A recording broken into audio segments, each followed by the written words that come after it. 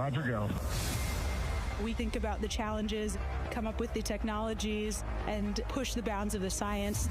4, 3. The more ways that we can send humans into space, the better it is for our country and for the planet. Ready to get to work. What an amazing view. From the International Space Station. Wow. Liftoff. Orbit on go. Spaceflight is a beautiful symbol of humanity. America has launched. Reach for these lofty goals, work hard, and look what you can accomplish. Hello, everyone, and thanks for joining our ongoing coverage of the NASA SpaceX Crew-12 mission. I'm Jessie Anderson, a Senior Production and Engineering Manager here at SpaceX, and I'm joined by Sandra Jones with NASA Communications. We are just under a couple hours away from the final approach of docking and Dragon to the International Space Station. This will be Dragon's 50th visit to the space station, both cargo and crew missions, and its 20th human spaceflight overall. Looking back over the last 30-plus hours, launch day preparation started yesterday for our crew members. About 4 hours prior to launch, the crew completed their final medical checks before joining the SpaceX team to get into their spacesuits. After suit up in the NASA Operations and Checkout building, the crew walked out, waving some final farewells to their family and friends waiting outside. The next destination for the crew was the launch pad.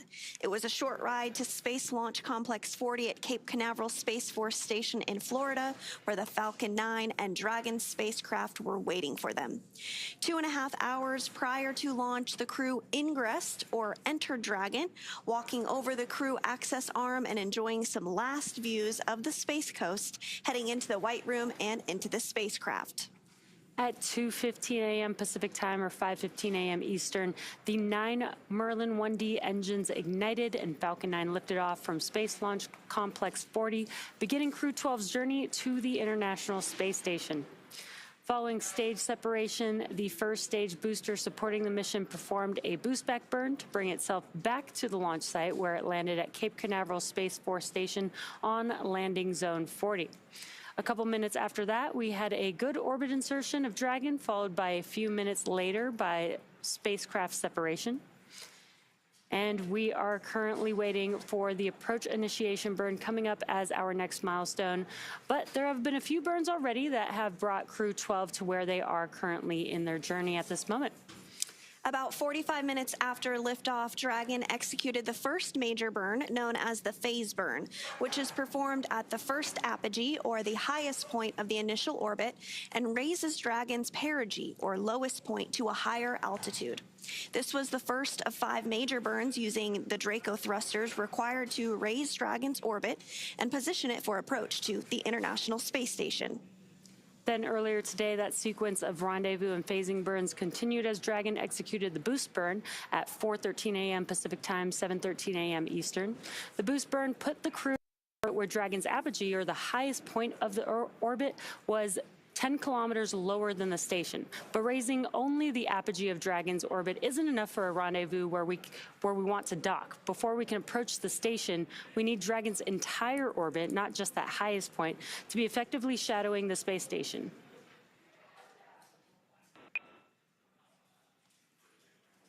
We have you loud and clear as well. Houston, Dragon on the big loop. How do you read? Dragon, this is Houston. Good day. Hope you guys are well. Have you loud and clear. We have you the same. Dragon on the big loop. How do you hear? It is great to hear your voice. I hear you loud and clear, and I see you from the cupola. We've got you loud and clear as well, Chris. We were incredibly excited to see the ISS through our docking port window before we even started getting seated, so can't wait to see you, buddy. You too. Really looking forward to seeing you guys here.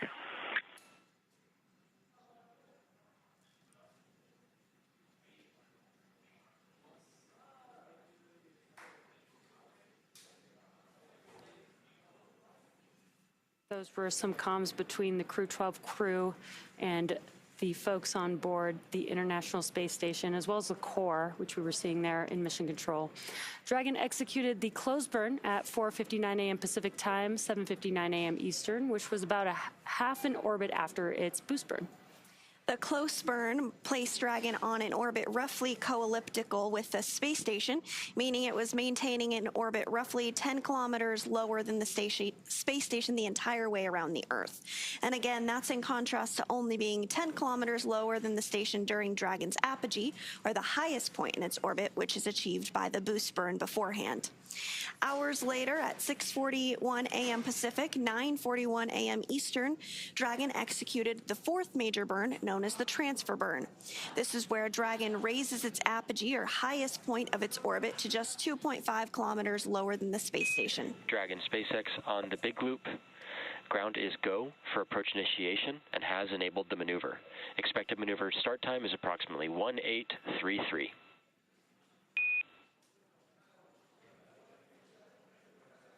On 833 for AI.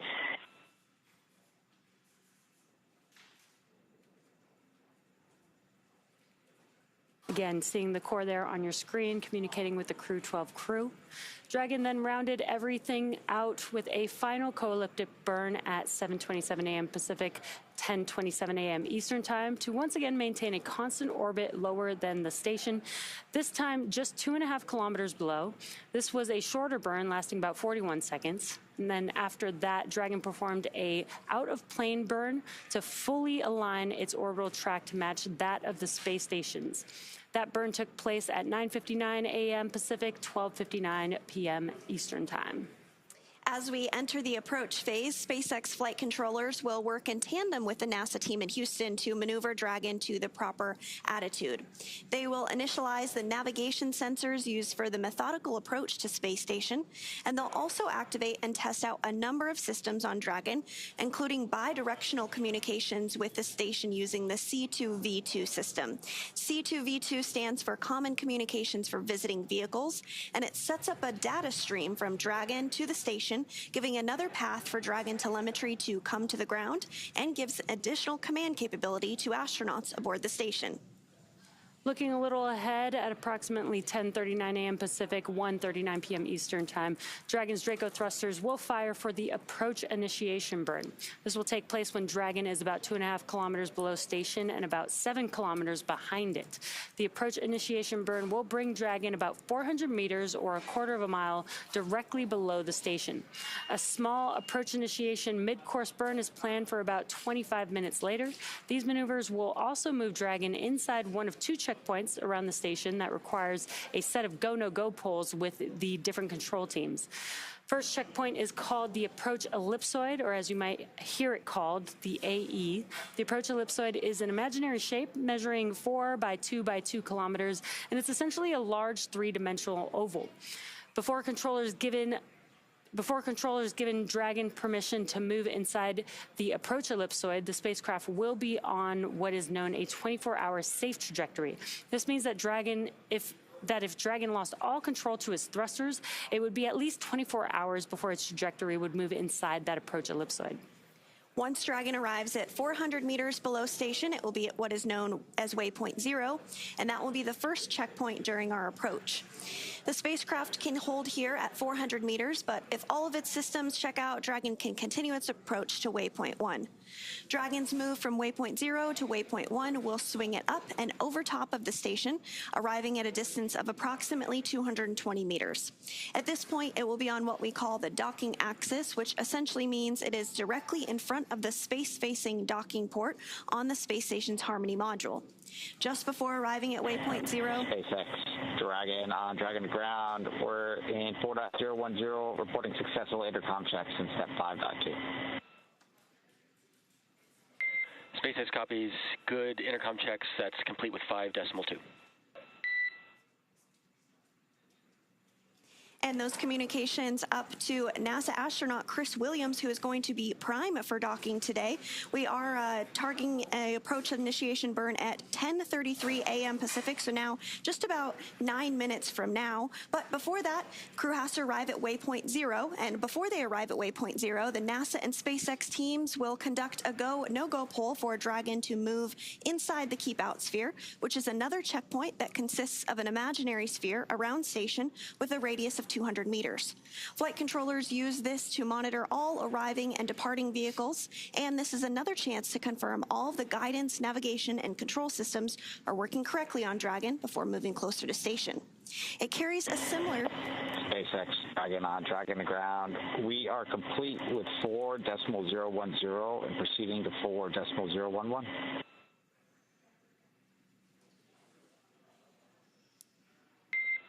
SpaceX copies 4.010 is complete. You are go to open 4.011 and hold in 1.1. We will follow up on this procedure after approach initiation.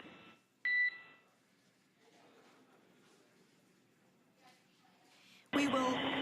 Dragon copies. We are holding on step 1 of 4.011.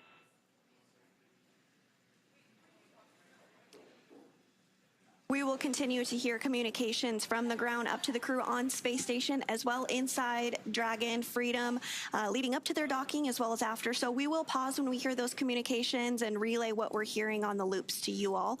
But just jumping back into today's operations, a similar requirement is required on the orbital trajectory that if Dragon were to somehow lose control of all of its thrusters, and it and the space station would both be safe for 4 orbits, or about 6 hours, rather than that 24 hours required to enter the approach ellipsoid. And once Dragon has approval to move inside the keep-out sphere, it will move from Waypoint 1 in toward Waypoint 2, which is just 20 meters away from station.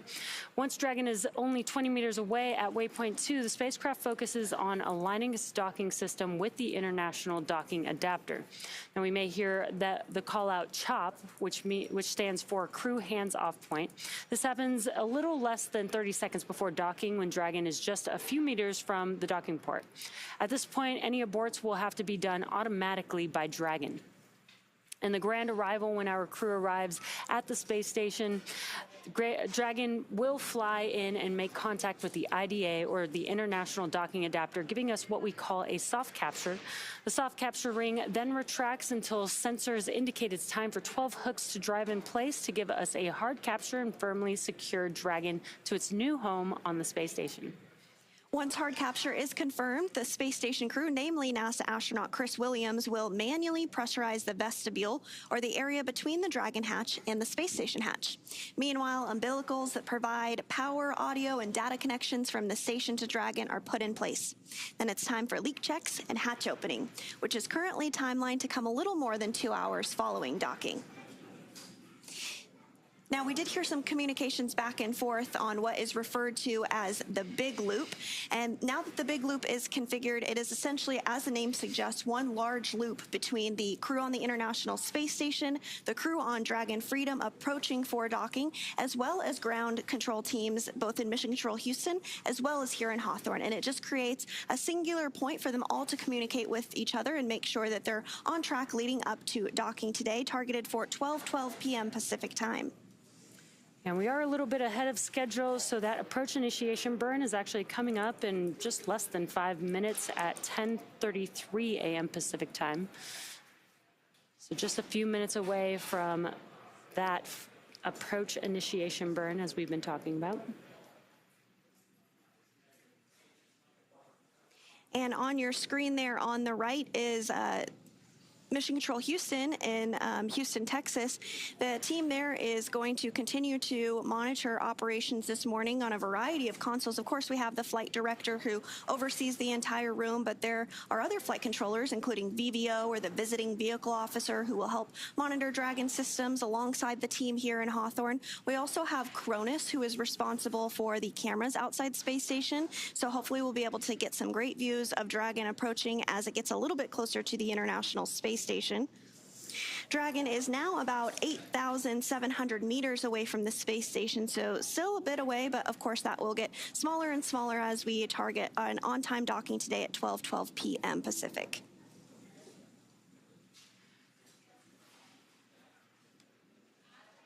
And the Crew-12 crew has been coasting along in Dragon for about 32 hours or so now. And during their coast phase all the way to the International Space Station, they actually don't need to be in their suits, so they were able to relax outside of their suits. But right now, they are suited up. They are strapped in, harnessed into their seats. They do need to wear their suits for the docking portion of their flight. And this is just to make sure that they have the protection of the suits in the off-nominal case of a cabin depressurization. And there you can see on your screen, this is a view from the International Space Station looking at that tiny dot, which is Dragon Freedom with Crew-12 on board. And Crew-12 is comprised of 2 NASA astronauts, an ESA astronaut, and a Roscosmos cosmonaut. Those NASA astronauts are NASA astronaut Jessica Meir. This will be her second flight to the International Space Station, as well as NASA astronaut Jack Hathaway. It will be his very first. And then for ESA, we have European Space Agency astronaut Sophie Adenot, her first flight as well. And for Roscosmos, Andrey Fedyaev, this is his second flight to the International Space Station, and he is actually the first cosmonaut to fly in Dragon twice, and he's one of only a select few that have flown in Dragon more than once. That includes a couple private astronauts, including our NASA Administrator Jared Isaacman, Michael Lopez Alegria, as well as Peggy Whitson. We are approaching 2 minutes until the approach initiation burn this morning.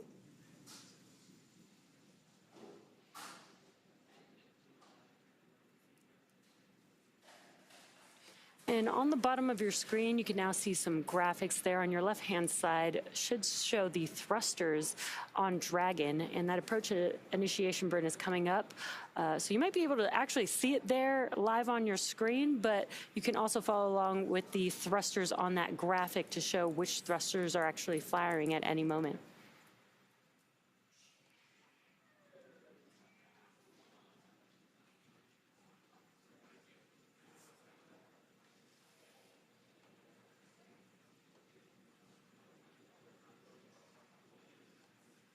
Standing by for approach initiation burn, now 1 minute out.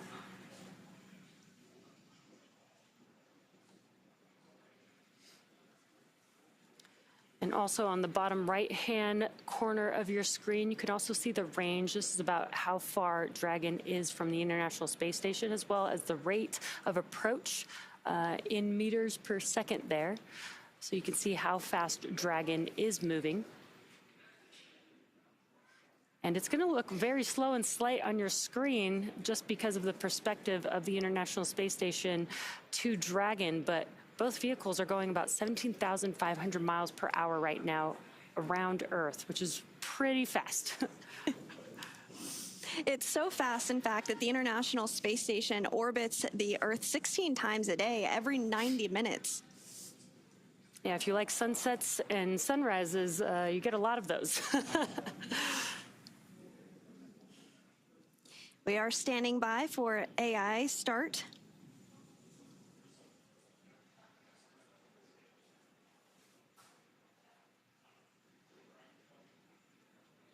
It is a little bright on your screen. Dragon is still there. We're looking at Dragon from the International Space Station's view. And it's a little in the top part of your screen where it's a little bright, so hard to see Dragon, but it is there. And there now you can see those burns on the bottom left-hand of your screen on the graphic there. Does mean that the approach initiation burn has begun.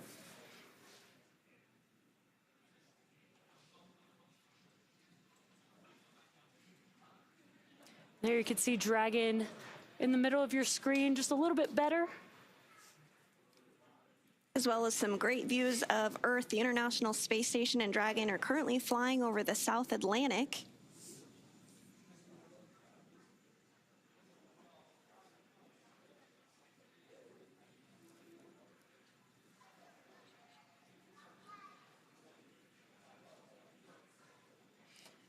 And that graphic is a really cool view because you can see how all these different thrusters are working together. It's not just one thruster or two thrusters firing at all times. It's a few little bursts here and there to help align Dragon to where it needs to go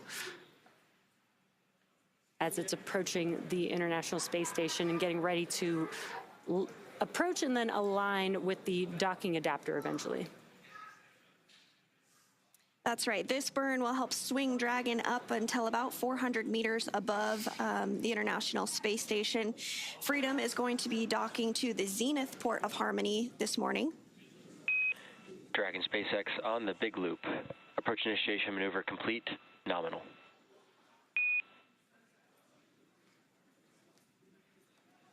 Dragon copies. Nominal AI.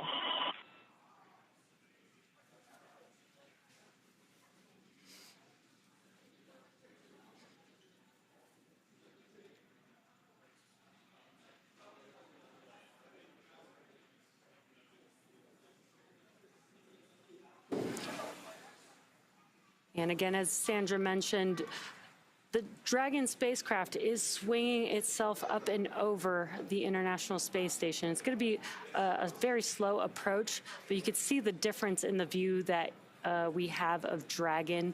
You're starting to see Earth in the background, but eventually Dragon will end up above the International Space Station.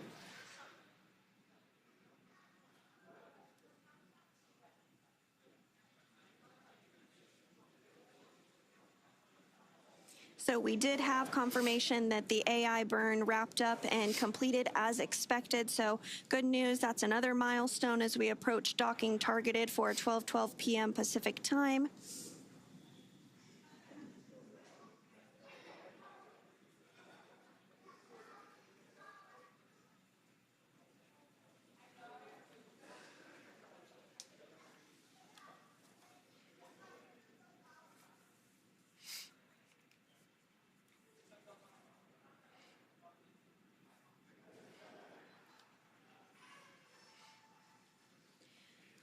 On board, the destination for Dragon Freedom is, of course, the International Space Station, and they're... Dragon SpaceX on Dragon to ground for suit leak checks.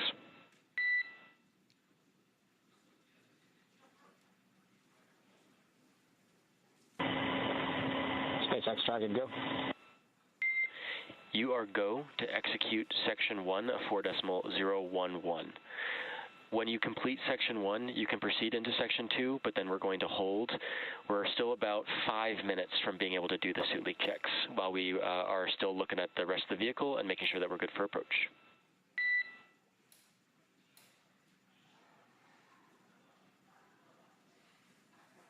Dragon copies, we got to go for Section 1, and we'll hold in Section 2 while you guys finish up for about 5 minutes.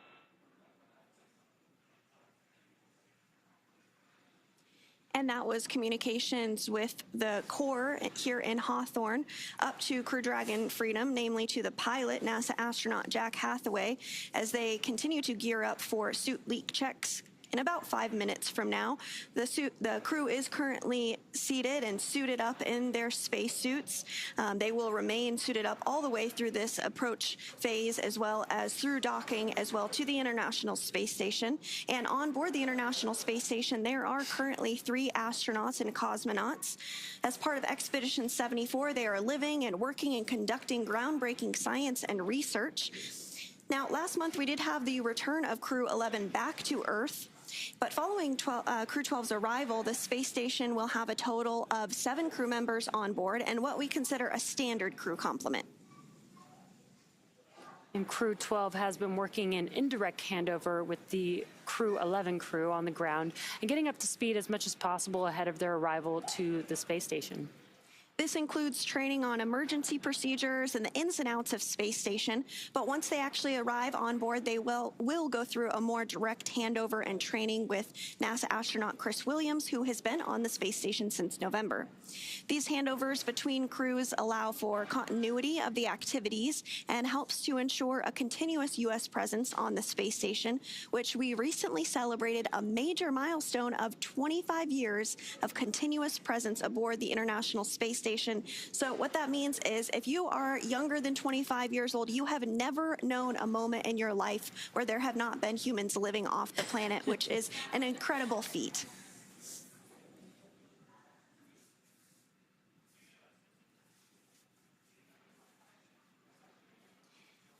Continuing to get some good views of Dragon Freedom as it makes its approach to the space station.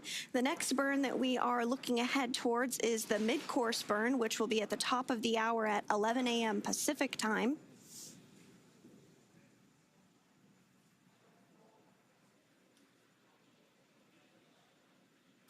And this mid-course burn is more of a fine-tuning burn to ensure that the trajectory of Dragon is right on line ahead of docking. Again, we are targeting docking at 12:12 p.m. Pacific time for Crew-12.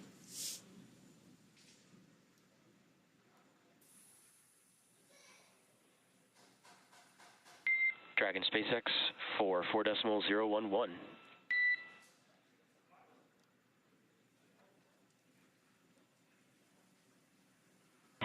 SpaceX Dragon, go. Ground is ready for suit leak checks, so you are go to start with step 2.1. Waiting for your call in 2.2, and then we'll give you a go.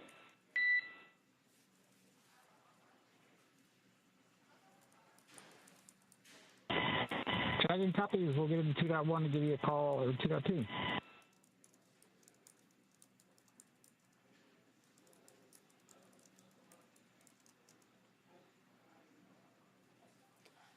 Again, those were just some comms between the core and the Crew-12 crew. They are working through some very specific procedures that they're... SpaceX Dragon, we're ready to pressurize in 2.2.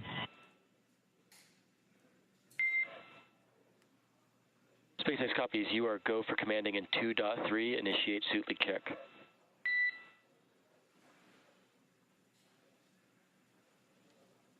Dragon is initiating suit leak check. Again, the crew is working through some procedures, and as you just heard, they are working through a suit leak check. This is just to make sure that they've got all their suits on, and they're just going to make sure that they have a good suit leak check in preparation for when they close their visors during the approach portion to the International Space Station.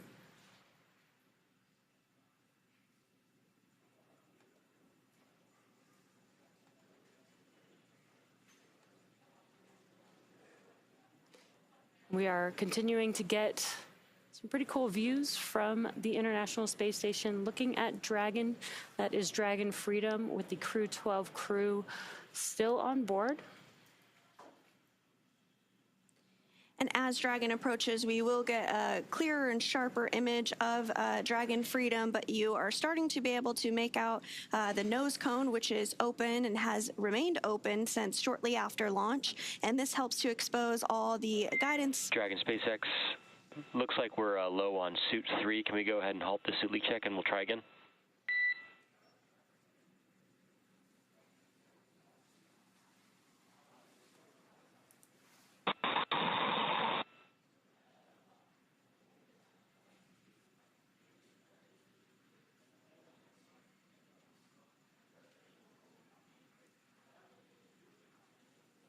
It looks like we are in a brief period of handover between our satellites, and we'll regain views and communication with the crew here shortly. They are continuing to step through those procedures and leak checks, which again, they remain suited and seated all the way through the docking portion. And then once they dock to the International Space Station, they will be able to get out of their spacesuits and work through hatch opening procedures. NASA astronaut Chris Williams is going to be primed for hatch opening procedures on the space station side.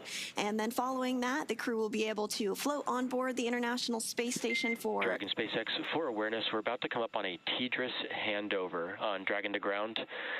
This next TDRS pass will start at about 1849, that's 1849. At this time, I'll have crew execute step 2.8 to investigate suit 3, and we'll follow up for the next suit leak check at 1849.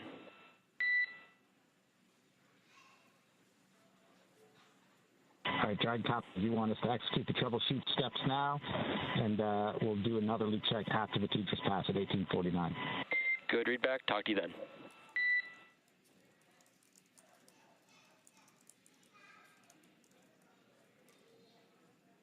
And those were just some comms. They are currently doing or performing suit leak checks. They did have a call that there was a low pressure on suit 3, and they are currently troubleshooting that.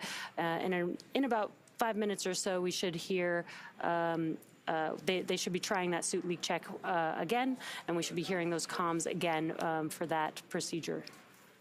That's right. And while we wait for our next milestone, let's take a moment to meet our crew.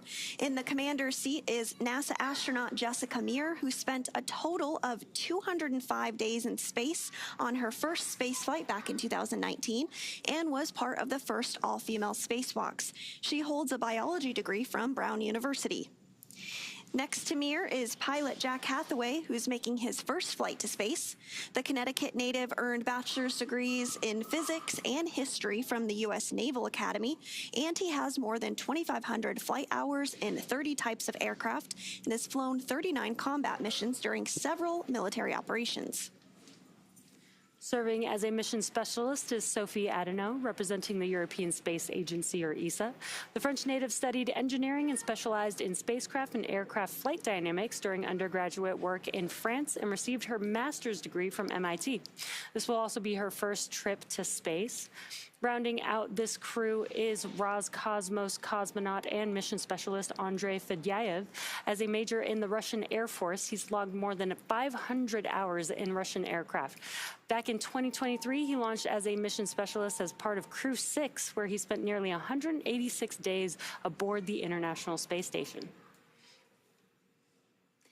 And that's a look at the crew that is currently aboard Crew Dragon Freedom as they look ahead towards docking at 12 p.m. Pacific time this afternoon. The crew did launch on Friday the 13th, just yesterday, and they did launch at 5:15 a.m. Eastern, 2:15 here in Pacific time. It was a beautiful launch from Space Launch Complex 40 in Florida.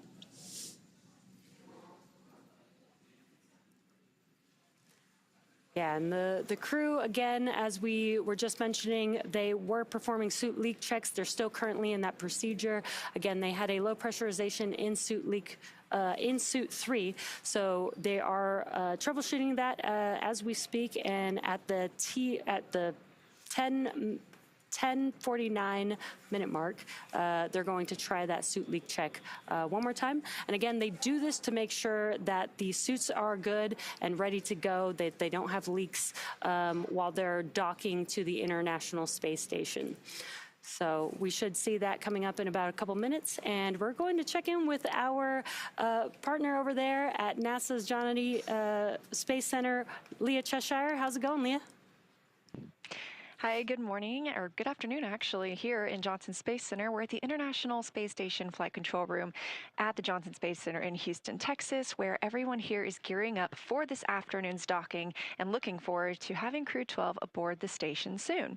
So Dragon's approach will be monitored both here on the ground and from the space station's cupola using special software to track the spacecraft's approach and making sure it stays in the expected zones. Now, once Dragon is docked, NASA astronaut Chris Williams will be primed to start hatch opening operations. He's going to start by opening the large hatch on Node 2 Zenith, which is where the spacecraft's docking today, and that'll give him access into the pressurized mating adapter. The crew will also pressurize the vestibule, and that's the small space between the hatch on Dragon and the space station. This area, of course, was previously exposed to vacuum prior to docking, so the crew will need to fill it with air and make sure its pressure is nearly equal with the atmospheric pressure on Dragon and on the station side. Williams will use a small valve on the station's hatch to slowly introduce air into that vestibule, while flight controllers here in Houston will monitor and verify the pressure readings to make sure that everything is leak-free before we get ready to open up the hatches. Today on console in Mission Control Houston, we have NASA Flight Director Brandon Lloyd and the Orbit 2 team on console. For Dragon's approach and docking, to the right of Lloyd is our Capcom, that's the capsule communicator Jacob Lesarge. He is not speaking with the crew on Dragon, but is is instead talking with the crew aboard the station. We currently have 3 crew members living and working on the orbiting laboratory, and of course that's going to jump to 7 once the Crew-12 crew members arrive. Again, we're really excited to get those crew members aboard soon, and for now, that's the latest from here in Mission Control Houston. So I'll send it back over to Sandra and Jesse in Hawthorne. Thanks, Leah. It's great to hear that everything is proceeding as expected over in Mission Control. We are looking ahead towards that AI mid-course burn 11 minutes from now at the top of the hour at 11 a.m. Pacific. And again, we are just waiting for confirmation of that second suit leak check that the crew will be performing. Should be any minute now that we should start hearing comms about that. And coming up, once Dragon arrives at 400 meters. Dragon SpaceX on Dragon to ground for suit leak checks. Dragon's listening.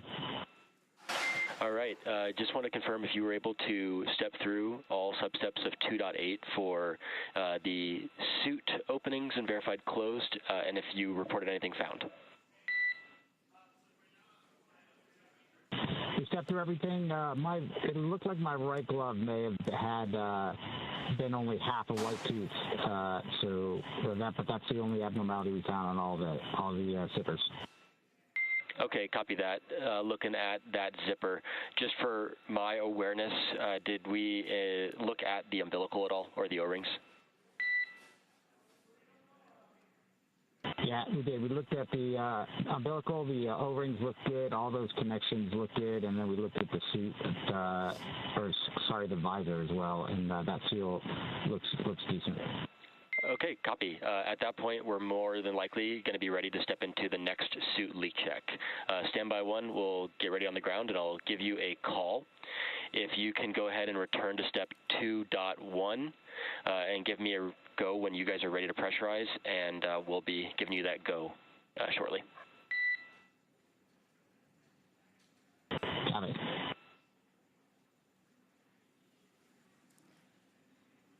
And then we heard the comms that they have been checking anything with the suit where there is a seal on the suit. So they sound. SpaceX Dragon, we're ready to pressurize for suit leak check in 2.2. All right, SpaceX copies on Dragon to ground. You are go for commanding. Initiate suit leak check. Dragon. And they are reperforming that suit leak check on pilot Jack Hathaway's suit. They did check the umbilicals, the O-rings, which are seals that help keep everything nice and tight and prevents leaks. Sounds like everything has checked out well so far.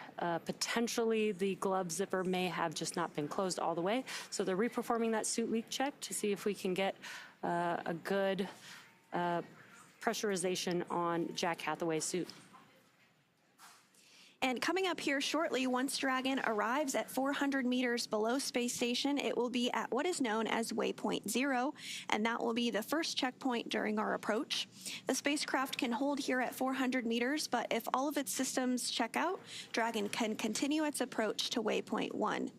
Dragon's move from Waypoint 0 to Waypoint 1 will swing it up and over top of the space station, arriving at a distance of approximately 220 meters.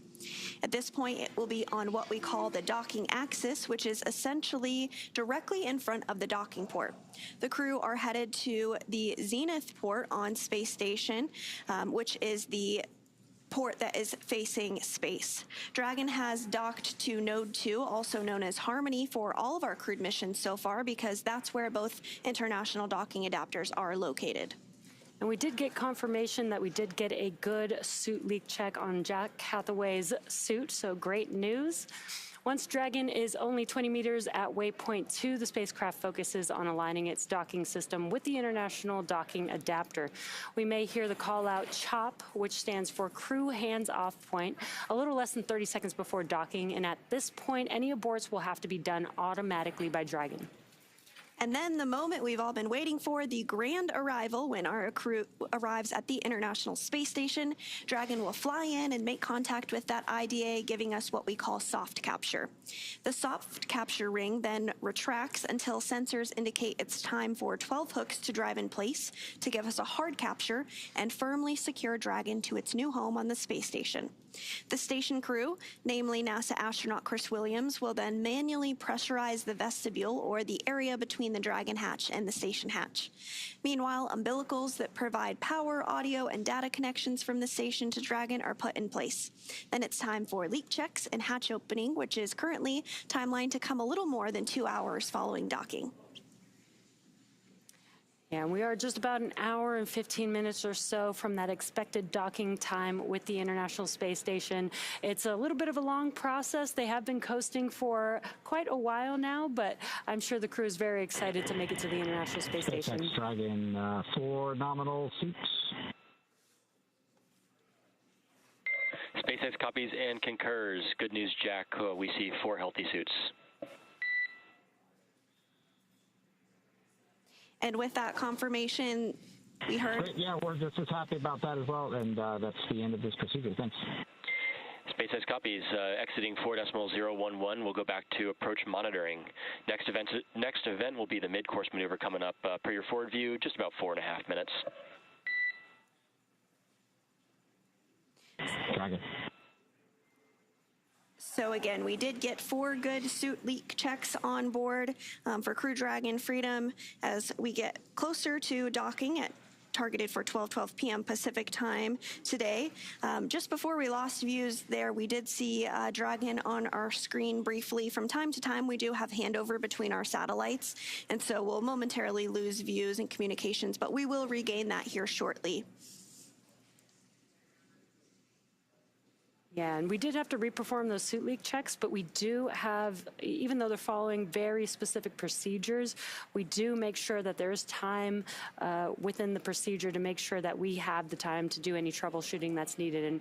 And we did have that time, and we're able to get some good suit leak checks and no changes to the schedule.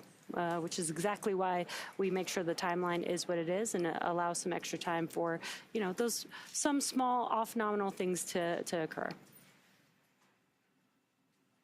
And the crew is in their spacesuits during what we call dynamic phases of flight. That includes the launch period, as well as when they are approaching the space station and docking to the International Space Station. And so leak checks are done during all of those phases of flight to ensure that the suit can pressurize if need be. And again, we did hear 4 good suit leak checks there. So our crew is well on their way to the International Space Station following their launch from Florida yesterday on Friday the 13th.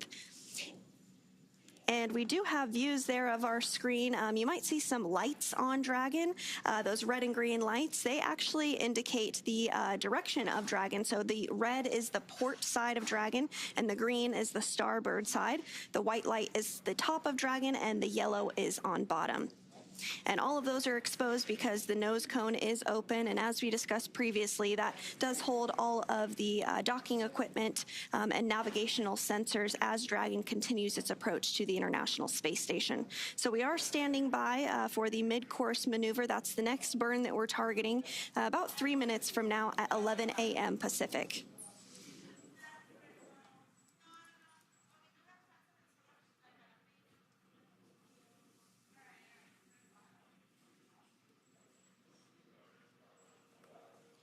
And we have been talking about those spacesuits and the leak checks that just were completed. The suit's primary function is to protect the crew in the event of a cabin depressurization. If that were to occur, the suit would inflate to provide a environment that the crew can live and work in long enough for the crew to return home. The flame-resistant materials on the outer layer also protect the crew in the event of a fire.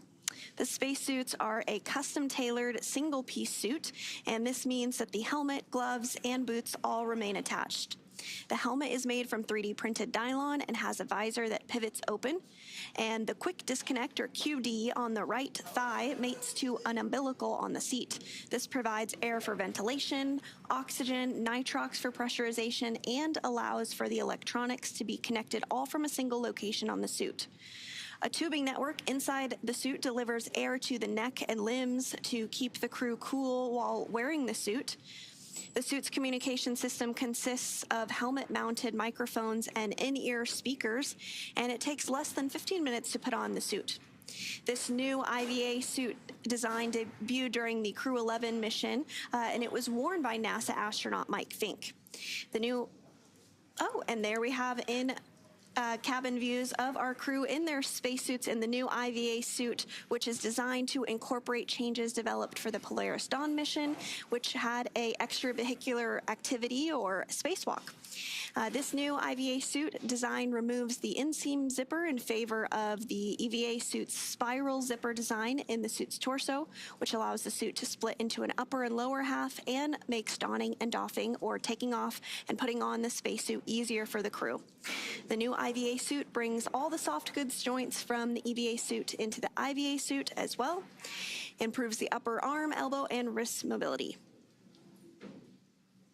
So this new design will ultimately help SpaceX scale suit production and aid their ability to manufacture spacesuits in the numbers needed in their goal to make life planetary. So we are standing by for the AI mid-course burn that is now in progress. Again, that mid-course burn is now underway, getting some views inside the spacecraft here. And Dragon is fully autonomous, so you do see those displays there right in front of them. But as you can tell, they're not doing too much because all they're doing is monitoring. They can see what Dragon is doing as they're approaching the International Space Station. But Dragon is flying them autonomously and performing these maneuvers on its own. Again, we are waiting for that mid-course maneuver burn to begin.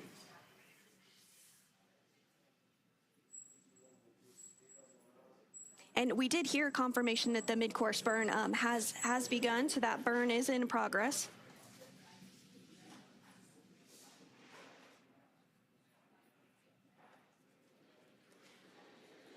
And again, you can see on your screen, this is a view from the International Space Station looking at Dragon. As you saw earlier, just about 10 or 15 minutes ago, you could see Earth in the background, but now Dragon, as we've been mentioning, is swinging up and over the International Space Station, and that's why you see only space in the background of that view. So this is a view inside of Dragon Freedom's cabin. Dragon SpaceX on the Big Loop. Mid-course maneuver complete. Trajectory converged on Waypoint 0.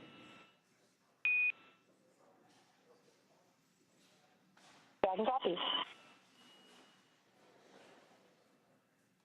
Great news that mid-course maneuver burn is now complete.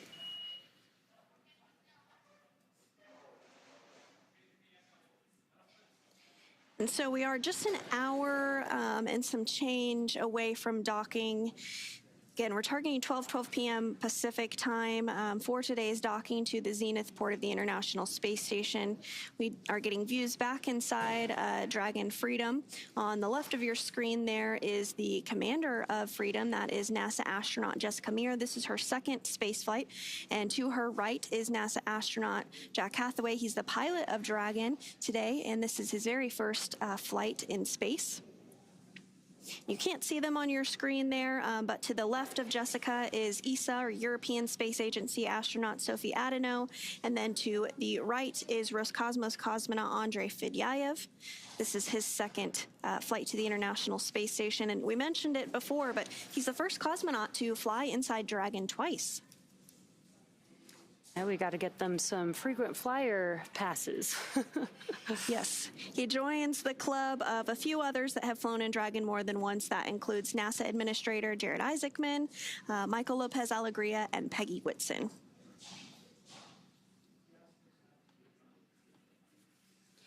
And we have been checking in from here in Hawthorne, but over in Mission Control Houston, the team is working through a poll as we speak for the go, no-go to continue to approach the International Space Station. The team in Mission Control does a variety of polls as we approach docking, and this happens ahead of launch and any dynamic phases in flight to ensure that all the systems are go, all the... Again, with question. SpaceX here on Dragon to ground. SpaceX Dragon timeline. Can you give us a new planned docking time? The updated docking time? Affirm, standby 1.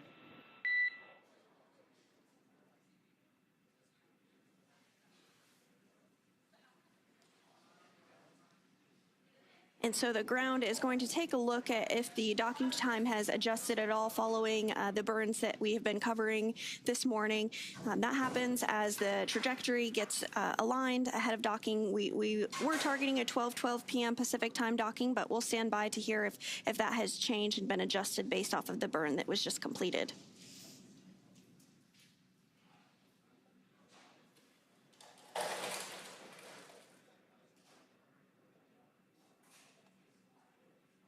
Dragon, SpaceX for expected docking time. We're ready to copy.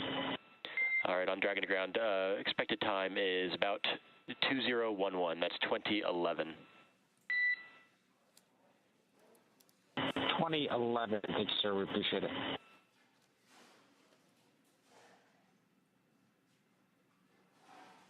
And with that call out, we do have an updated targeted docking time. It is now 12:11 p.m. Pacific for Dragon Freedom to arrive to the Zenith port of the International Space Station and complete its docking. Again, we're targeting 12:11 p.m. Pacific time for docking.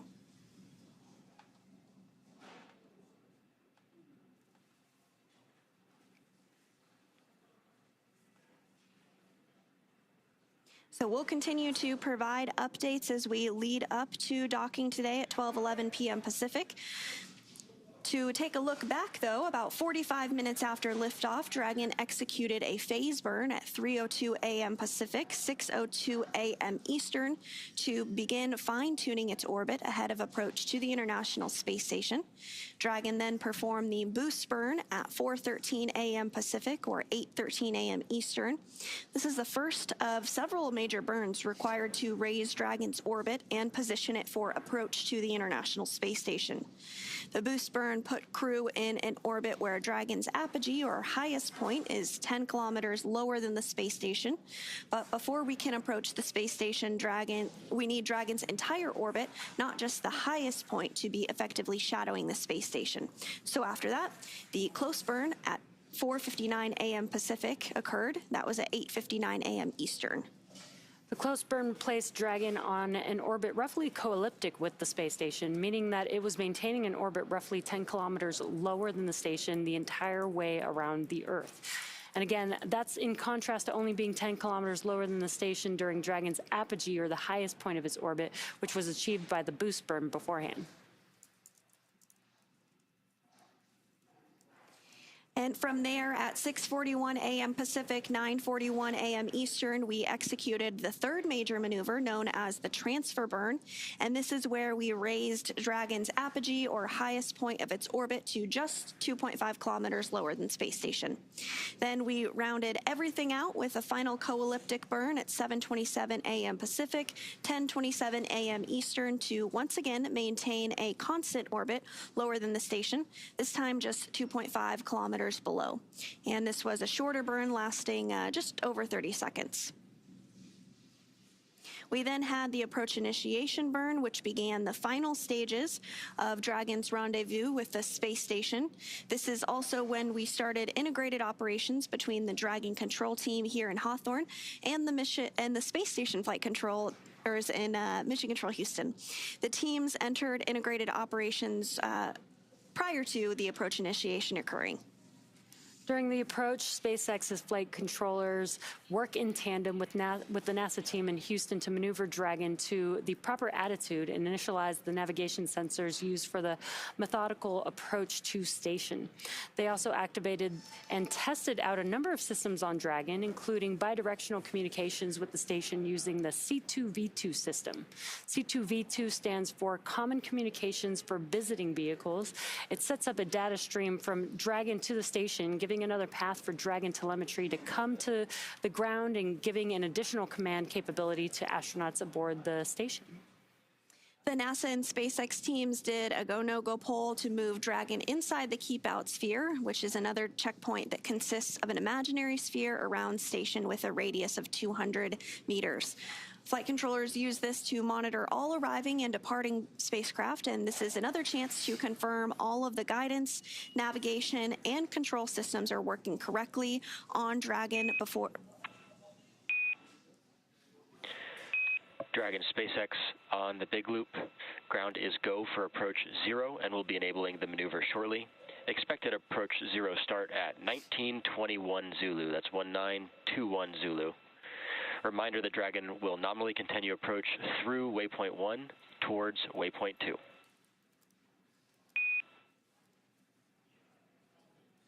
Go for approach 0, 1921.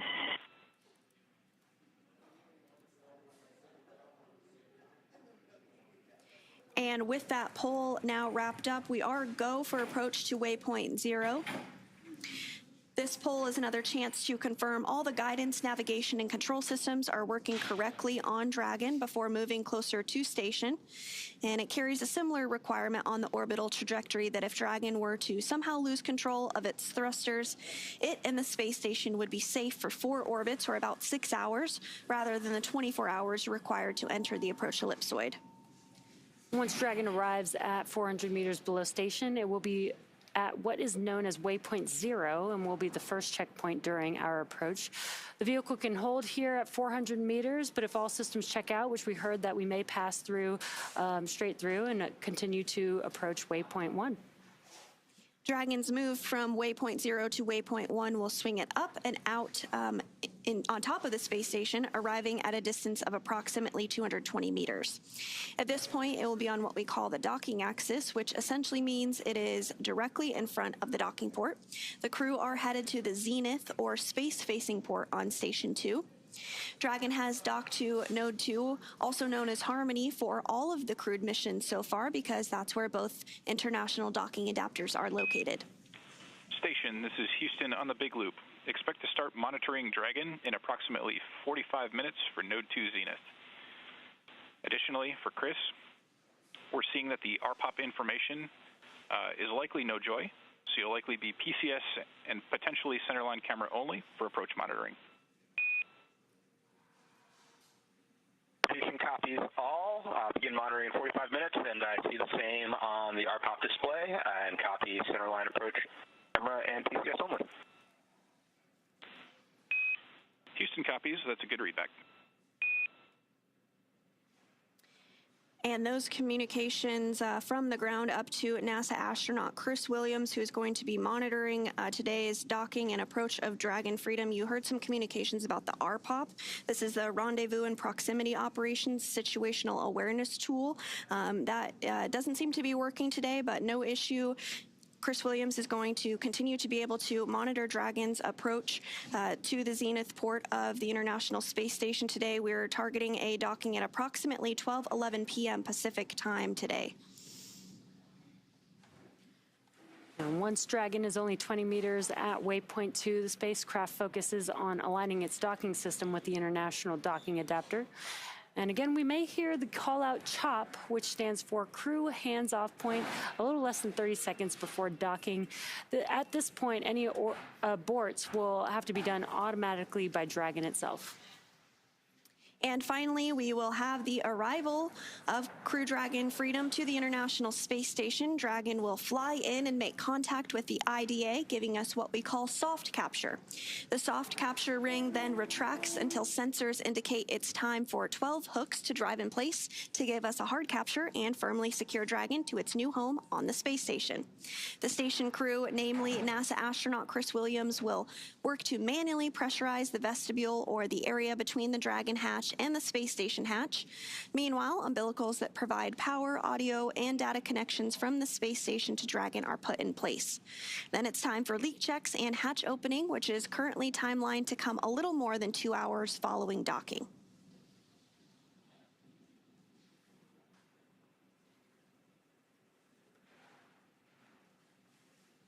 Again, you can see the graphic on your screen. Dragon approached from below the International Space Station and has now swung up and is pretty much above the International Space Station as we're getting closer and closer to docking, which is just under an hour from now. And a short time ago, we did execute the Midcourse Maneuver, which again is done about halfway from our starting point of approach initiation to Waypoint 0. It's a small burn just to fine-tune our approach to ensure we're targeting a precise point 400 meters directly above the space station. Once Dragon arrives at 400 meters below station, it will be at what is known as Waypoint 0 and will be the first checkpoint during our approach. The vehicle can hold here if necessary at 400 meters, but if all systems check out, it can continue to approach the Waypoint 1.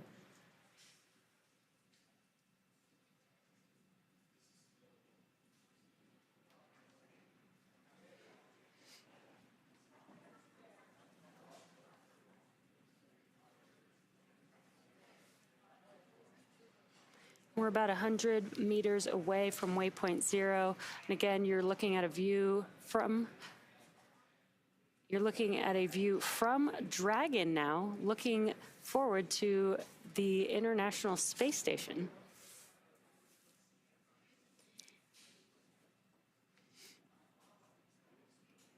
SpaceX Dragon Dragon to ground. SpaceX ready to copy, Dragon to ground. Just a question, you guys are running our cooling. Is it any chance that we can make it a little bit cooler in here for the rest of the rendezvous, or we set it to full cold right now?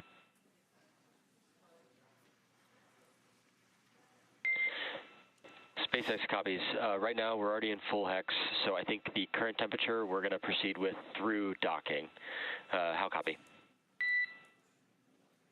Copy. We're after that. Thank you, sir.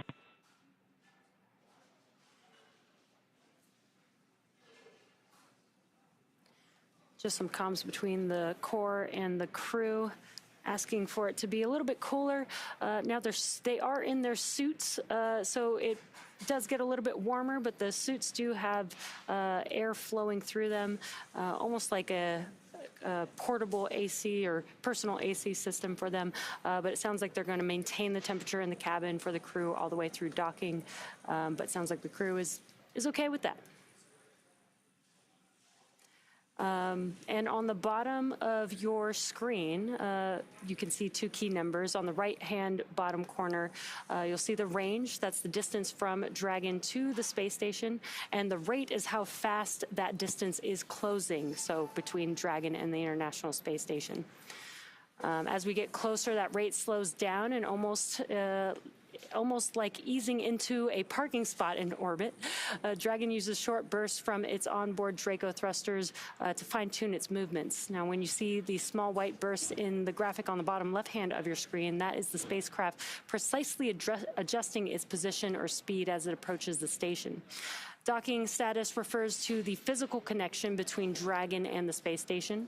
And soft capture means the initial contact has been made and the docking ring has latched. Hard capture follows when a series of hooks and clamps fully secure the spacecraft to the station, and that's when we call the final docking to the International Space Station.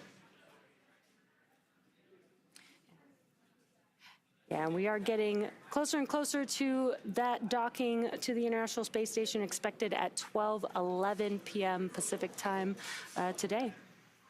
That's right. And when that happens, we actually have two astronauts that will be experiencing the International Space Station for their very first time. That is NASA astronaut Jack Hathaway, who is the pilot of Dragon Freedom, as well as ESA, or European Space Agency astronaut Sophie Adenot. I'm so excited to see them on board for the very first time.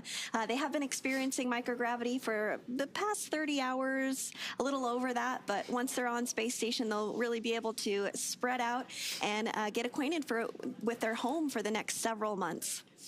Yeah, we do have a diverse crew, so we have two people with some experience in space, probably helping out the space rookies on board, which is pretty cool. And again, we mentioned that Commander Jessica Meir, this is her second flight, but first flight on Dragon. And then our mission specialist, Andrey Fedyaev, it's actually his second flight on Dragon itself. He actually flew on Crew-6 previously, which is pretty cool. That is. It seems like just yesterday. Time flies when you're having fun. Yes. And so once they do dock, NASA astronaut Chris Williams, as we've been mentioning, is going to be primed for those hatch operations, as well as monitoring Dragon as it comes in for its approach. We're now less than an hour away from our approximate docking time today at 12:11 p.m. Pacific. But he'll be monitoring from the space station's cupola, also known as the window to the world.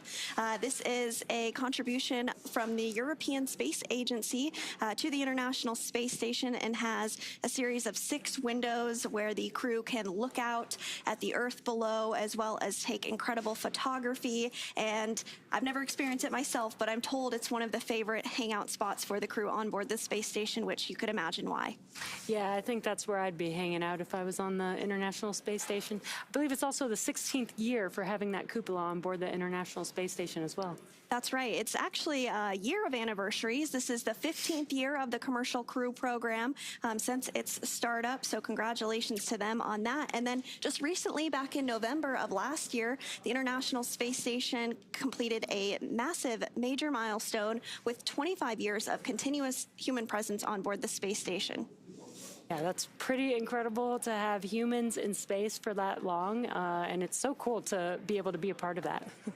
And in that time, we've seen over 270 people fly to the International Space Station, as well as seen several private astronaut missions. So it is great to see that more people are having the opportunity to experience space and go to the International Space Station. And what you're seeing on your screen is mission control here in Hawthorne, California at SpaceX. We are currently in between communications with the Dragon spacecraft. So once we do get some live views back, we will obviously share them as soon as we can. But so far, the Crew-12 crew is on Dragon Freedom. They are healthy and getting ready to approach the International Space Station. Again, docking is planned for 12:11 p.m. Pacific time today. Ah, perfect timing. Some live views there. And we are from the International Space Station looking at that bright dot in the center, top center of your screen. That is Dragon.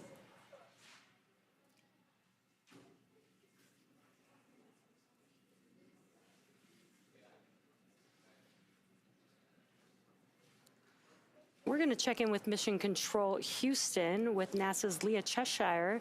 Leah, how's it going? Thanks, Jesse and Sandra. We're doing great over here in Mission Control Houston and just heard that we have approached Waypoint 0. As you can see, the thrusters on Dragon are firing from this view aboard the space station. Just off to the left of the screen, that's one of the International Space Station's solar arrays.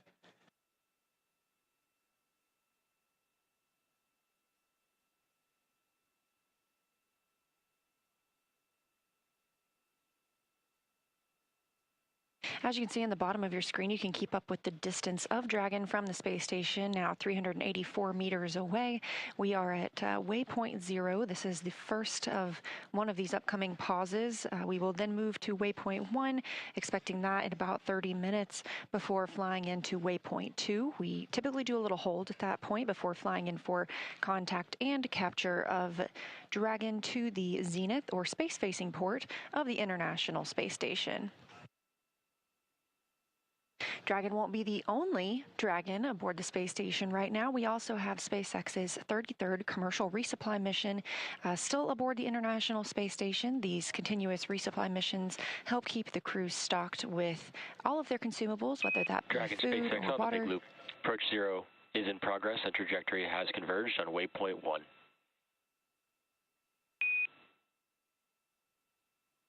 Copy.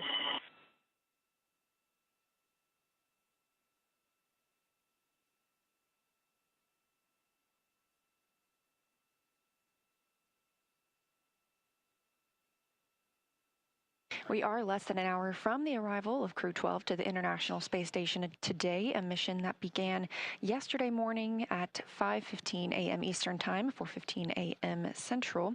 And it looks like we are coming into almost an orbital daytime for the International Space Station. As Jesse mentioned earlier, the space station is traveling at approximately 17,500 miles per hour around the Earth and sees 16 sunrises and sunsets a day. So what's happening now is they are crossing the terminator line over the North Pacific Ocean, and that terminator line is what differentiates between day and night when you are in space.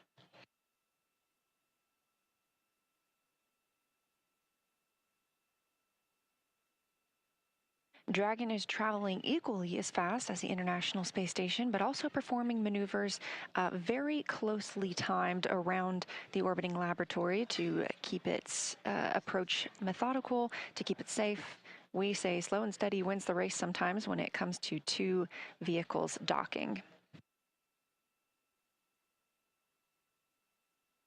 Sandra also previously touched on this being the 25th year, which started last November, of human presence aboard the International Space Station. So just some fun facts about that time aboard.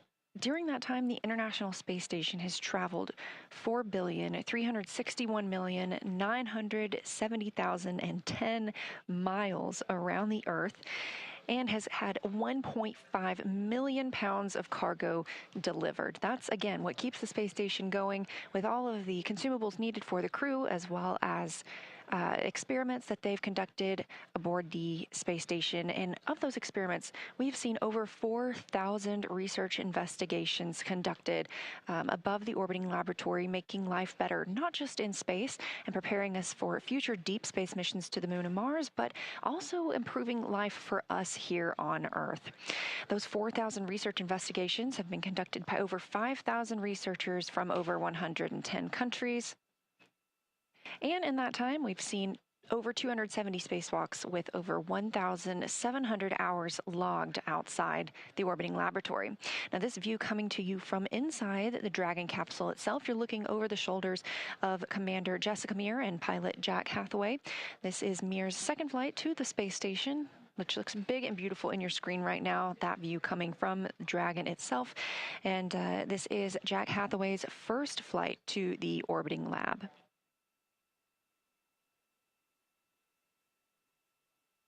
And if you look at the very top of the space station, top as in up toward the top of your screen, you'll see that other Dragon that's currently docked. Again, that's the Commercial Resupply 33 mission, SpaceX's 33rd commercial resupply mission to the space station.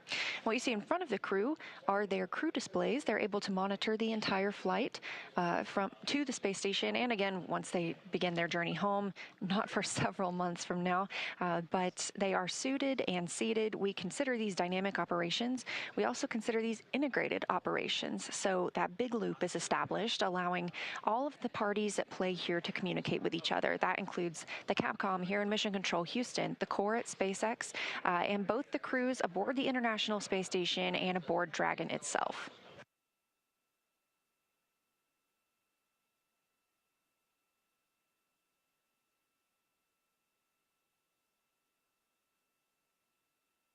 Integrated operations also begin when we enter the approach ellipsoid, which we already discussed happened really close to the top of this broadcast, and we will remain in these integrated operations until the crew begins their departure from the space station, again, not for several months from now.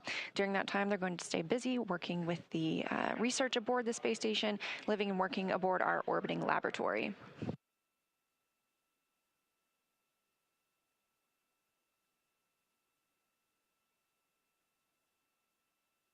Back to these crew displays, of course, we mentioned that the crew has the option to monitor the spacecraft as they fly to their intended destination.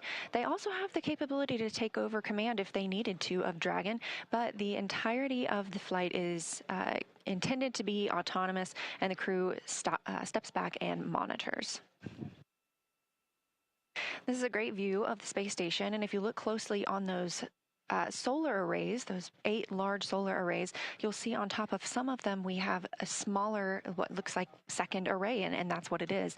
It's the International Space Station Rollout Solar Array, also known as IROSA, helping to provide additional power to the International Space Station.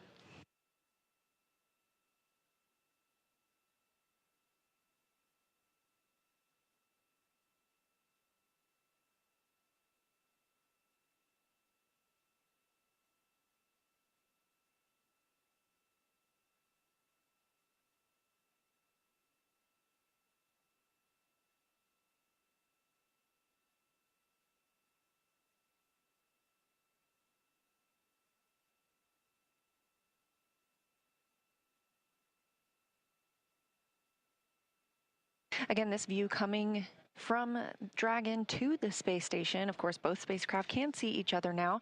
NASA astronaut Chris Williams will be monitoring Dragon's approach to the station from the cupola. As Sandra put it, the window to the world. We have 3 crew members living and working aboard the space station right now that arrived on the Soyuz MS-28 spacecraft. That includes Sergei Mikhaev, Sergei Kutsverchkov, both of Roscosmos, and as aforementioned, NASA astronaut Chris Williams. All 3 of those crew members are awake right now. This is an orbital, this is their wake time. The International Space Station uses GMT as their time zone. It's sort of a branch between Houston and Russia where we monitor the Russian segment. This view of Dragon from the space station, if you look to the right side of your screen, looking pretty small there, but they'll continue to get closer, flying over the North Pacific Ocean about 260 statute miles above Earth. And of course, as we have discussed, Dragon will be docking to the zenith or space-facing port on the Harmony module, so we will start to lose the views of Earth behind Dragon, and instead Dragon will be seeing Earth behind the space station.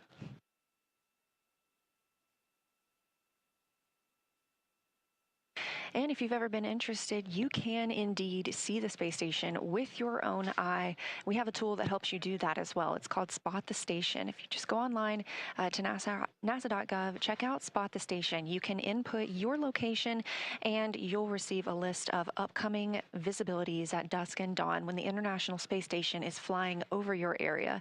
It's a pretty incredible thing to see, knowing that we will soon have 7 people living and working on it.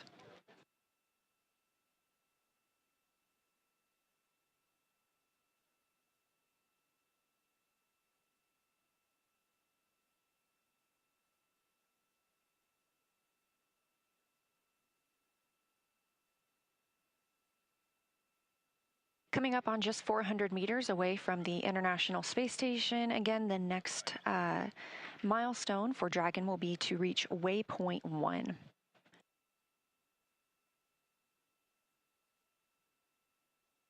Waypoint 1 is sometimes a pause location. However, we are expected to continue straight through to Waypoint 2.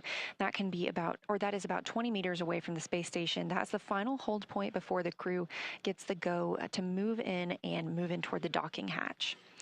Now, if you are paying attention to the bottom left side of your screen, you can see where the thrusters on Dragon are firing to keep it in its proper location as we continue the slow and steady approach to the International Space Station. You can also see a little map of Earth. As I just mentioned, we're flying over the North Pacific Ocean, both the International Space Station and Dragon, and they are just about to cross south of Portland, Oregon, and down through the southwest of the United States into the Gulf.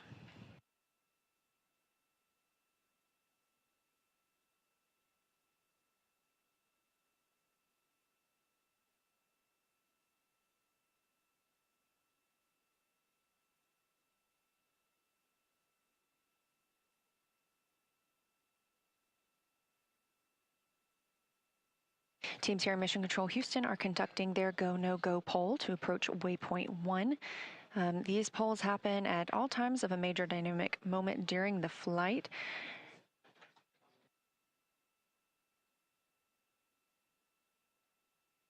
Again, Flight Director Brandon Lloyd leading the teams here today. This is the Orbit 2 team on console. The International Space Station is staffed 24 hours a day, 365 days a year, as we have crew living on board the space station at all times.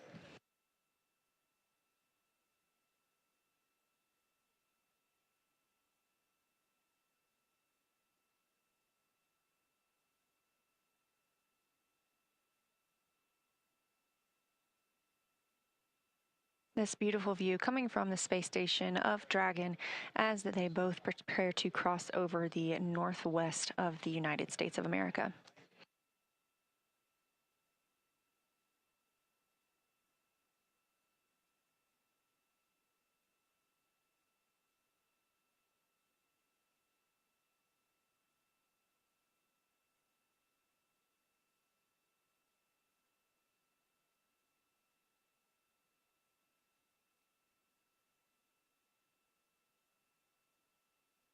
As you can see, the Dragon capsule has already changed its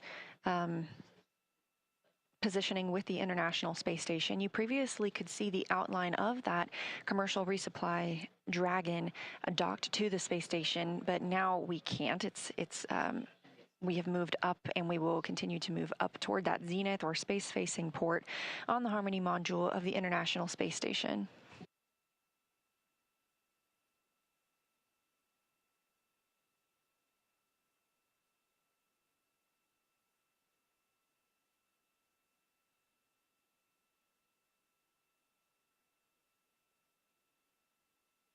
And as we mentioned, we do have 3 people living and working aboard the space station. So far today, they have completed their exercise. All crew members are required to exercise approximately 2 hours a day, every day while in space. Obviously, you're not using your bones or muscles as strongly as you would on the Earth during that time. And so these extended periods of exercise allow us to help keep the astronauts' bones strong while they are in a microgravity environment. Aside from their exercise, they've also enjoyed their midday meals. Chris Williams having just wrapped that up about 30 minutes ago, and the Roscosmos cosmonauts conducting some photo and video work inside the International Space Station. Chris Williams, NASA astronaut, will be primed to monitor Dragon's approach and then assist with the hatch opening operations. That includes pressurizing the vestibule, which is that small area between both the International Space Station and the Dragon hatch. Now, once the crew has docked today, we will, and once those hatches are open, we'll have a PAO event. That'll be their welcome ceremony. They'll get to discuss how it feels to be on the International Space Station, so we hope you'll stay tuned for that. After that welcome ceremony, we'll move into the International Space Station safety briefing. That's requiring participation from all crew members. That is the very first thing they do while on the space station. And then our new crew members will also get into some of the brief handover that'll take place tonight with the crew on the space station already. So again, we don't have any crew members coming home in the near future, but these handover types are to help the new crew get up to speed on what's been happening aboard the space station. Dragon on Dragon to ground. SpaceX ready on Dragon to ground.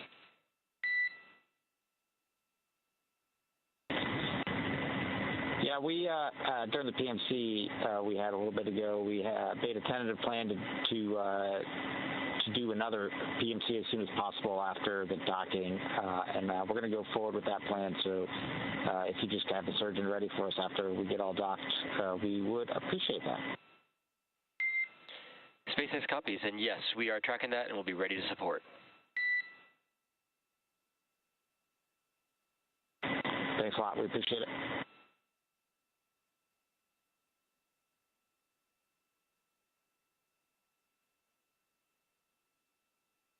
And as you heard, the crew called down to the International Space Station Flight Control Room here in Houston, Texas. They have requested another PMC. That's a private medical conference.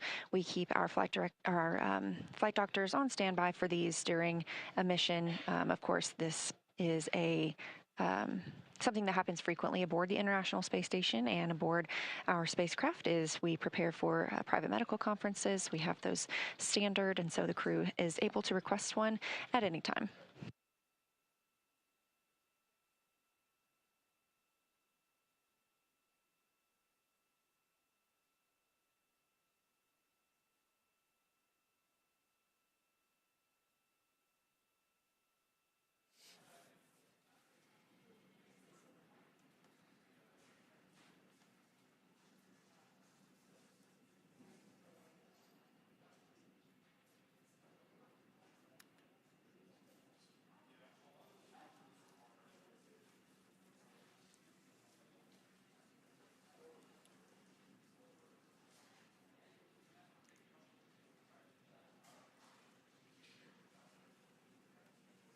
We're continuing to monitor Dragon's approach to the International Space Station. Again, expecting that docking in approximately 33 minutes. That would be at about 12:11 p.m. Pacific time, which is where I'm going to toss it back to SpaceX in Hawthorne, California, and my colleagues Jesse and Sandra. How is it going over there? Thanks so much, Leah. It is going well here in Hawthorne. As you can see on the left of your screen there, that is the mission control team here in Hawthorne. And then thank you for giving us all the updates from there in the room on your right. That is Mission Control Houston. We're continuing to monitor approach. As you mentioned, we are targeting an approximate docking at 12:11 p.m. Pacific time today for Dragon Freedom to the zenith port of the International Space Station. At this point, they are continuing to close in on that docking point. They're now 449 meters away. And once they do dock to the International Space Station, they will join a variety of other spacecraft currently docked. In fact, there are 6 other spacecraft currently docked to the International Space Station.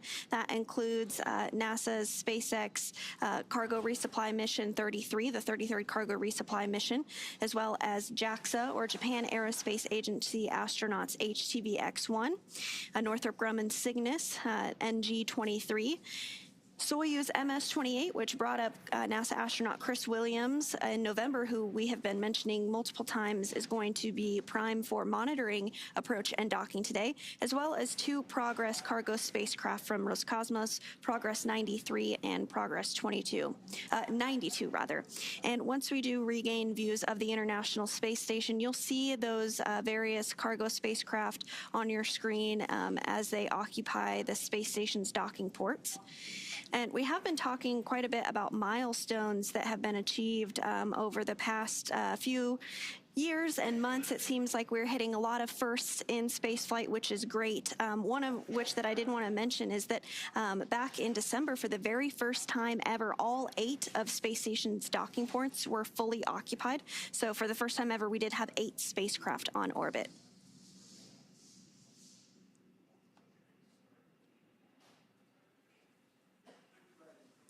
And although we're not getting any live views, you can still follow along with Dragon. In your bottom left-hand corner, you can see that some of those thrusters are firing.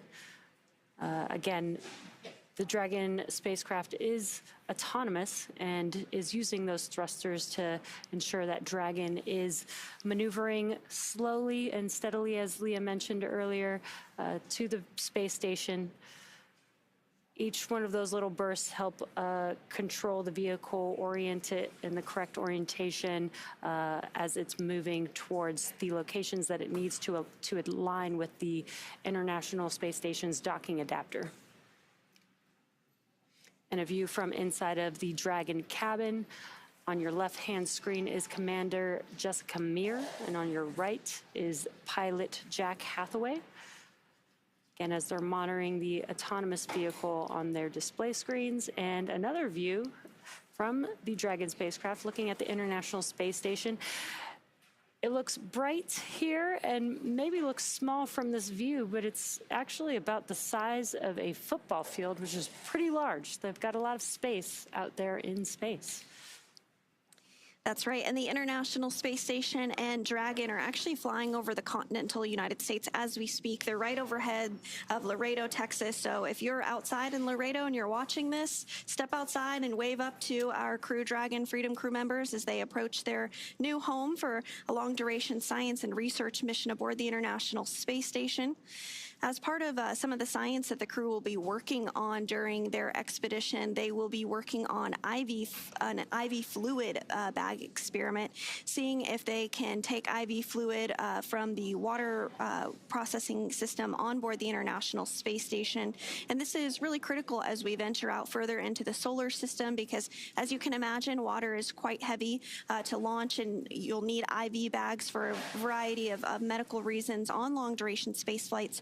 So if we're able to create these IV bags in the microgravity of space using recycled water, that's one less thing that we have to bring, and it creates the availability of crew members to utilize those if needed. So I'm excited to see how that science experiment goes, and you can follow along with all the science and research being done on board the International Space Station with our Space Station blog. We put out updates daily on what the crew is up to, the science and research investigations, as well as launch updates and everything to deal with the International Space Station. So check it out if you haven't already. It's a great resource.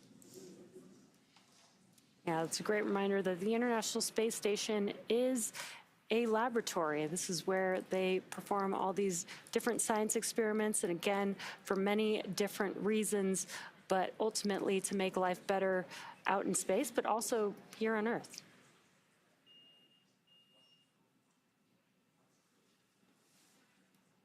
So continuing to get an even more clear view of the International Space Station there. You can see the solar arrays as well as the augmented solar arrays, the IROSAs, or the ISS rollout solar arrays. They're the smaller arrays stacked on some of the arrays you see there. And while they're smaller, they actually generate more power than the large arrays due to enhanced technology that has been developed since the time that those initial solar arrays launched.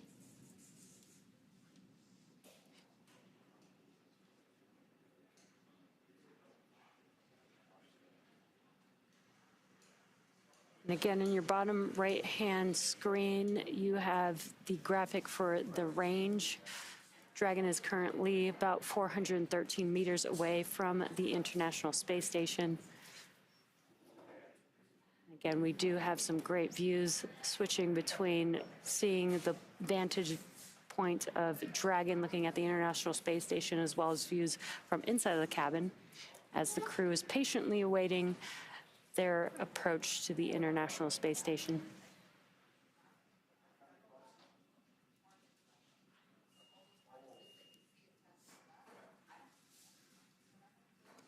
And back inside of Dragon Freedom on your left, that is the commander, Jessica Meir. This is her second space flight, and to her right is NASA astronaut Jack Hathaway. This is his first flight to the International Space Station, and he's serving as the pilot today. And then you can't quite see them, but there are two other members on board Dragon. To the left, European Space Agency astronaut Sophie Adenot, her very first space flight. And to their right is Roscosmos cosmonaut Andrey Fedyaev. This is his second space flight.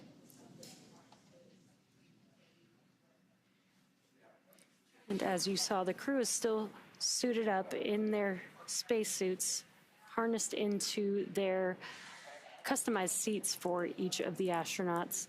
And they'll remain in their spacesuits. When we do get closer to the International Space Station, they will close their visors in preparation for docking.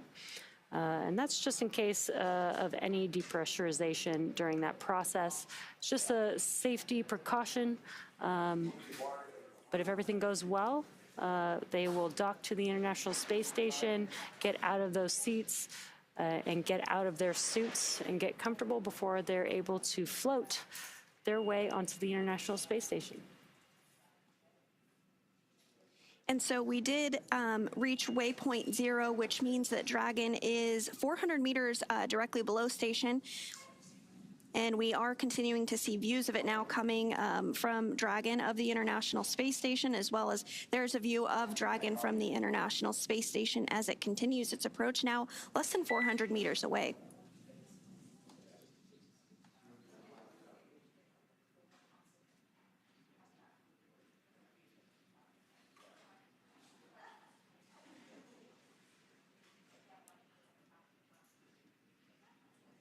So the next SpaceX Dragon, we just want to confirm we expect, and when do we think we're going to get to go for suit docking? A firm docking at about 2011. Go for suit docking will be immediately following hard capture complete, approximately 10 minutes later. Okay, that's what we're talking to. Appreciate it.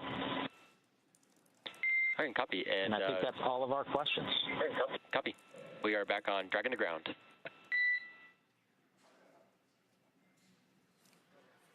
And just some comms there, the crew asking when they'll be able to doff or get out of their spacesuits.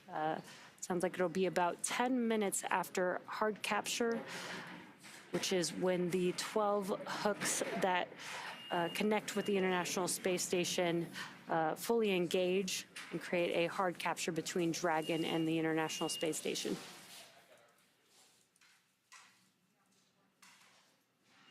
And so on those tablets that you do see on your screen there, the crew is looking at procedures ahead of the upcoming docking targeted for an approximate time of 12:11 p.m. Pacific time today. And so they're reviewing those procedures as they near that, making sure that everything is fresh in their mind.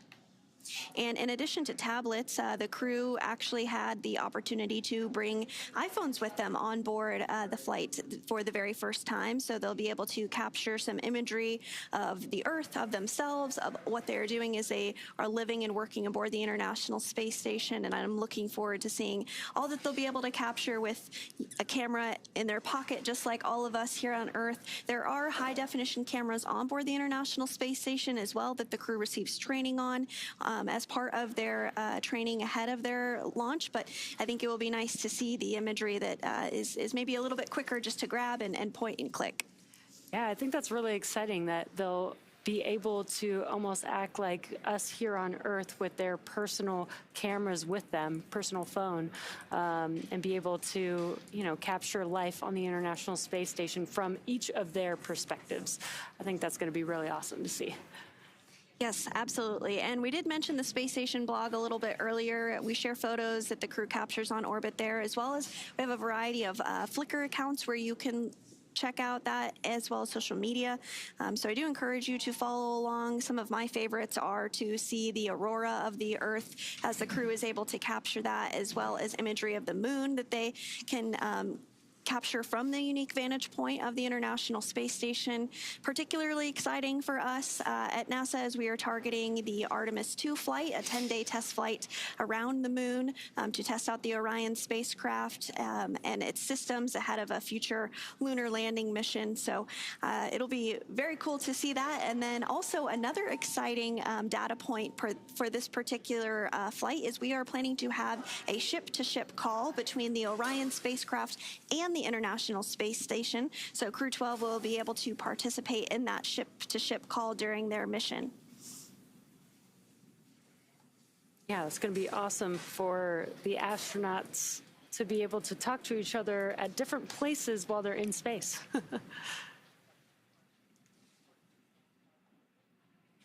So Dragon is that small white dot that you see on your screen there. And you can also see a little bit of the Canadarm2. That is a robotic arm that can be maneuvered from the ground and can be utilized it's used during spacewalks as well as during cargo spacecraft operations. And the Dragon spacecraft is just about 313 meters away, making its way to Waypoint 2, which should be about 220 meters away from the space station. And Dragon and Space Station are passing over northwest South America near Ecuador. Just a few minutes ago, we mentioned that it was passing over Texas, so that really just goes to show how quickly Dragon and the International Space Station are flying at 17,500 miles per hour. Doesn't look like they're flying that fast, but they are. The International Space Station orbits the Earth 16 times a day.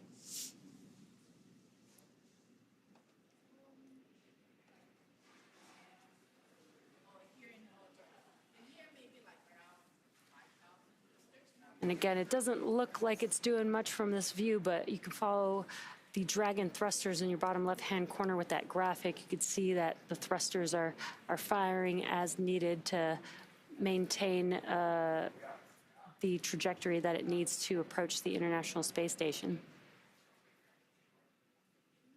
And again, it's getting out of view as Dragon gets closer and closer to the International Space Station, but the top left-hand corner, and there it goes. That was Earth. SpaceX Dragon with a question. SpaceX is here on Dragon to ground.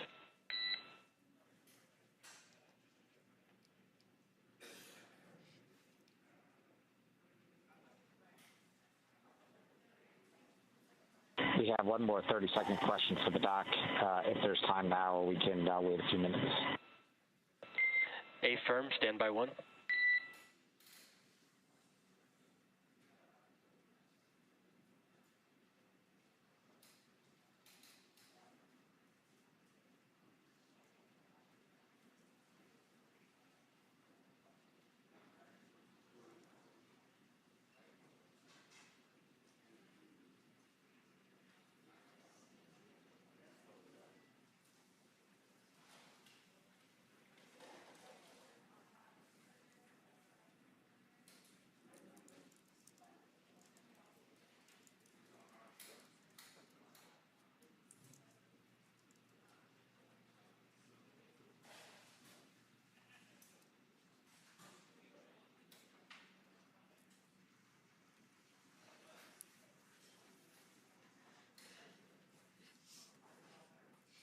And as we continue to look ahead towards docking at approximately 12:11 p.m. Pacific time today, we are going to talk a little bit about the mission patch for Crew-12. Most people are familiar with the idea of a mission patch, but you might not know how they come to exist. For decades, crew members have worked together to develop the patch for their mission, determining which aspects of the mission they want to highlight.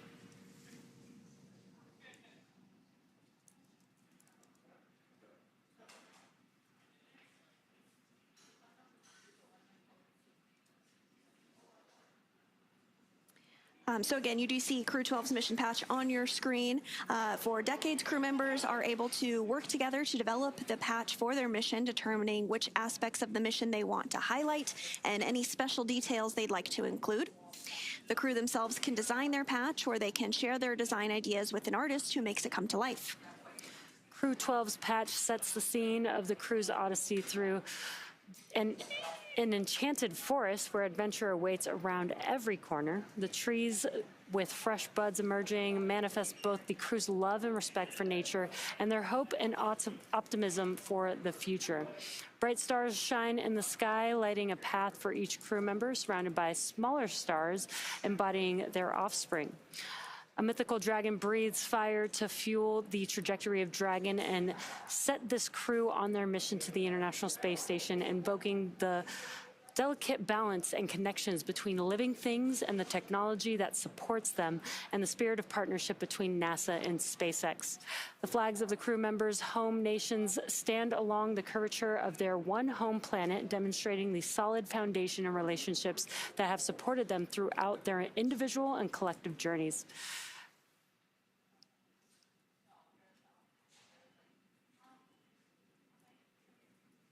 And a great live view from the International Space Station.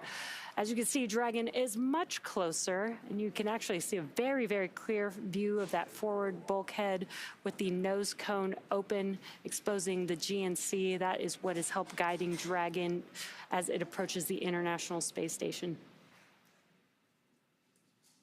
And there are 3 configurations that Dragon can have. Today's configuration is, of course, to dock to the International Space Station, but there's also a configuration where that forward bulkhead is a window, as well as the availability for that to be opened up as part of spacewalks that can occur.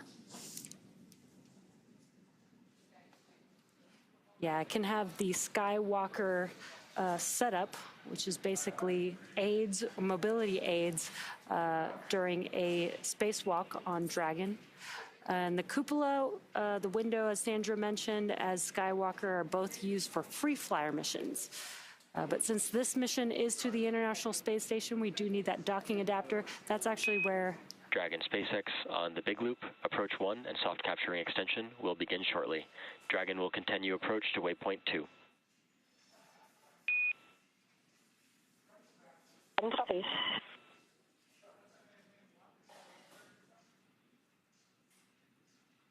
Great news. Just some comms from the core letting the crew know that they will be able to continue to approach to Waypoint 2.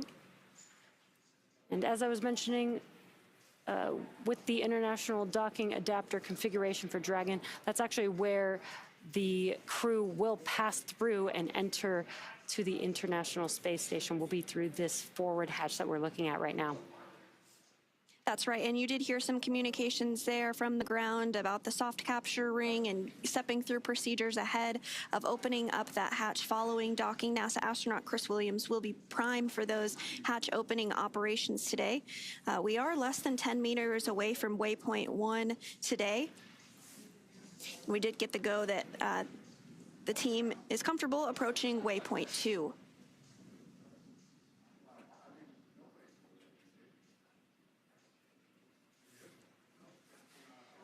Currently, Dragon Freedom and the Crew-12 crew are about 221 meters away from the International Space Station. Waypoint 2, just to give some perspective, is just about 20 meters away from the station. And once we get to Waypoint 2, the vehicle, the Dragon spacecraft, will align itself with the docking adapter in preparation for that final approach for docking. Again, expected at 12:11 p.m. Pacific time, just about 12 minutes away. Station Houston on the Big Loop. Please monitor approach per step 3 of 1.102, Dragon approach and retreat monitoring. Chris, let us know when your review is complete and when you are ready for docking. Station copies all, picking up step 3, 1.102. You got it. Good read.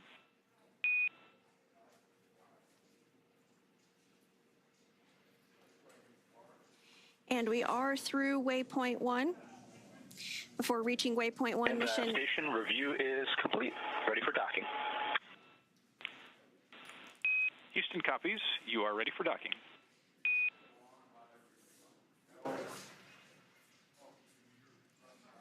And again, some good communications, everything looking good for docking, targeted here at approximately 12:11 p.m. Pacific.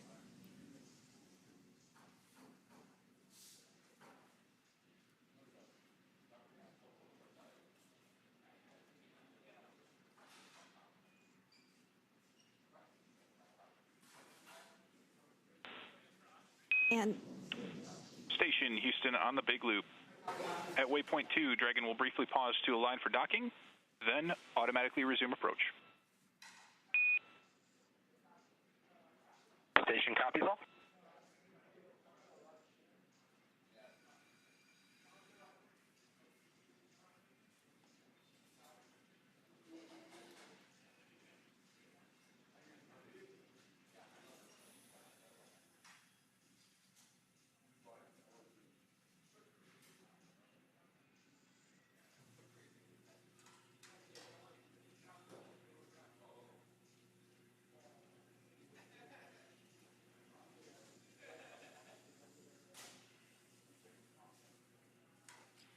At this point, we have passed through Waypoint 0 as well as Waypoint 1. Initial contact between Dragon and the International Space Station is expected at about 12:11 p.m. Pacific time or 3:11 p.m. Eastern. And before reaching Waypoint 1, mission operators conducted a go, no-go poll to allow Dragon to begin its approach to Waypoint 2, which is located inside the keep-out sphere about 20 meters away from the space station. as mentioned previously, all visiting vehicles take this phased approach to station, stopping at predetermined gates for teams to run quick checks on vehicle performance before approaching station. When it comes to bringing two spacecraft together, slow and steady really does win the race, as docking operations require a great deal of precision to make sure we're keeping the spacecraft and the crew safe. At the 20-meter distance from station's docking adapter, Dragon's approach will slow, and it will begin to align itself with the adapter to come in for the final approach. Dragon will first make initial soft contact with the adapter's soft capture ring, which will then retract to bring Dragon in for the hard capture sequence. As a further precaution, Dragon's soft capture system includes a set of rotary spring dampeners to lessen the force of the contact between the spacecraft and the station. So with that, let's check in with Leah Cheshire in Houston for an update on Space Station. Leah? Thanks, Sandra. Right now, the crew aboard station is preparing for the upcoming docking of Dragon. Again, we're expecting that just a little over 10 minutes from now. So everything is continuing to look good here on the space station side. Flight Director Brandon Lloyd just polled the rest of the room to make sure that we are all go, and Mission Control Houston is. NASA astronaut Chris Williams will be in the station's cupola using special software to track Dragon's approach and make sure it stays in its expected zones. He'll also be primed for the hatch opening procedure operations once Dragon is docked. So during these operations, he'll start by opening the large hatch on the Node 2 Zenith, that's the space-facing port, and give them access into the pressurized mating adapter. The crew will pressurize the vestibule, and that's the small space between the hatches on Dragon and the space station. Of course, this was previously, or currently still, exposed to vacuum prior to docking, so the crew will need to fill that with air and make sure its pressure is almost equal with the atmospheric pressure on Dragon and the space station. Chris Williams will use a small valve on the station's hatch to slowly introduce air into the station's vestibule. Now, flight controllers here in Houston will monitor and verify the pressure readings to make sure everything is leak-free before we get ready to open up those hatches. And this is, again, another slow and steady process, so it can take a couple of hours to complete. We are tracking docking coming up at 2:11 p.m. Central, 12:11 p.m. Pacific. It's followed by hatch opening about 4 p.m. Central, 2 p.m. Pacific. So we're going to round that all out with that welcome ceremony I discussed earlier as Crew-12 officially joins the Expedition 74 crew currently aboard the International Space Station. Again, everything is go from here in Mission Control Houston, so sending it back over to Hawthorne for docking. Dragon SpaceX. SpaceX Dragon on the big loop.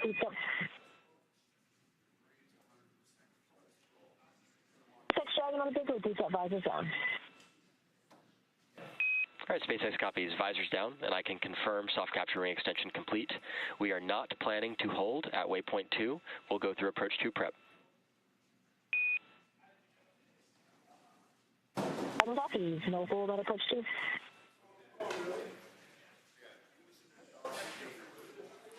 Just another indication that we are getting closer and closer to docking. We did hear that call out that they can put their visors down. This fully seals their suits in preparation for the official docking to the International Space Station. Now we are at 110 meters away from the International Space Station, and Waypoint 2 is up next, and that will put Dragon only 20 meters away from the space station. From here, the spacecraft will focus on aligning its docking system with the International Docking Adapter. Dragon SpaceX on the big loop. We did copy that the visors are down, looking for confirmation that crew are ready and go for Approach 2.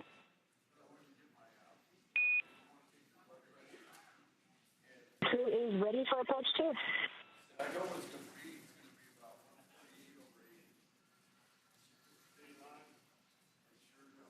And with that, we did get confirmation from NASA astronaut and the commander of Dragon Freedom that the crew's visors are down on their spacesuits and that they are go for docking now less than 100 meters away from the International Space Station.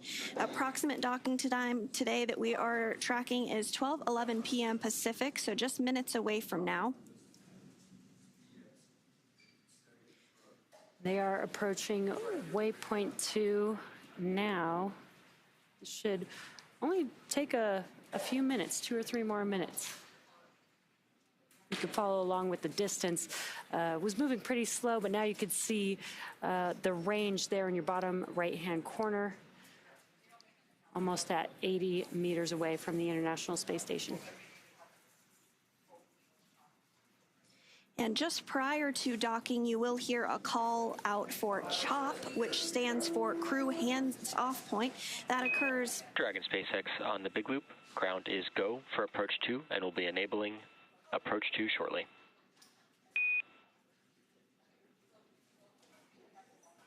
Copy, so. Again, that call out that you'll hear about 30 seconds before docking, called CHOP, is for the crew hands-off point. So any directions that would need to, any actions rather that would need to be taken would happen manually by the spacecraft autonomously versus manually by the crew.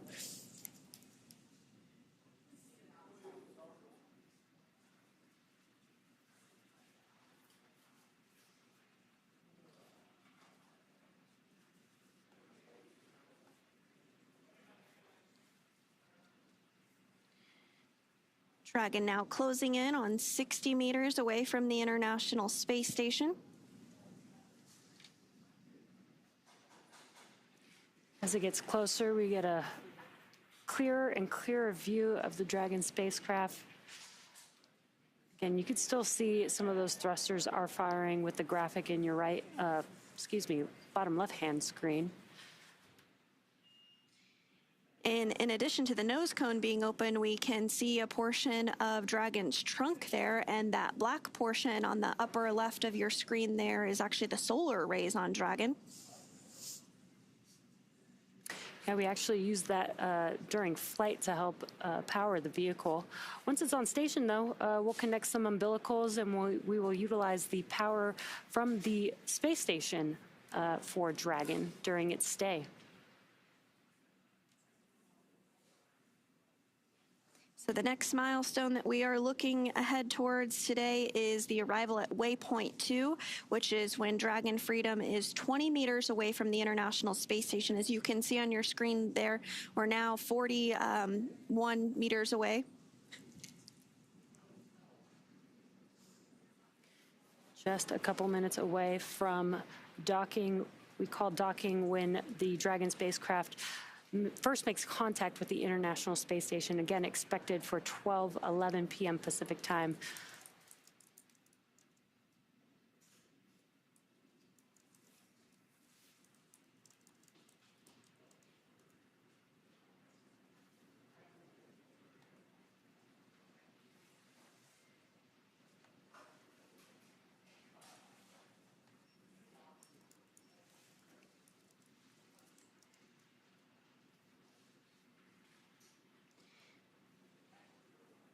And now you can see in the bottom right-hand corner, that is the docking adapter.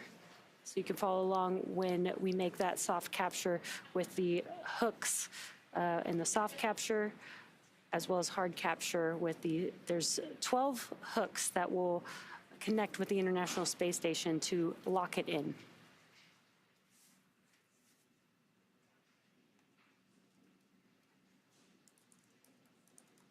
The range is now on your left bottom corner.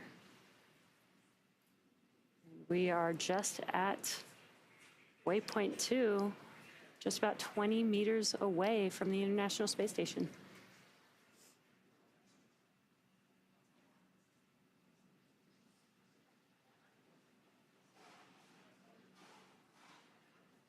You can see all those thrusters firing on the Dragon spacecraft to maintain alignment with the docking adapter just right before we approach. They are doing a very short pause here at Waypoint 2, holding until the Dragon spacecraft automatically begins the approach for docking. And you can start to see Dragon be eclipsed by a bit of a shadow here. That is because we are actually passing over the terminator line. And that is when the distinction between night and day occurs as the International Space Station orbits the Earth. All players, this is Houston on the Big Loop. Dragon is on final approach and is go for docking. Please monitor per steps 5 and 6 in 1.102, Dragon approach and retreat monitoring.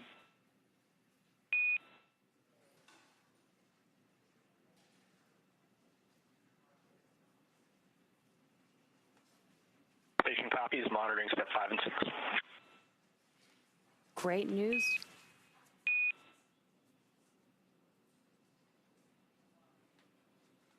Great news. We did get that confirmation that we are go for docking. And that go coming from the Capcom, or going up to the crew rather, that is Capcom Jacob Lesarge. That was up to NASA astronaut Chris Williams, who is in the cupola as we speak, monitoring approach and docking, now nearing in on 16 meters away from the International Space Station. About 30 seconds prior to docking, we might hear the call out, or we will hear the call out for CHOP, which stands for Crew Hands Off Point. At this point, any aborts will have to be done automatically by Dragon. And the crew on board the space station can also send a retreat command to Dragon if needed. Dragon now 14 meters away from the International Space Station, closing in.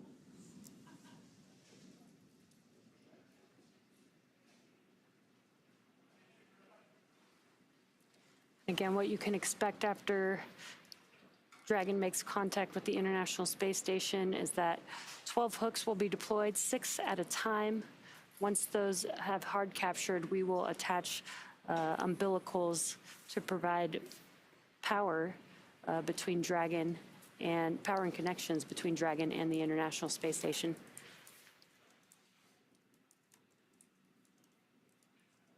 Meters. Copy, 10. Just hearing some call-outs between the crew and the core of the distance between Dragon and the International Space Station, just under 10 meters.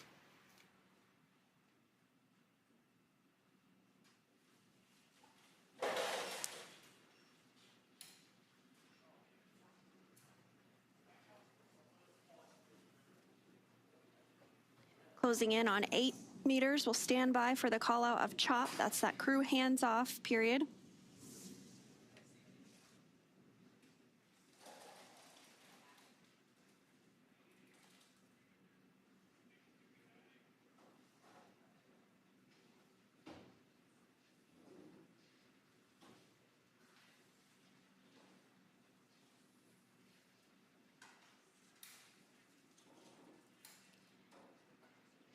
Freedom is approaching 5 meters away from the International Space Station. Copy, 5.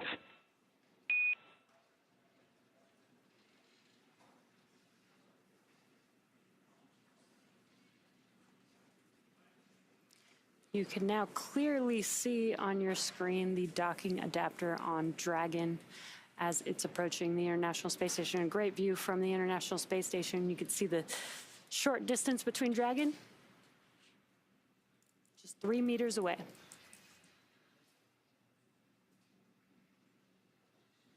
Meters. Copy, 2.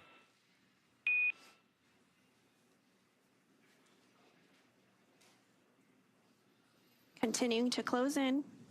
1 meter.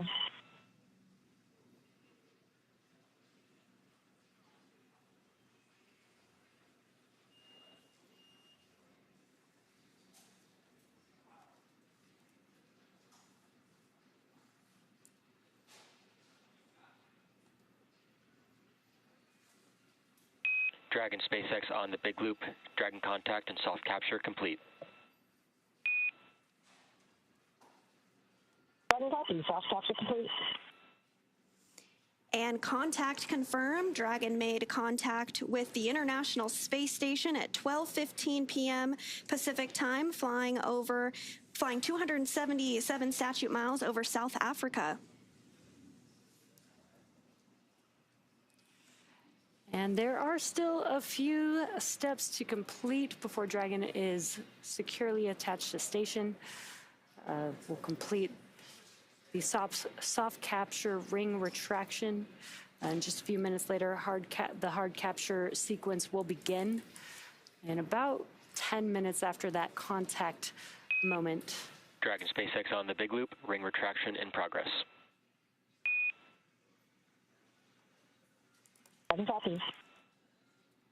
There's just a call out for that soft capture ring retraction, starting that sequence there.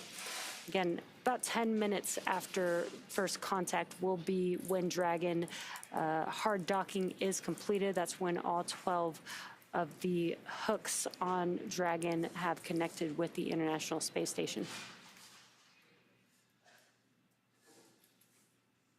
And there are 12 hooks, but 6 will begin the process for capture at a time.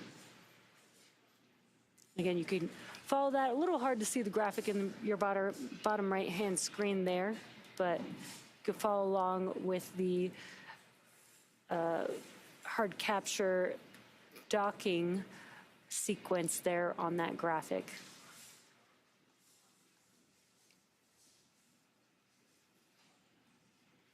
And there, that's a little bit better view of that bottom right-hand corner hard capture graphic there.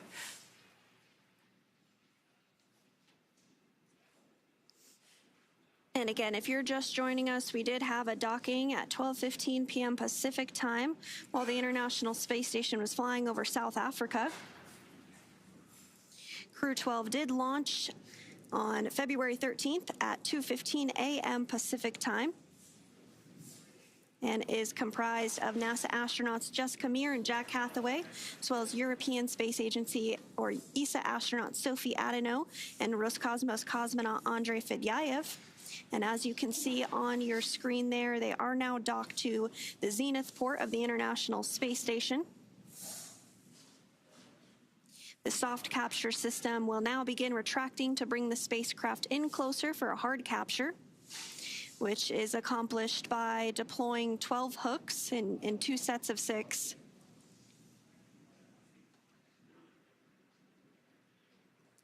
And the crew is still seated in their seats all the way through hard capture.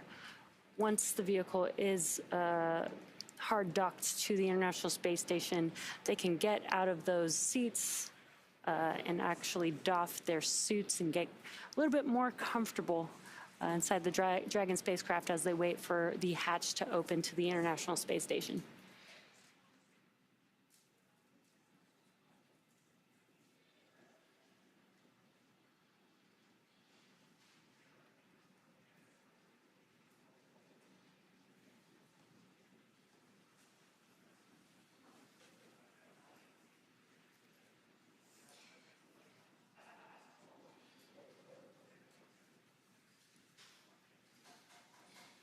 So Dragon soft capture system will now begin retracting to Dragon SpaceX on the big loop. Bring retraction complete. Docking sequence holding for MCS reconfiguration.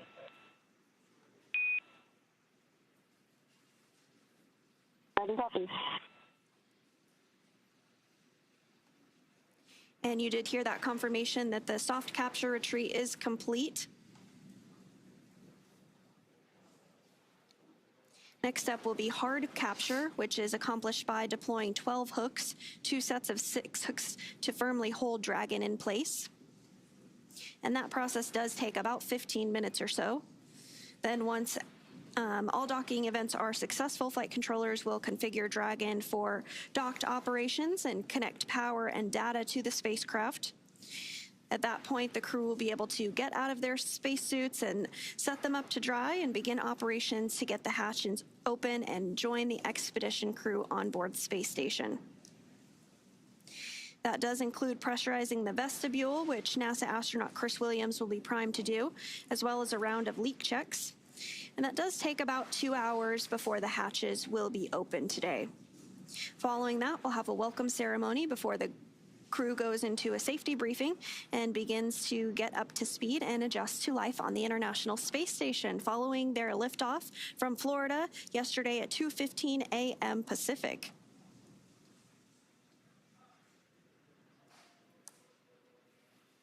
It's been an approximately 34-hour rendezvous for Crew-12 following their liftoff. They did dock today at 12:15 p.m. Pacific while flying south of South Africa.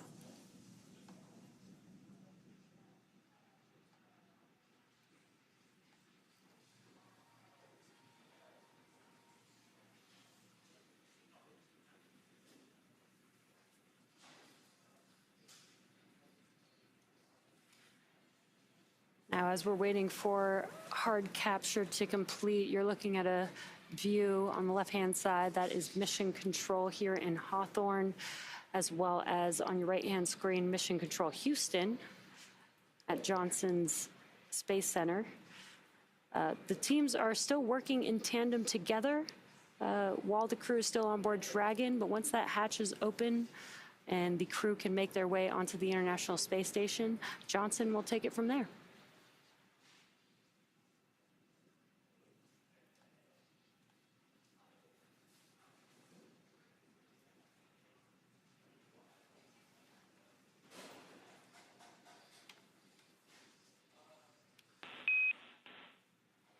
Station Houston on the big loop.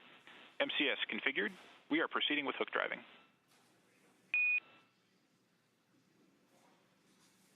Station copies.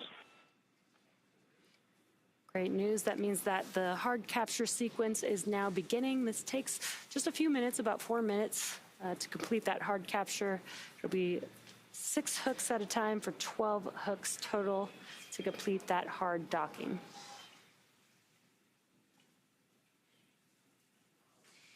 And we don't currently have views of Dragon and the International Space Station at this moment due to a handover between satellites, which happens from time to time and is expected. But on the left hand of your screen there, you do see Mission Control here in Hawthorne, California, as well as on the right hand of your screen, Mission Control in Houston, Texas. We still are in integrated operations where we have the big loop configured. That big loop is between both Mission Control centers in Hawthorne and Houston, as well as the crew on the International Space Station and the crew inside of Freedom, who just docked to the International Space Station about 8 minutes ago at 12:15 p.m. Pacific.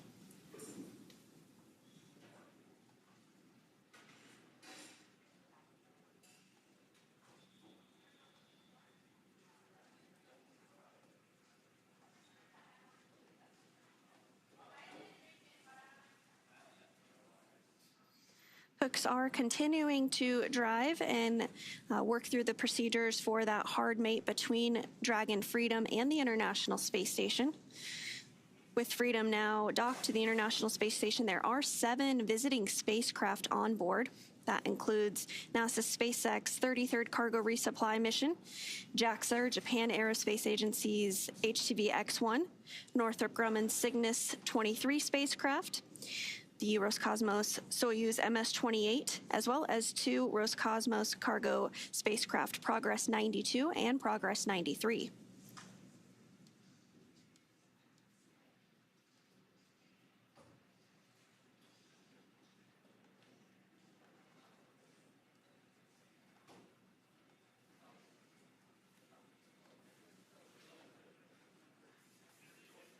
And as Sandra mentioned, we don't have any live views at this moment, so we are just waiting for confirmation of the hard capture, that is the 12 hooks latching on to the International Space Station. We should just have a couple minutes left in that sequence.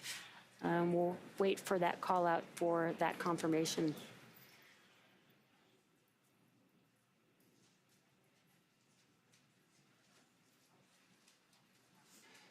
And once Crew-12 gets on board the International Space Station, they will complete some training as part of emergency procedures and get acquainted with their new home for the next 8 months. The key point of their mission is to conduct a variety of science experiments to help advance research and technology for future Moon and Mars missions and to benefit humanity back on Earth. Some of this research includes a study on pneumonia-causing bacteria that could help improve treatments here on Earth, as well as on-demand IV fluid generation for future space missions. They're also going to be working on an automated plant health monitoring investigation, as well as investigations of plant and nitrogen-fixing microbe interactions, which could help enhance food production in space, as well as here on the ground. As we think about long-duration missions to the Moon and Mars, growing our own food is going to be critical, as it may not always be possible to send cargo space flights up. So this investigation could lead to improved plant growth on board the International Space Station and then eventually onto the Moon and Mars.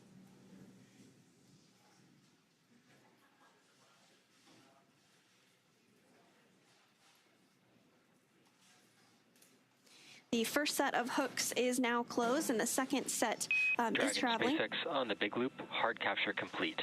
And at this time, you are go to step into suit doffing.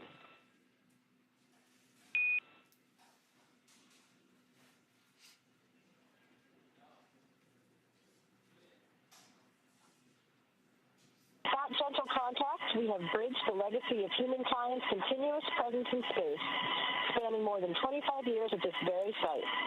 The International Space Station is more than a structure. It is a promise kept, decades in the making, built by nations, sustained by trust and partnership, and powered by science, innovation, and curiosity. As we look back at Earth from these windows, we are reminded that cooperation is not just possible, it is essential. Up here, there are no borders, and hope is universal. I want to thank the teams at NASA, SpaceX, ESA, CSA, JAXA, and Roscosmos. Your work has guided us safely here across the vastness of space to this outpost where all of humanity lives and learns together. Crew-12 was honored to join our Expedition 74 friends and colleagues, Sergei Kuznetsov, Sergei Mikhaev, and Chris Williams, to add our chapter to the story of the International Space Station. Et maintenant, un mot pour les Français. Bonjour les Français depuis la capsule Dragon SpaceX avec l'équipage Crew-12. Un grand merci à toutes les équipes de SpaceX, de la NASA, de l'ESA, du CNES, de Roscosmos, de la CSA et JAXA qui contribuent directement au succès de cette mission. Nous venons nous amarrer à la Station spatiale internationale après 34 heures de vol libre. Tout se passe de manière nominale et la Terre est vraiment, vraiment belle depuis là-haut. Merci à vous de votre soutien et de votre enthousiasme. Ça nous fait chaud au cœur. Je suis fière d'embarquer la France et l'Europe dans cette incroyable aventure qui dépasse les frontières. Comptez sur moi pour en partager toutes les étapes avec vous et faire briller les étoiles dans les yeux des Français. Prenez soin de vous et à bientôt. Over to Andrew. Отличная работа, ребята. Всем большое спасибо. Grateful to be on board and we're ready to get to work.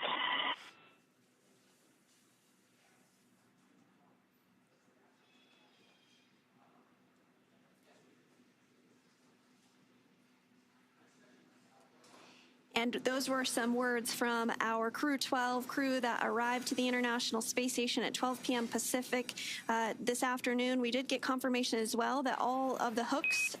Dragon SpaceX on the big loop. Good words there. We're going to continue monitoring the docking sequence, and I'll maintain awareness with you. You are go to doff suits per 4.012 and begin cabin configurations in 4.400 in parallel. For awareness, we will have big loop comms only until 2038. So again, we're big loop comms only. And at this time, I can report docking complete.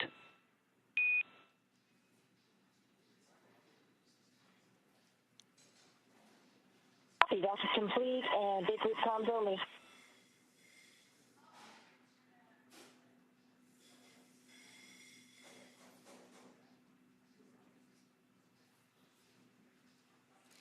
Great news. Docking is officially complete. Now that Dragon has completed its docking sequence, the spacecraft must undergo a handful of checks before the hatch is opened. The crew on board Dragon will now get a chance to get out of their suits and get comfortable before moving into hatch operations. That's right, and things will be picking up inside the space station too as NASA's Chris Williams gets the hatch on the station side ready to be opened and starts pressurizing that area known as the vestibule between the Dragon and station hatches. With Dragon docked, that's going to do it for us here in Hawthorne, but our coverage for Crew-12 won't stop here. In a minute, we're going to toss it over to Leah in Mission Control Houston to take us through the vestibule depressurization and hatch opening, when we'll see NASA astronauts Jessica Meir and Jack Hathaway, European Space Agency astronaut Sophie Adenot, and Roscosmos cosmonaut Andrey Fedyaev float into the International Space Station. But first, let's have a quick recap here. They got suited up and took a very short ride to the launch pad, ingressed on Dragon, and then yesterday, February 13th at 2:15 a.m. Pacific time, 5:15 a.m. Eastern, the 9 Merlin 1D engines ignited and Falcon 9 lifted off from Space Launch Complex 40, beginning Crew-12's journey to the International Space Station. Our Stage 1 vehicle came back down to Earth and landed at our newest recovery site, Landing Zone 40 at Cape Canaveral Space Force Base. Dragon then separated from Falcon 9's second stage, allowing Dragon to fly free with Crew-12 on board. We had a good nose cone deploy, as well as completed 5 major burns on Dragon, and then docking was confirmed today at 12:15 p.m. Pacific, 3:15 p.m. Eastern Time today, February 14th, 2026. And you can follow at SpaceX on X and NASA on social media for real-time updates. Thanks again for watching. Go NASA, go SpaceX, and go Crew-12. And for those of you watching on X, please head over to NASA Plus to follow the coverage live. Thanks for being with us today, Sandra. It was great to have you. And thank you to everybody for tuning in. Now over to Leah Cheshire at NASA's Johnson Space Center in Houston to continue sharing the mission as the crew prepares to board their home for the next several months, the International Space Station. And thank you once more. And for those celebrating Valentine's Day today, we truly hope your day is out of this world.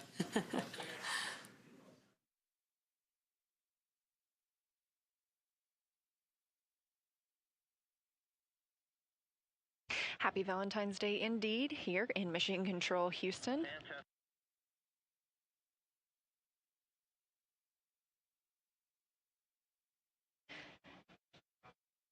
Again, it was an exciting moment for all of us here in Mission Control Houston following Dragon's docking at 2:15 p.m. Central Time while flying 277 statute miles south of South Africa. With Dragon safely docked to the International Space Station, we're going to be welcoming that new crew of 4 crew members aboard shortly to conduct important science and research aboard the orbiting laboratory.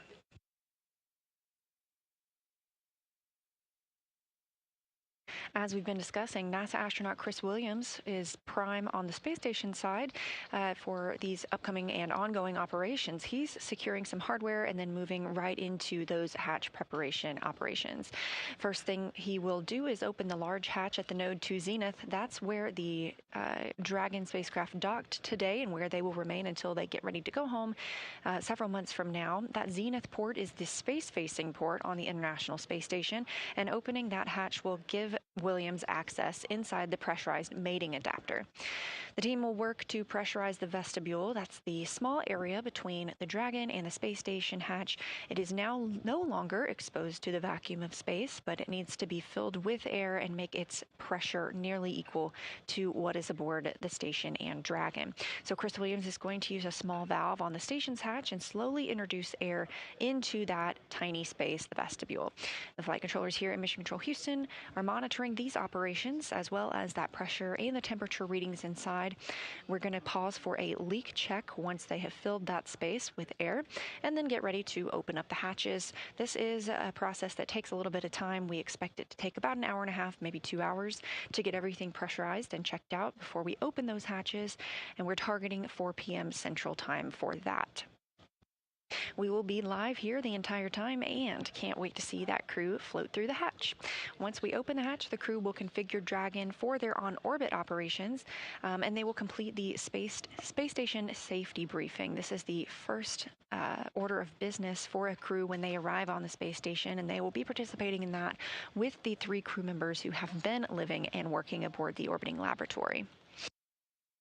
Just before that safety briefing, though, we will get to hear from the crew themselves in their welcome ceremony. And shortly after the safety briefing, the USOS crew members will transfer some emergency equipment from Dragon to the space station. They'll also participate in a little bit of a crew handover period. We usually have another commercial crew aboard the International Space Station when we have a new crew dock. Crew 11 returned a little bit earlier than planned last month, so they have completed a lot of their handover here on the ground, and this will allow the crew that's living aboard the space station to get the new crew members up to speed with what's been happening.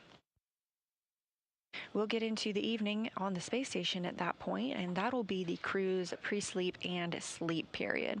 Again, the International Space Station operates in GMT, and so it is currently 8:46 p.m. if you are living and working on the space station.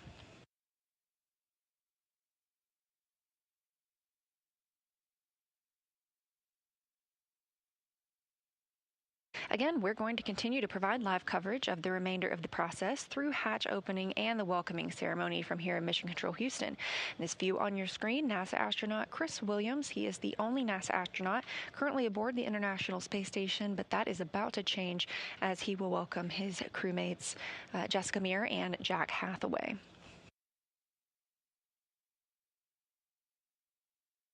The other 2 crew members currently living on the International Space Station that arrived on Soyuz MS-28 with Williams are Sergei Kudzverchkov and Sergei Mikhaev. And again, our Crew-12 crew joining us today, NASA astronauts Jessica Meir and Jack Hathaway, ESA astronaut Sophie Adenot, and Roscosmos cosmonaut Andrey Fedyaev.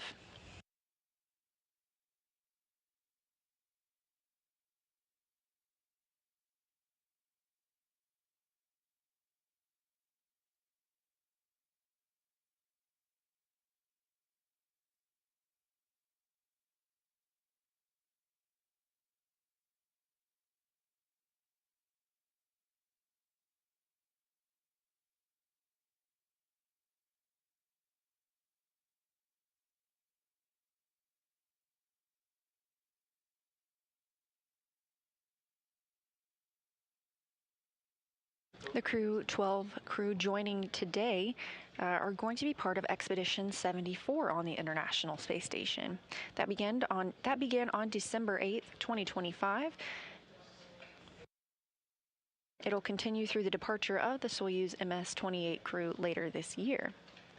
And as we have discussed previously in this broadcast, we are celebrating 25 years of human presence aboard the International Space Station, meaning if you are under 25 years old, there has never been a day in your life that all humans have been on the Earth. We've always had somebody living in space.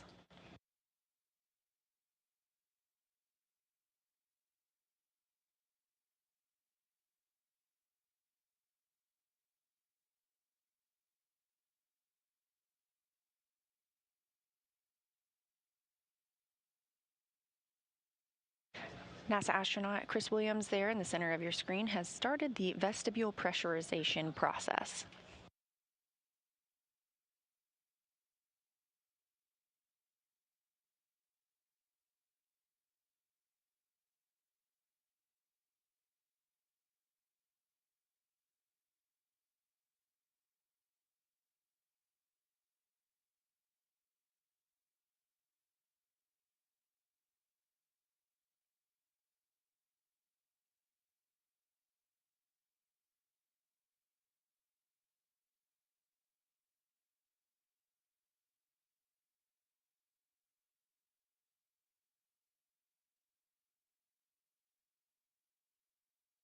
We are in a handover period aboard the International Space Station. We hand over our satellites from in the tracking and data relay satellite system. So these are all monitored and expected handover periods. We'll regain communications with the International Space Station very shortly.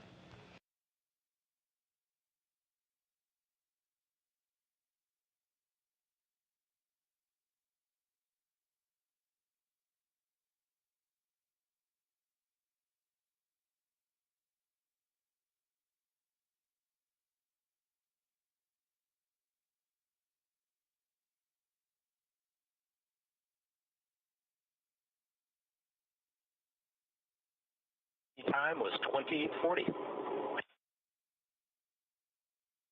Houston copies 2040 and we have regained those video communications with the space station. Again, this view looking into the Node 2 zenith or space-facing hatch and port. That is where Crew-12 docked in the SpaceX Dragon spacecraft at 2:15 p.m. Central Time.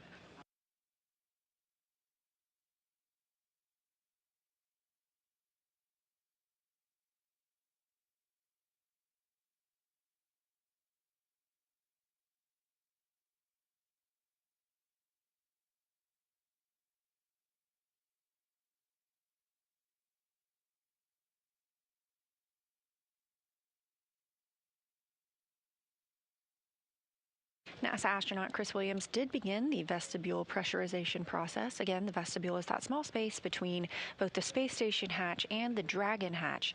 And that area was previously exposed to the vacuum of space, so we have to introduce air from the space station side to make it equal to both of those atmospheres.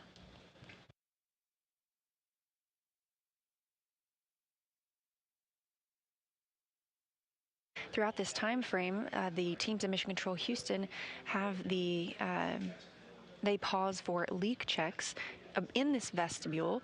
Sometimes those can fluctuate based on temperature, or it can appear to fluctuate based on temperature. So these help us ensure that the atmosphere is leveled out once we have begun pressurizing that area.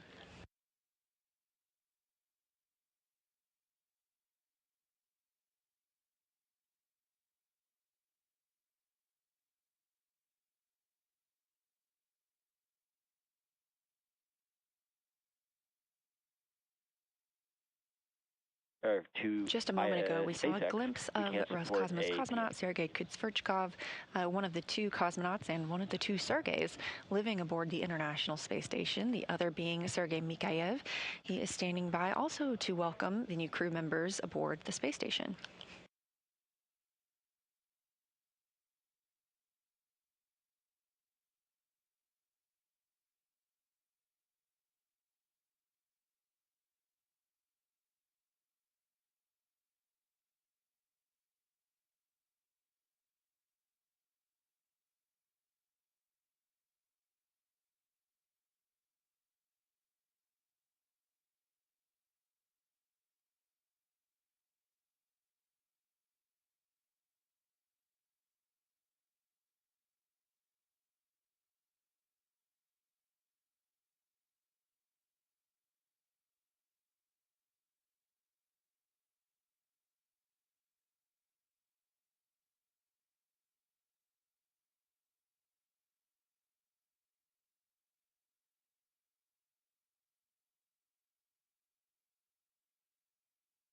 SpaceX Dragon, come check on Dragon to ground.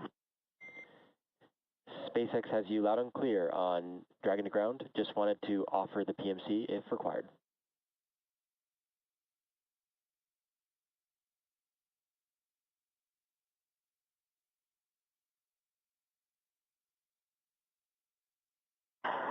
So suggestion is to set up the PMC, but for now procedure in work. No questions yet, but please prepare. SpaceX copies. I'm going to go ahead and set up Dragon to ground private. Any comms that come from the cabin mic will be on Dragon to ground private, and so we'll just have that ready to go and be standing by for any questions.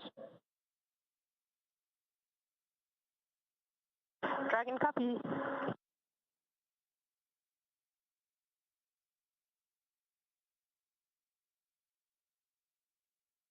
That voice coming from inside Dragon is ESA, or European Space Agency astronaut Sophie Adenot. She is a French astronaut. This is her first flight to the International Space Station. She is calling down to the core, the Crew Operations and Resource Engineer in Hawthorne, California. That is at SpaceX there, and that's who the crew aboard Dragon communicates while they are in that spacecraft.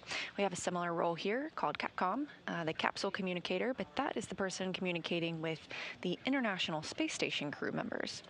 You heard Adenot mention a PMC. That's a private medical conference. We typically schedule these for the crew throughout their mission, and the crew also has the opportunity to request one at any time.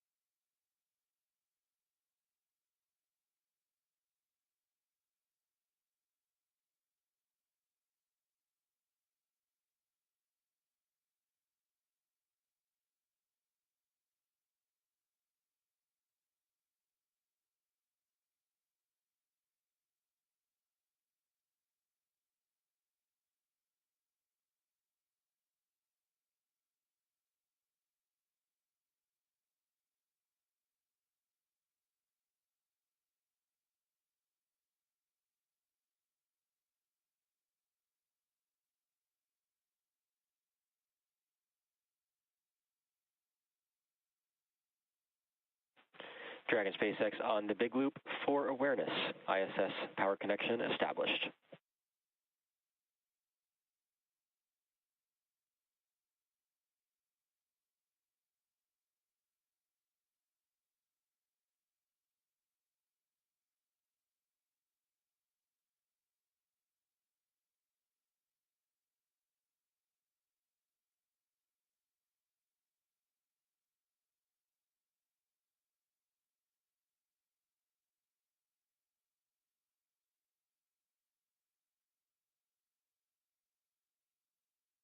Экипаж МКС ЦУПу Москвы в Канаду.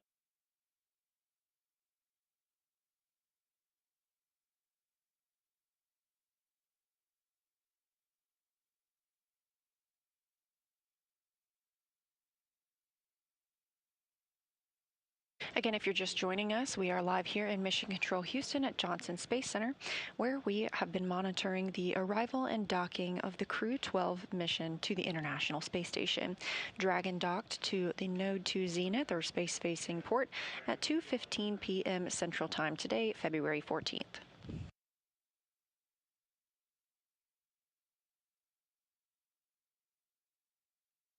NASA astronaut Chris Williams is pressurizing the vestibule. He is the prime on the station side for these hatch opening operations.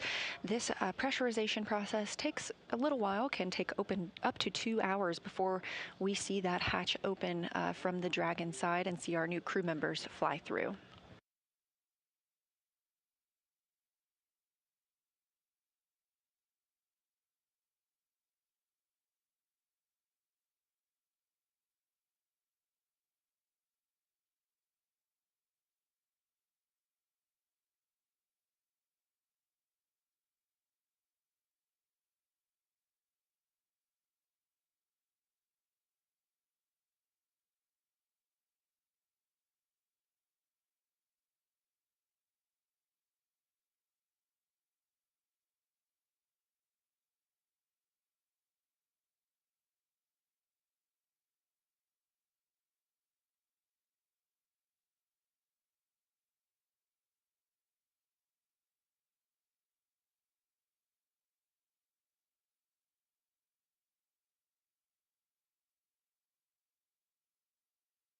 Two views. On the left side of your screen, you have the Dragon spacecraft docked to the International Space Station, and you just saw the lighting change a little bit. We are preparing to cross over that terminator line, the difference between day and night on the space station. Again, Dragon docking at 2:15 p.m. Central Time. And it's currently flying over the border between North and South Korea, 260 statute miles over Earth. The International Space Station travels 17,500 miles per hour. That's about 5 miles a second, and sees 16 sunrises and sunsets a day. And if you've been watching throughout the broadcast, you've probably noted a few of those.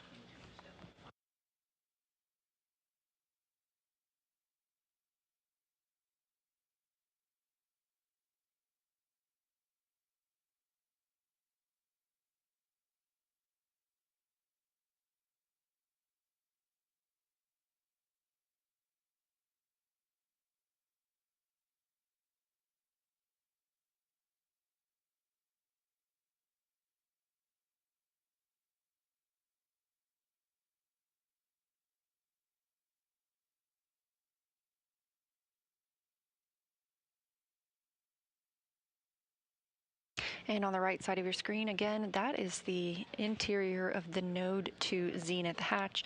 That's where Dragon is docked, just on the other side.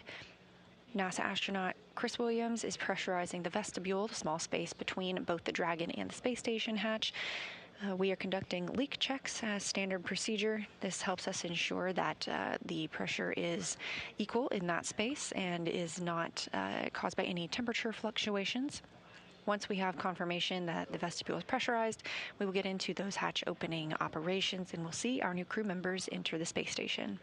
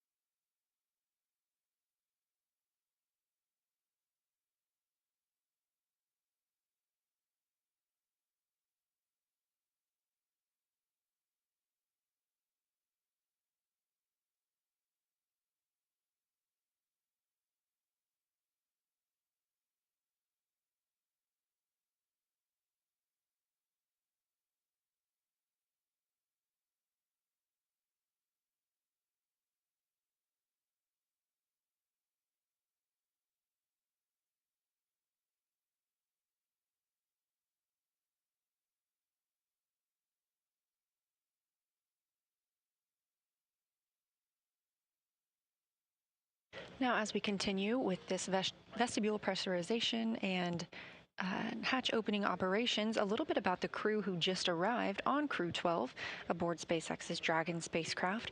Commander Jessica Meir spent a total of 205 days in space on her first space flight back in 2019. She was also part of the first all-female spacewalks with NASA astronaut Christina Cook. She holds a biology degree from Brown University.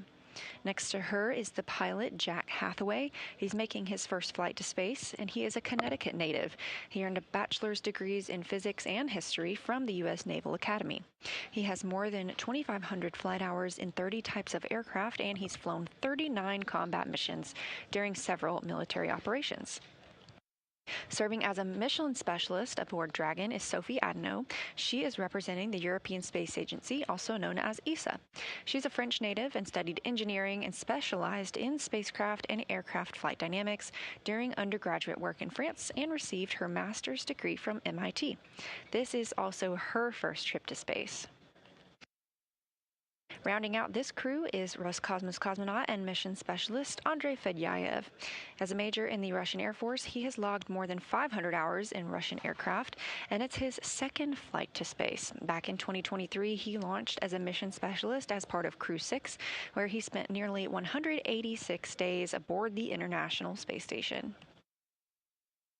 Again, Crew-12 launching yesterday at 4:15 a.m. Central Time, making an approximately 34-hour rendezvous to the International Space Station and docking today, February 14th at 2:15 p.m. Central Time.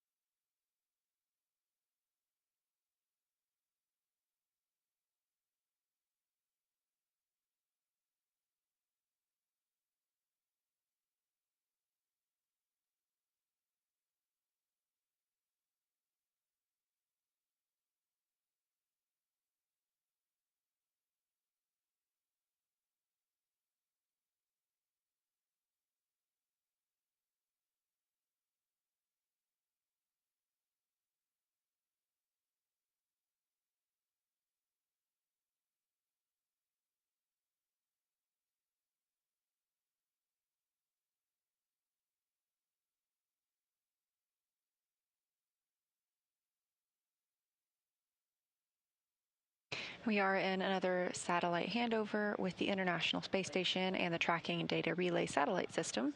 We will expect to regain those video communications, let's see, in about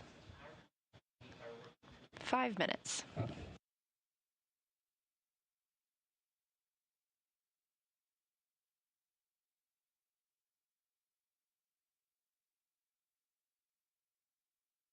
Again, this view in Mission Control Houston at Johnson Space Center as all flight controllers continue to monitor systems aboard the International Space Station.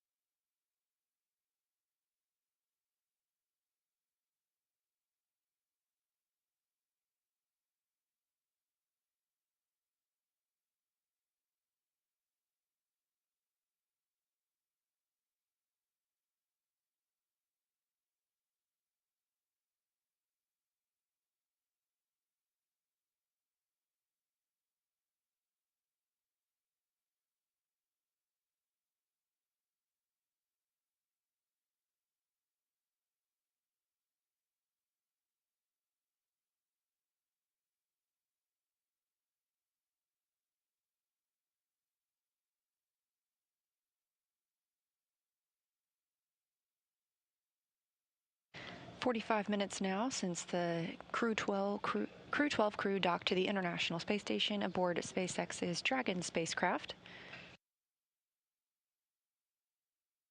We are in the vestibule pressurization portion of the timeline. After that vestibule is pressurized, NASA astronaut Chris Williams will open the hatch on the space station side. The crew on the Dragon side will open their hatch, and we will welcome 4 new members to the International Space Station crew.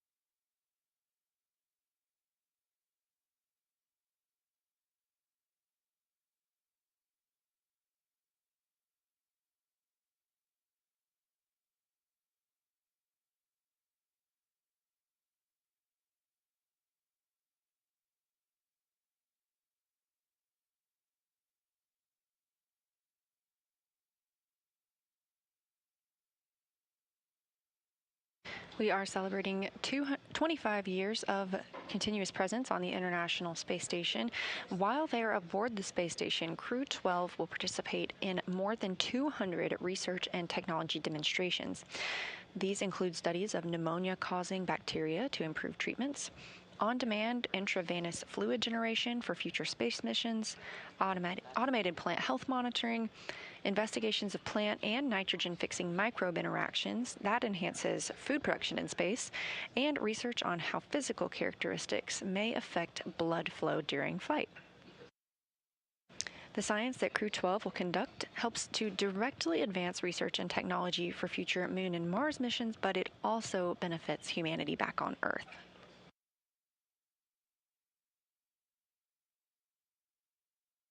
In that 25 years of continuous human presence on the space station, over 4,000 research investigations have been conducted. That includes work from over 5,000 researchers in 110 countries.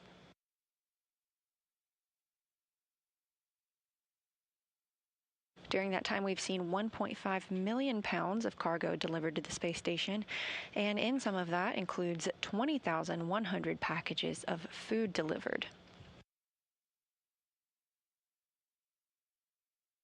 Those cargo resupply missions also provide those research experiments that the crews work on, as well as fuel for the International Space Station reboosts. On the right side of your screen, NASA astronaut Chris Williams. This is his first space flight. He launched last year on the Soyuz MS-28 rocket.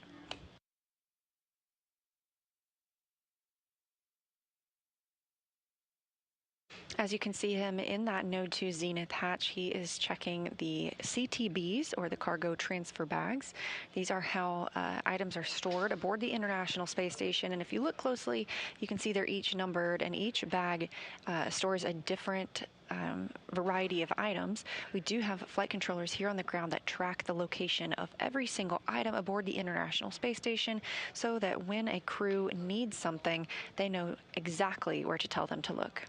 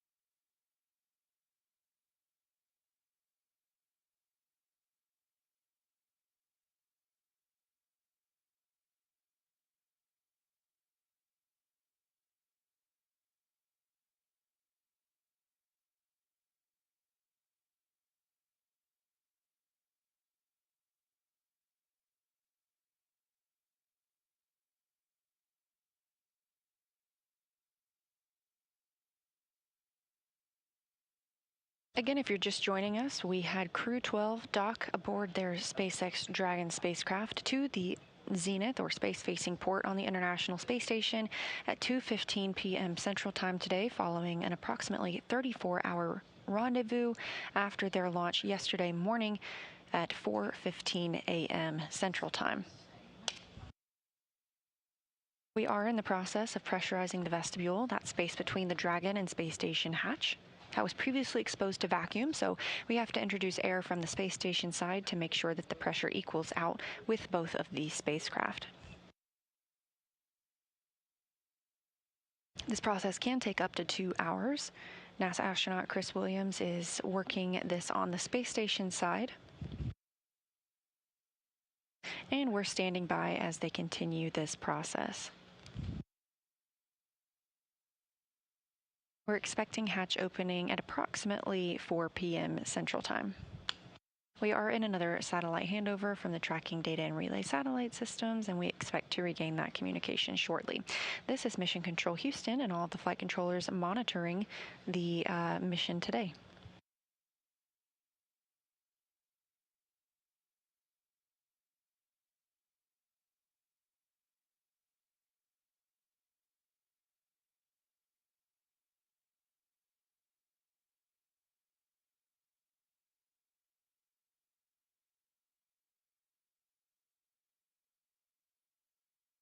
The International Space Station and Dragon are currently flying approximately 259 statute miles over the North Pacific Ocean, west off the coast of California. They are at an orbital daytime, and you can see the International Space Station with your naked eye if you just know when to look. So if you look up Spot the Station on nasa.gov, you can type in your location and receive updates whenever the International Space Station will be visible to you at dawn or dusk.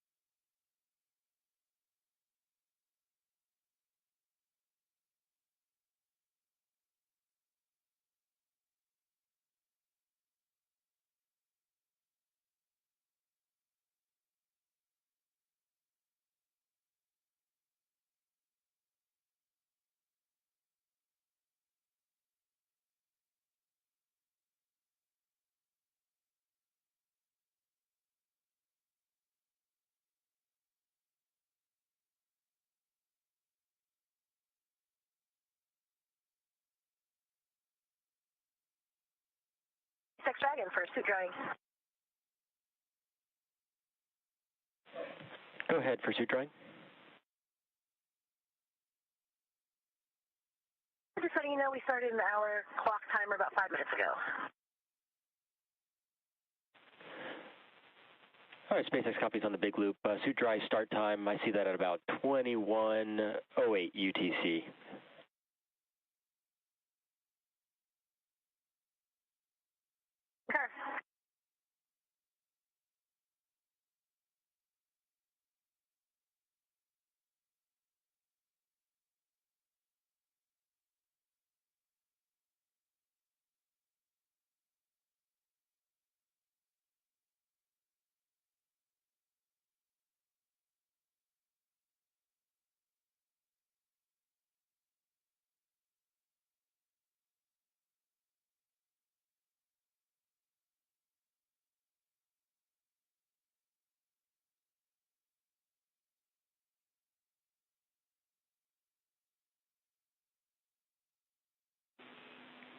station, Houston on space to ground 2. Chris on the big loop. For the hatch open. Station's with you on space to ground 2. Hey Chris, whenever you're ready, we are ready now for you to execute procedure 2.102. That's Crew Dragon arrival, part 2, step 3, go. We expect equalization to take 4 minutes.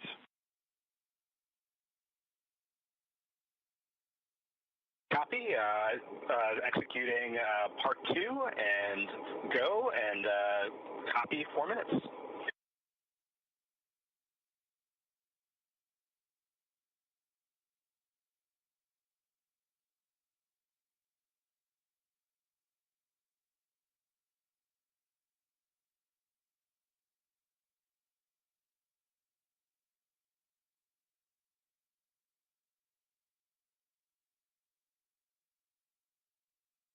That call from Capcom, our capsule communicator Brandon Lesarge, here in Mission Control Houston at NASA's Johnson Space Center in Houston, Texas, to NASA astronaut Chris Williams, living and working aboard the International Space Station.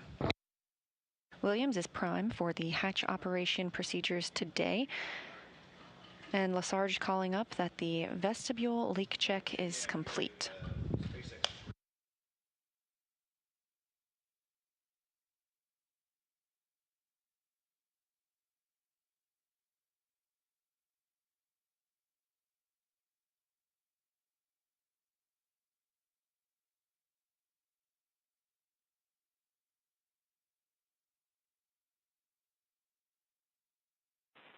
Dragon SpaceX on Dragon to ground. Can you confirm which suit you had the observation on the glove on? Seat 4. Copy.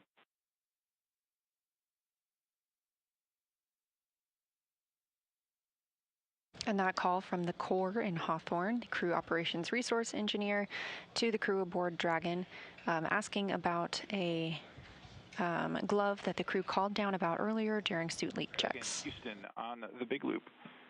Wanted to pass you some big picture words on status. The vestibule leak check inside of station was good. The Node 2 Zenith hatch is open, and Chris is currently working on the rest of the procedure to open the APAS hatch.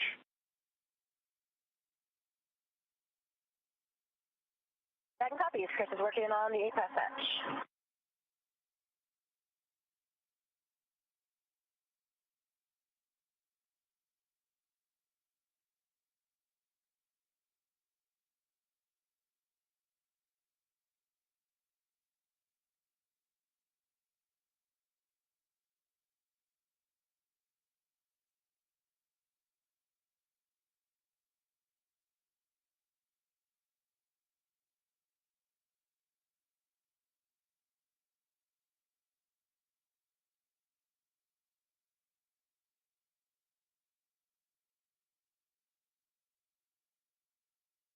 SpaceX Dragon on the big loop. SpaceX on the big loop.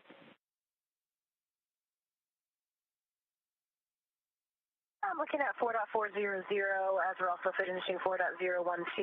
I'm wondering if we can defer some of the actions due to time and the PAO event. What recommendation you have, like for example, the consolidation of all the water and food trash into large outer bags. Would you recommend skipping any of those steps for now?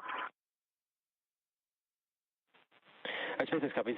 At this time, we do recommend trying to complete all actions in 4.400, which we may be able to accomplish before we're able to step into hatch opening. So I would like to prioritize trying to accomplish sections 2 and 3 if possible. Okay, we'll do that.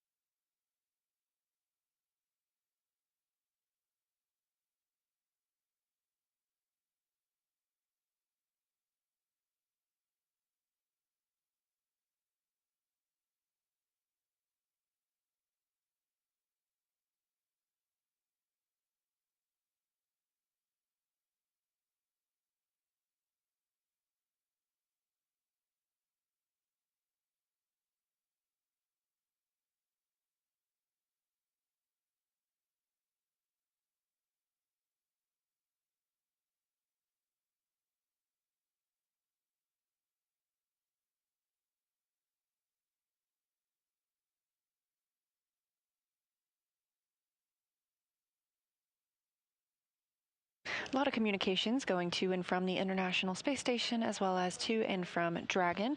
The crew inside Dragon are working through procedures to stow everything and begin that egress or exit from their capsule and ingress or enter the International Space Station, which will be their new home for the next several months. We did hear that we have a good vestibule pressure leak check. So we continue to step through these procedures smoothly before we open up the hatches. We are in a satellite handover with the Tracking Data Relay Satellite Systems. This is Mission Control Houston at Johnson Space Center in Houston, Texas, where all the team members continue to monitor the arrival of Dragon and now these hatch opening operations.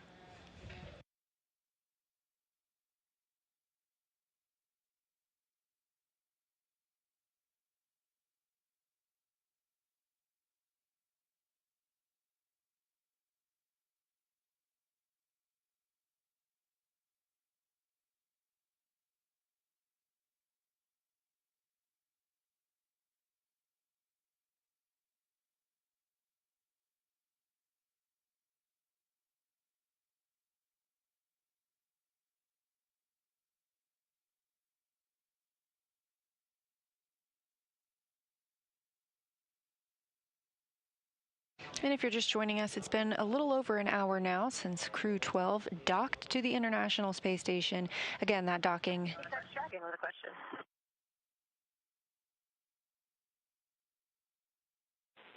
SpaceX is up on the big loop. I'm just wondering, for that trash consolidation, is there another set of utensils in the downhill stuff? Are those utensils considered trash? All right, SpaceX copies. There should be another set, but stand by one while I just confirm for you before I give you an affirmative. Okay, we copy.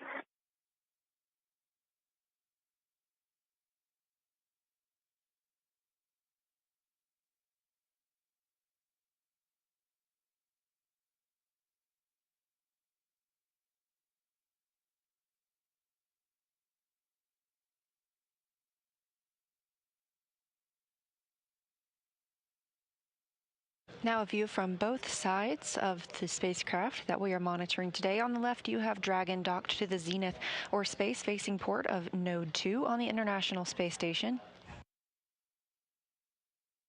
On the right, you can see into that Node 2 hatch.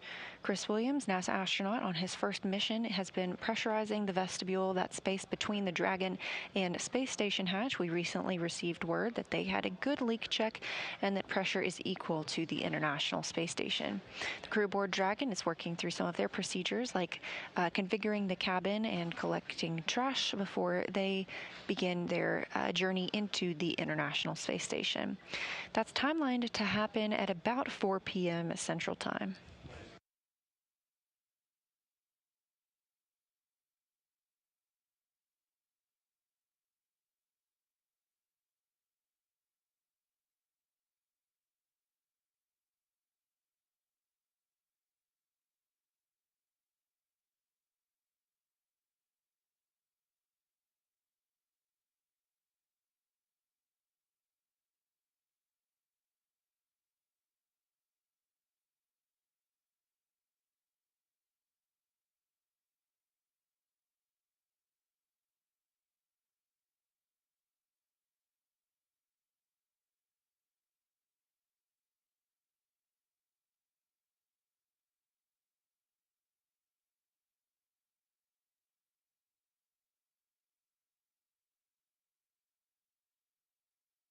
SpaceX Dragon, ready for the inventory.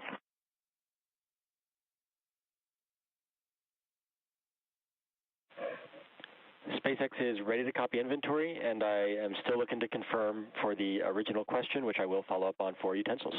But at this time, ready for inventory. Sure.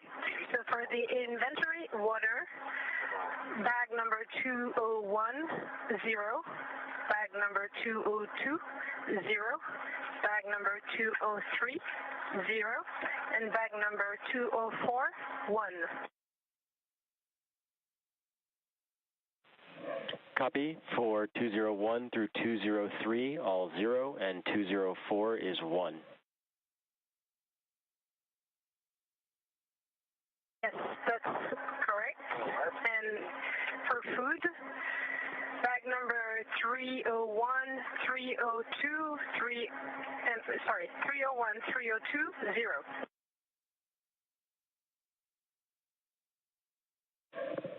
All right, SpaceX copies. 301, 302 are both 0 for food.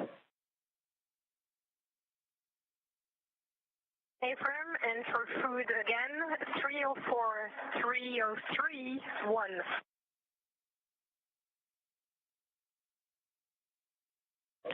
Copy 1 for 304 and 303.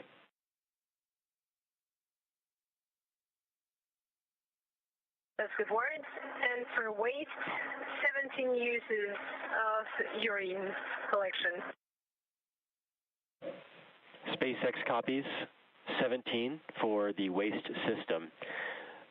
For the water, does this include, we will be using 1 water bottle in section 3 of 4.400.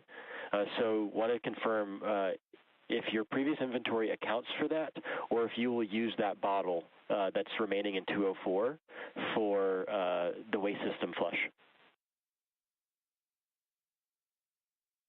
That's a very good point. We will use the remaining of 204, and so all of the 4 bags, 201 through 204, will be remaining 0 after the procedure. All right, core copies. We'll have 0 remaining for bags 201 through 204. And I can confirm that we do have additional utensils for the downhill in bags 306 and 308.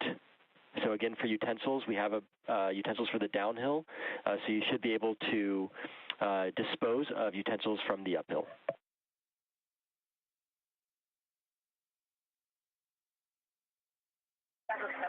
Copy.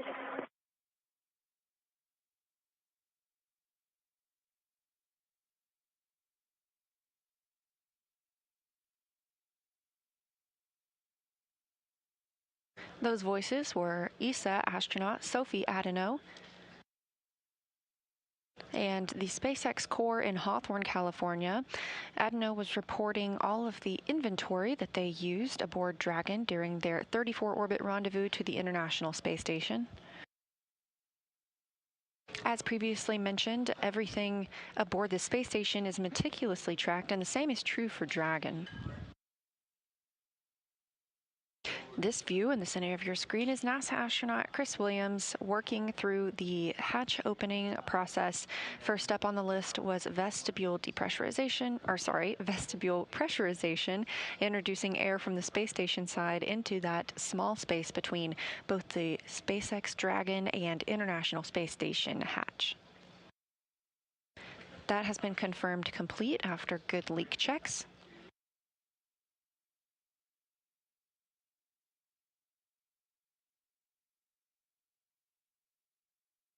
Again, we had docking today at 2:15 p.m. Central, and we are expecting hatch opening at about 4 p.m. Central.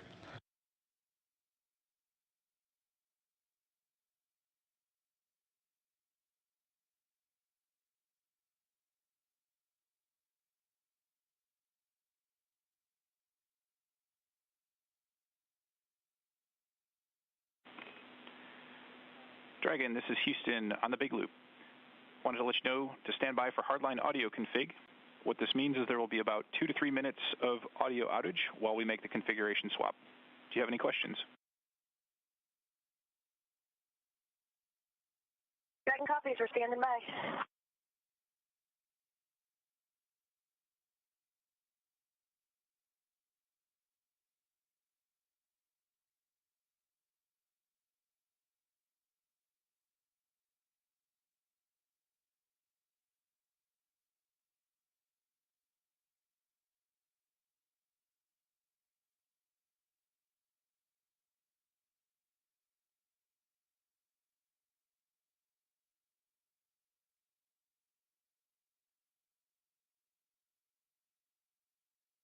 As you heard that call to the crew from Houston Mission Control to the crew aboard Dragon, we have been using the C2V2 Common Communications for Visiting Vehicles link. It's an audio loop. Also, we call it the Big Loop, that allows us to talk to all of the crew members in space aboard the orbiting International Space Station, as well as aboard the SpaceX Dragon, with Mission Control Houston and Mission Control in Hawthorne, all on the same loop. Once Dragon arrives to the space station, we reconfigure that loop so that we all have individual again.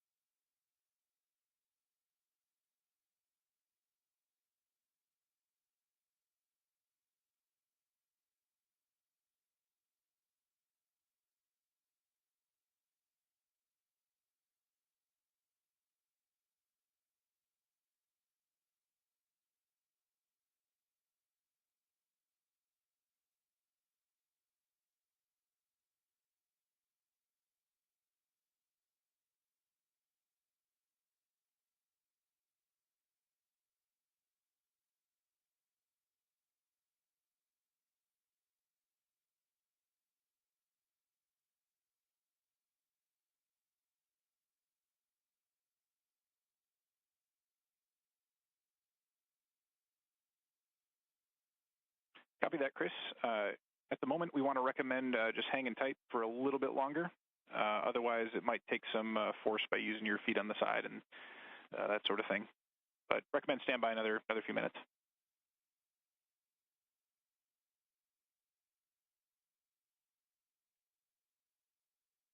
Copy all. I'll stand by another few minutes, and then I can really give it some force.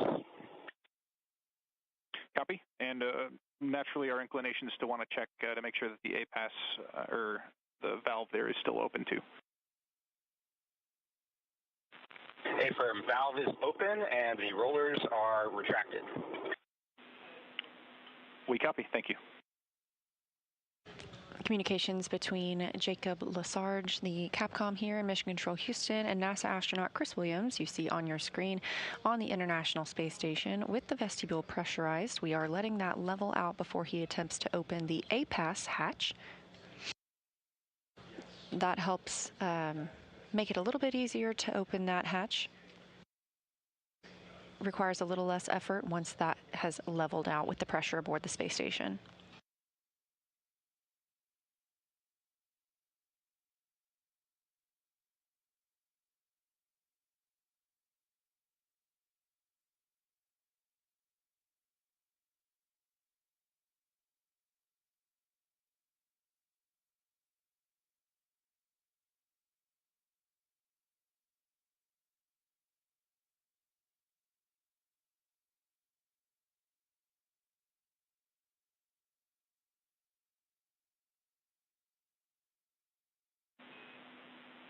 Dragon Houston on the Big Loop.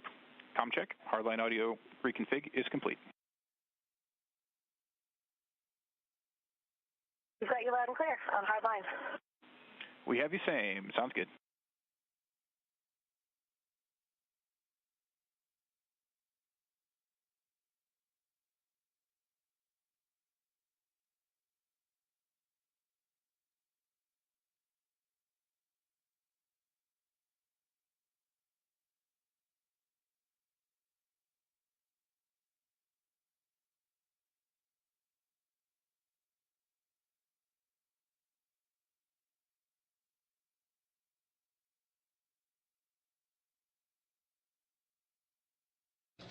NASA astronaut Chris Williams has opened the APAS hatch.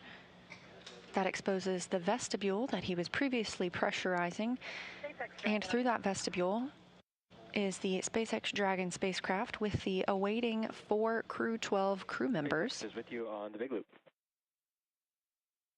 Again, they're docking coming at 2:15 p.m. Central today. We've got all of it out and just temp stowed right now. Is this coming into station with us now, or just leaving it temp stowed? Is that the plan?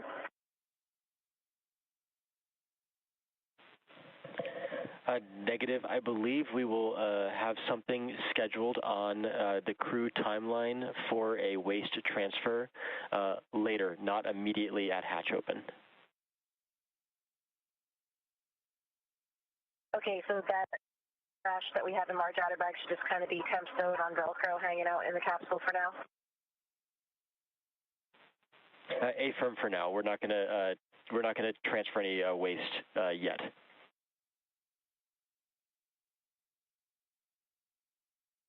Okay, we copy, and just an FYI, we'll have to give you a slight update for water consumption and toilet use, flush count in a few minutes after we all finish with those up. Copy that. Yes, I was tracking that in section 3 for that updated count.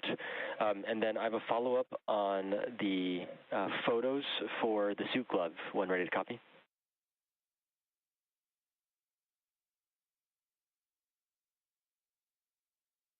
Ready to copy. All right. If it is possible and they are accessible, it is allowed to airdrop the photos from the tablet to the SpaceX iPhones, which are in Dragon. We do have an app there where we can downlink media. However, if that is hard to get to right now, I'm going to say let's not do that at the moment, and we can look at another opportunity to downlink the photos later on after we have you guys in ISS, and we can get that scheduled.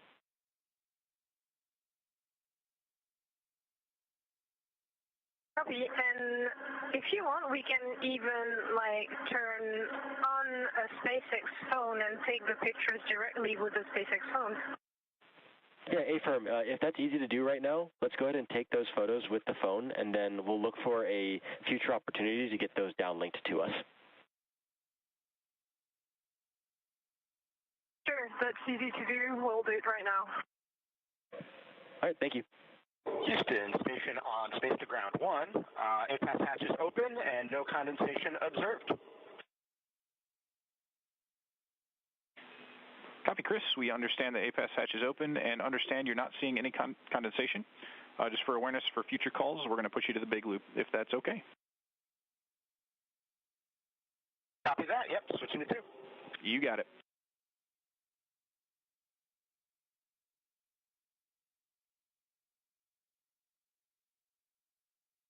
That's NASA astronaut Chris Williams communicating with the Capcom here in Mission Control Houston, discussing the APAS hatch, and that is the hatch you see he just opened.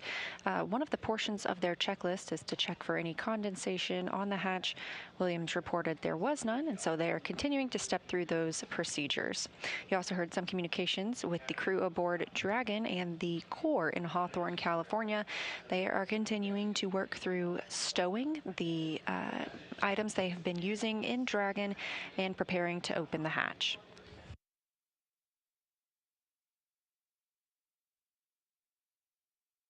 Williams has just removed the docking target that's on the APAS hatch. This is what is used aboard a Dragon spacecraft when preparing to dock to the International Space Station.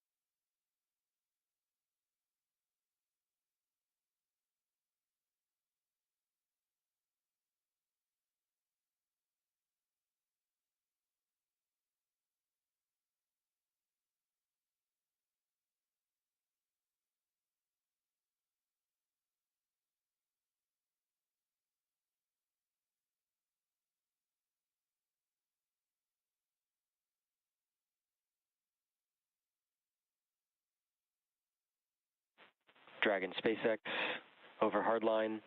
S-band will be deactivated shortly. Dragon to ground will no longer be available. Verify push-to-talk destinations are all set to ISS.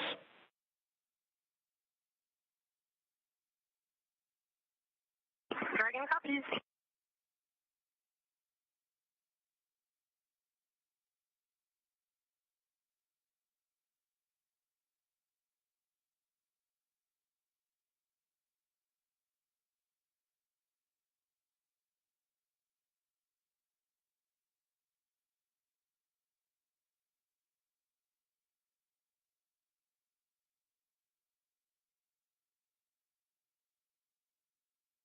NASA astronaut Chris Williams stepping through the hatch opening procedures. He is installing the APAS hatch cover, having recently removed that docking target.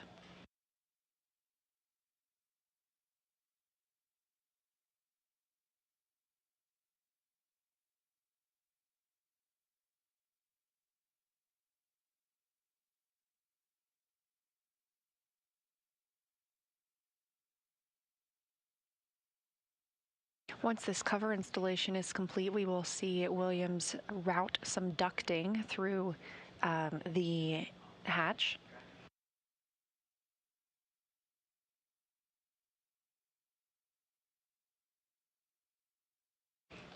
That ducting will allow for hatch equalization and keep the atmosphere in the International Space Station side flowing through toward Dragon.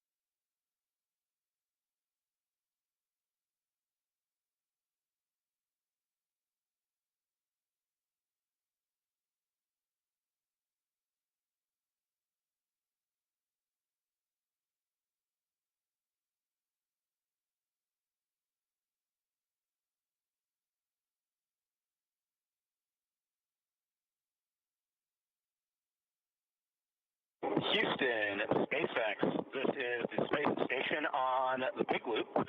We're complete through 4.9 of 2.102. Station is ready for Dragon hatch equalization.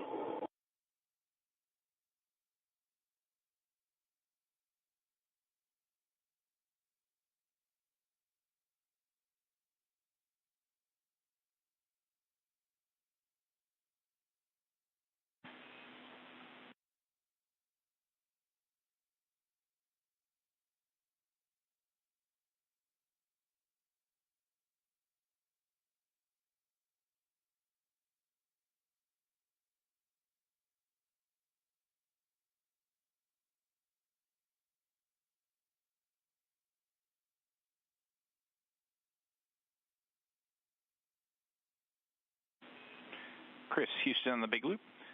Dragon is still working on hatch equalization procedures. Expect another maybe 10 minutes until we're ready for equalization. Station copies all. We're standing by.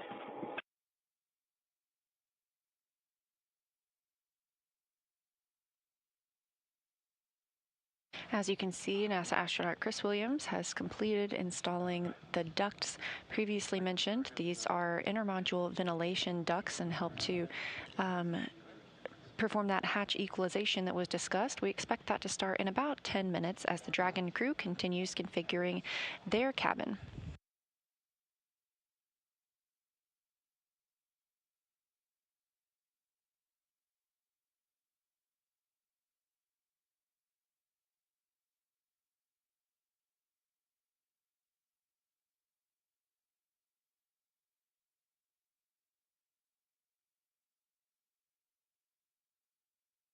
An hour and a half now since Crew-12 docked to the International Space Station at 2:15 p.m. Central Time. We are timelined to see hatch opening in around 4 p.m. Central. The International Space Station and Dragon are currently flying about 267 statute miles over the South Atlantic Ocean and just entering an orbital nighttime.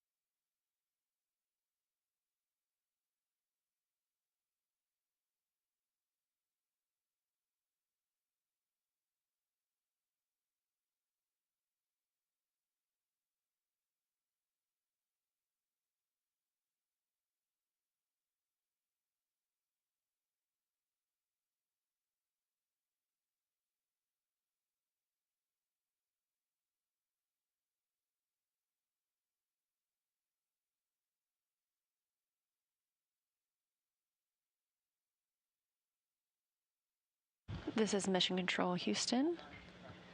A view on your screen now of Sergei Mikhaev aboard the International Space Station, one of the two Sergeys living on the space station, joined by NASA astronaut Chris Williams. Williams has been working to configure hatch operations as we prepare to welcome Crew-12 aboard the orbiting laboratory.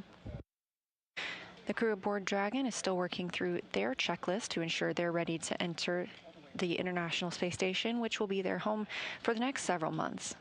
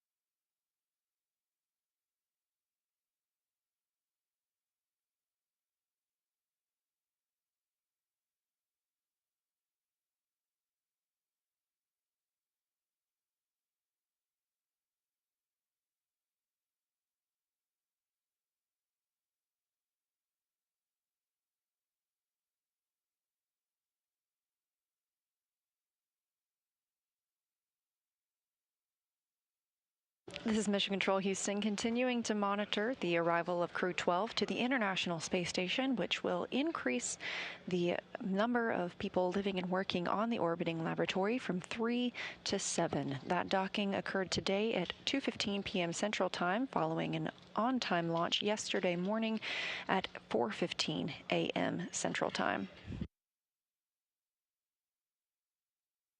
That's an approximately 34-hour rendezvous where Dragon was making its way to the International Space Station. Everything moving very smoothly for that on-time docking today. The crew aboard Dragon is continuing to step through their procedures as the International Space Station side is ready to begin opening the hatches once that's complete. We'll also hear a few words from the crew members during a welcoming ceremony shortly after they've arrived on board, so we hope you will stay tuned. We are currently in a satellite handover here in Mission Control Houston. We use the tracking and data relay satellite system to communicate with the International Space Station. We continuously monitor when these handovers will take place, and we look forward to regaining communications with the space station shortly.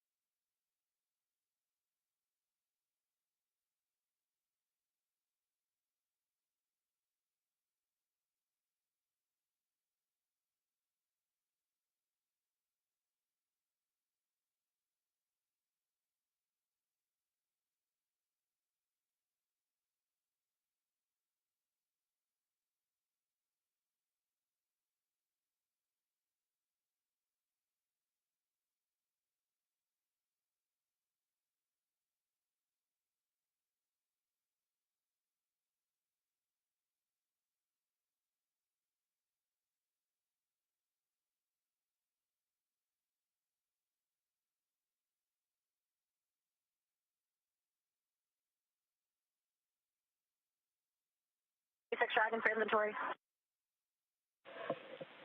SpaceX is ready to copy updated inventory.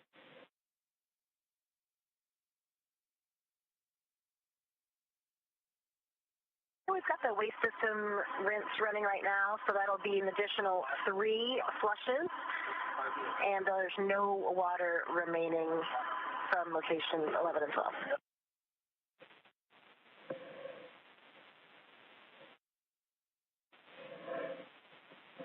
All right, SpaceX copies.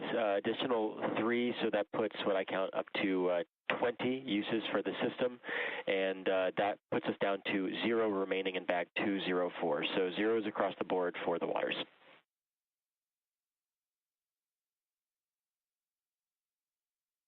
Affirm.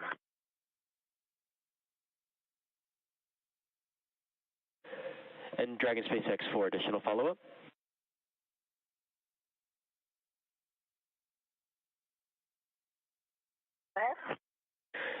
Looking to get in sync with where you are in 4.400.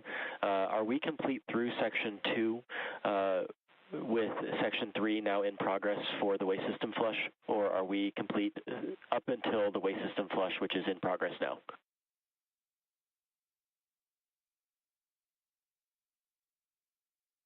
We are complete all the way through 3.2. 3.2 is in process right now.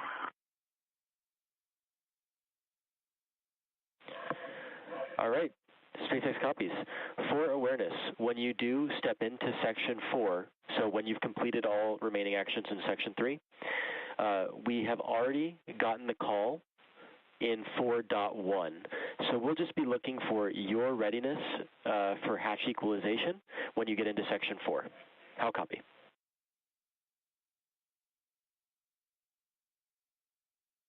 Okay, we copy. Looking for our call in section 4.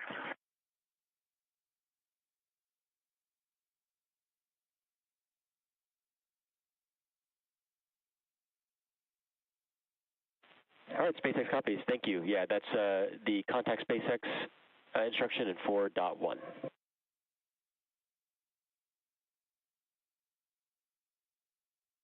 Okay, we copy. We have the go in 4.1, and we still have the suit drying timer going as well, but I assume that we can continue into step 4, 4.400, even though we haven't closed out 4.012. Affirm. We'll go ahead and start stepping through section 4 while the suits continue to dry.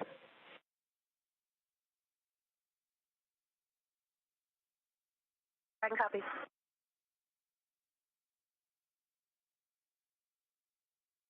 A lot of communication between the core in Hawthorne, California at SpaceX headquarters and SpaceX Mission Control with the crew aboard Dragon as they prepare to open the hatch and join the crew aboard the International Space Station.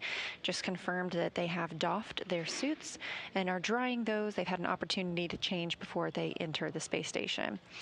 In this view, you see Sergei Mikhaev and Sergei Kutsverchkov, both of Roscosmos, and at the bottom of the screen, NASA's Chris Williams, who has been prime for bringing the Crew-12 crew into the International Space Station today. These 3 have been living and working aboard the space station since their launch on Soyuz MS-28 last year, and they have been the only 3 on the station since Crew-11's departure last month.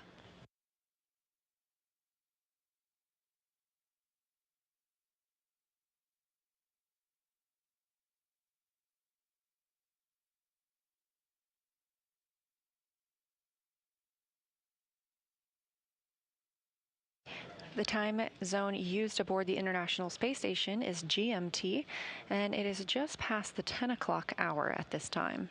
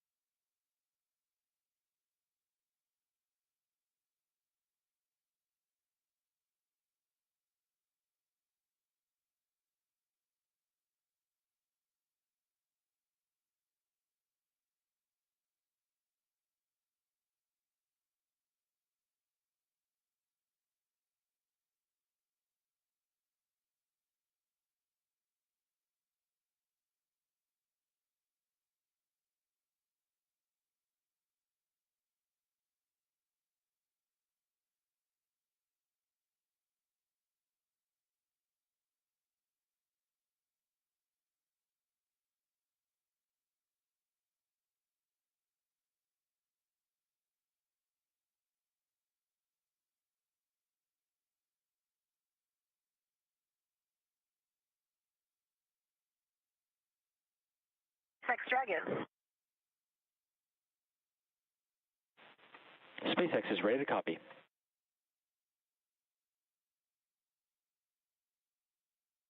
With you in 4.1.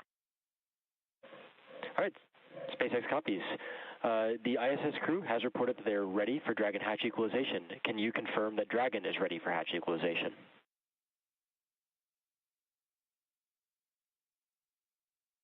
Affirm, we are ready. SpaceX copies. We are taking that action now.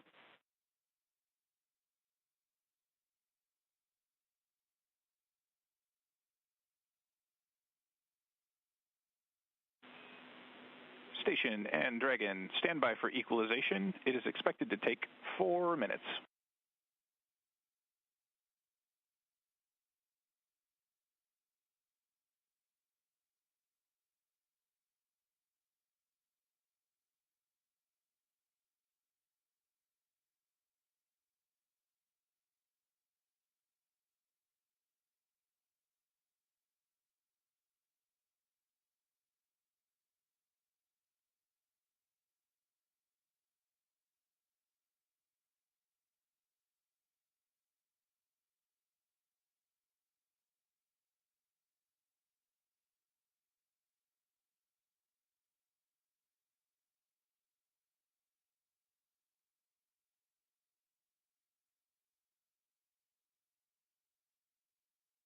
We heard those communications from the Corps in Hawthorne to the crew aboard Dragon, that is Crew-12. Confirmation that they are ready to begin hatch opening operations. Again, this view of Roscosmos cosmonaut Sergei Kudzverchkov on the left, NASA's Chris Williams in the middle, and Sergei Mikhaev on the right. That's the current crew of Expedition 74 that are being joined by Crew-12 and bring the total of people living and working on the space station up to 7. As you can see, it appears that they are looking up. That's the direction toward the Node 2 Zenith, or space-facing port. Node 2 Zenith is where Crew-12 docked today, and that coming almost 2 hours ago, 2:15 p.m. Central Time. Dragon SpaceX on the big loop.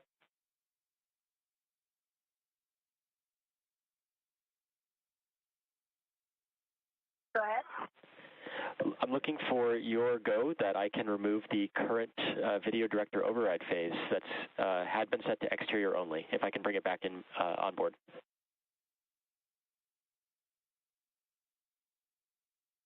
Affirm, you've got our go.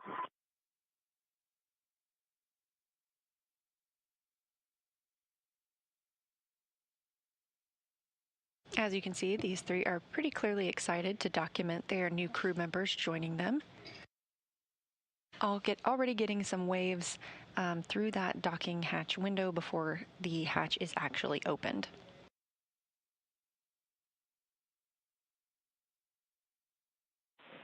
Dragon SpaceX, we are back on board with cameras.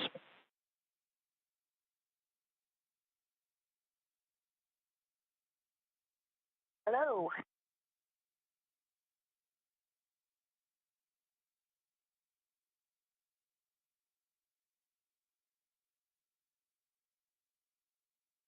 Currently, the teams are allowing some time for the pressure in the Dragon cabin to equal out with the pressure that's currently in the vestibule.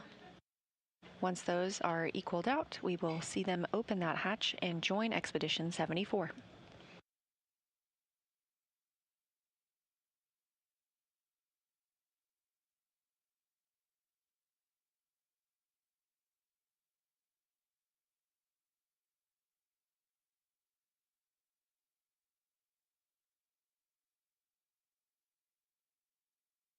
And on the left side of your screen, the inside of the Dragon spacecraft, where Crew-12 is preparing to exit and join the other Expedition 74 crew members on the space station side.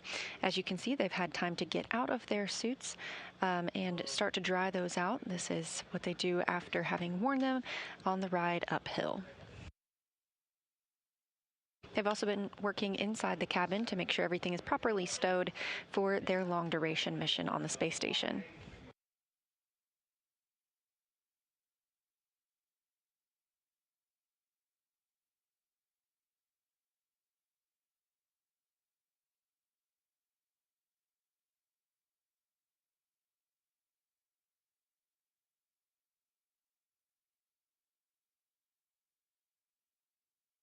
the view from inside Dragon now showing you the view from the pilot and commander seats. Of course, they are no longer in those spacesuits, but you can see Sophie Adenot and Andrey Fedyaev down towards the lower portion of Dragon. And another view of those screens. Those are the screens that the crew uses to monitor during the flight to the space station.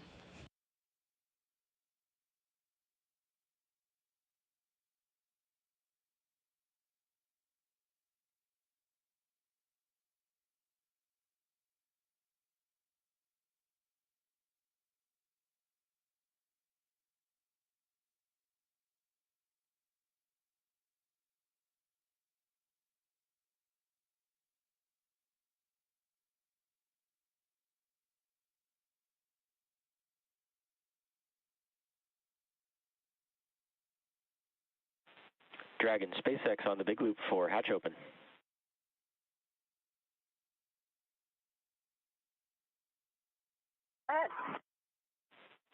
You are go for hatch opening per the decal,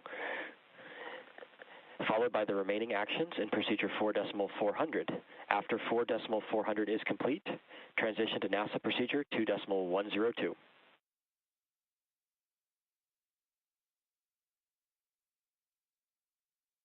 Okay, we copy that. We're go for 4.4. We'll finish out step 4 and go into 2.102. And can you confirm we should complete all those steps? Is that going to be before the PAO event, or will we do the PAO event and come back to do that?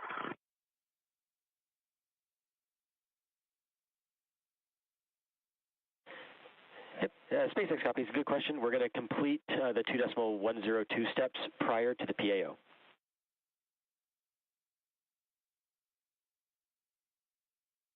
Copy.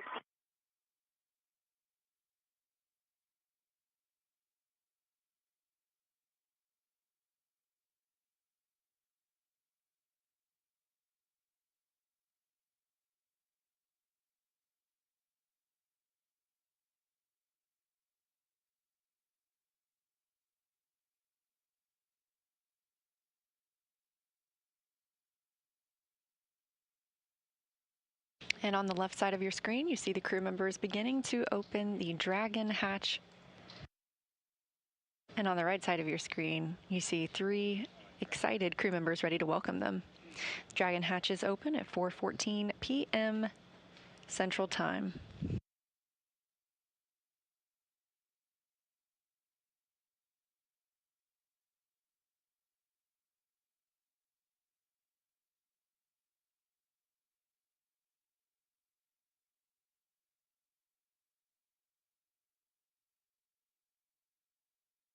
SpaceX Dragon, the hatch is open. SpaceX copies. We see hatch open. Welcome to ISS. As you heard the crew discussing with the Corps in California, they are checking. We're so excited to be here. They will continue to step through some procedures before we get into the welcoming ceremony.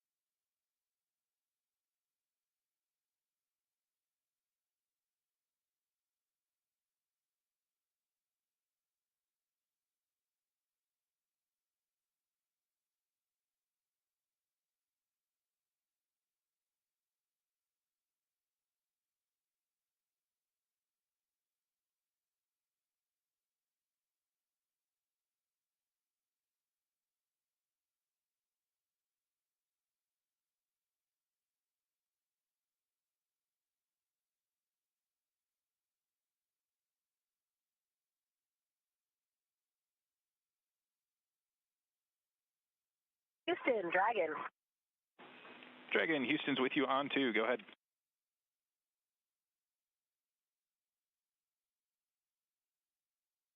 IMV duct installation is complete. We're go for IMV fan activation.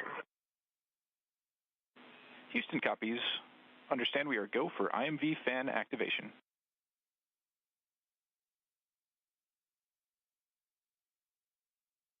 As you heard Jessica Meir report that the duct installation is complete, we previously saw Chris Williams routing this to Dragon.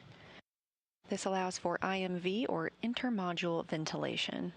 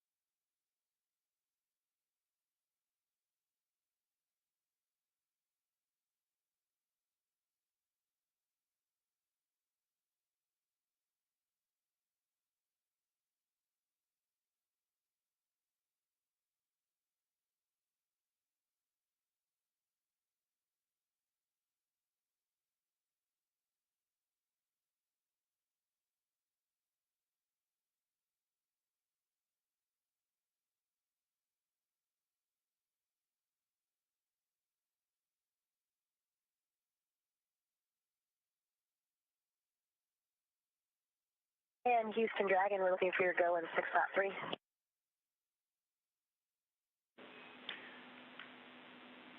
Hey, Jessica. Houston's with you on 2. You have our go in step 6.3 for location 23.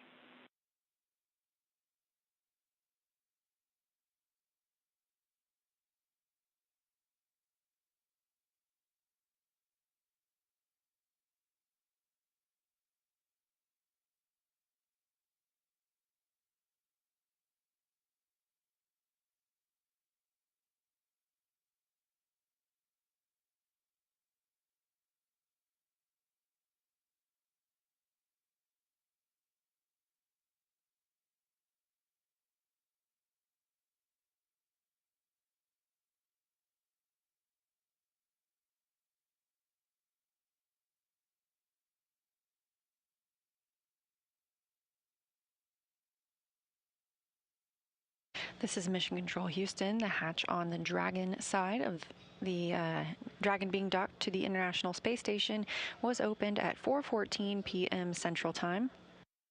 Coming almost 2 hours after docking at 2:15 p.m. Central Time, the crew continues to step through procedures inside Dragon before floating through the hatch and into the International Space Station.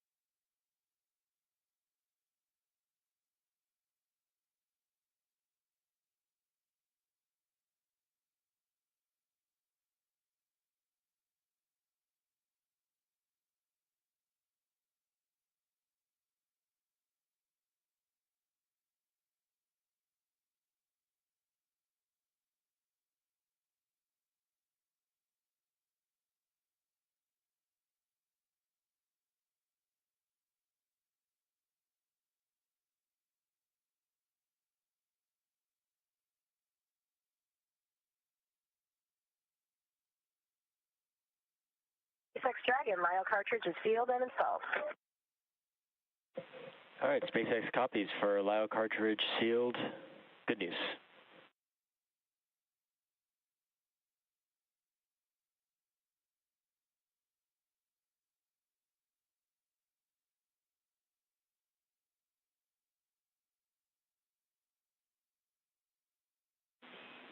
Station, Houston on 1 for Chris and PAO event.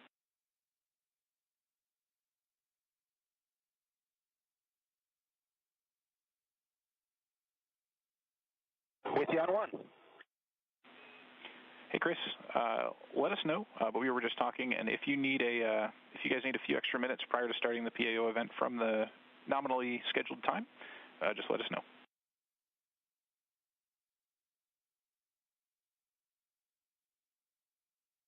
Copy, Wilco. We're all good here. We'll see how the Dragon crew is getting along, and I'll let you know. Sounds good. Just for your awareness, it's no problem if we need to delay a little bit.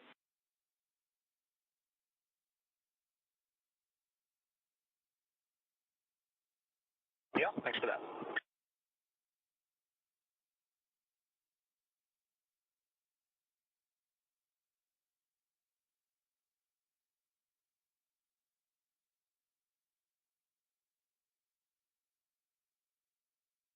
The PAO event, you hear NASA astronaut Chris Williams discussing with Jacob Lesarge, the Capcom here in Mission Control Houston, is the welcoming ceremony. So we hope that you'll all stay tuned to hear words from the Crew-12 crew members as they join Expedition 74 aboard the International Space Station.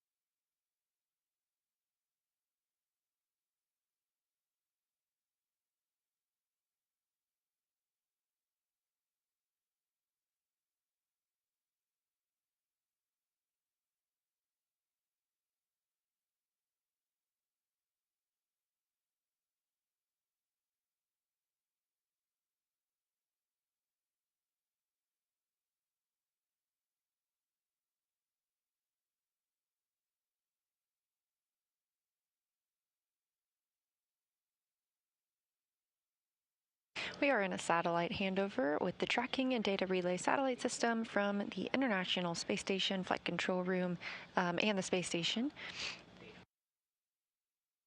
We expect to regain those communications with the space station very shortly. As we have discussed, Crew-12 arrived at the station docking at 2:15 p.m. Central Time today. Hatch opening of Dragon occurred just moments ago at 4:14 p.m. Central Time. The Dragon crew has not yet entered the International Space Station. They are continuing some procedures inside the spacecraft as they prepare to be docked for an extended period of time and complete their mission on the space station.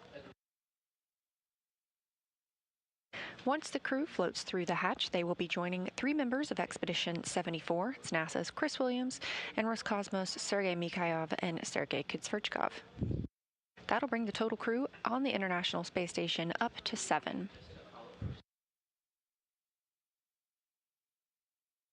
Following their entrance of the International Space Station, we will also have an opportunity for them to provide some welcome remarks, some thoughts on their flight, and what they're excited for now that they are on the orbiting laboratory. Obviously, you can see we've regained those communications, views, and audio from the space station and from Dragon.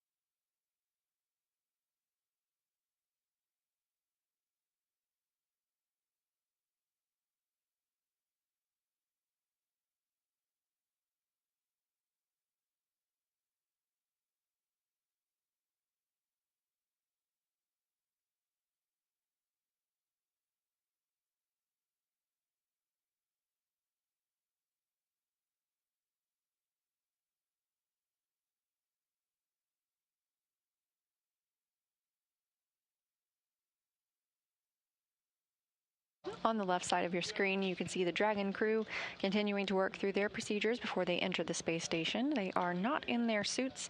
They took those off shortly after docking. This allows them time for the suits to dry out. They won't wear these again until they prepare to board Dragon and complete their journey on the space station by coming back to Earth. Again, this is a long-duration mission, approximately 8 months long, that they'll be living and working on the orbiting laboratory.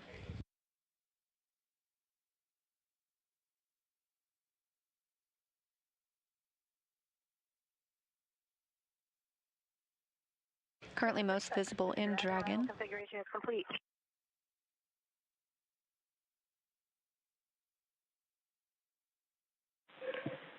SpaceX copies. That's complete through Part C of docking procedure.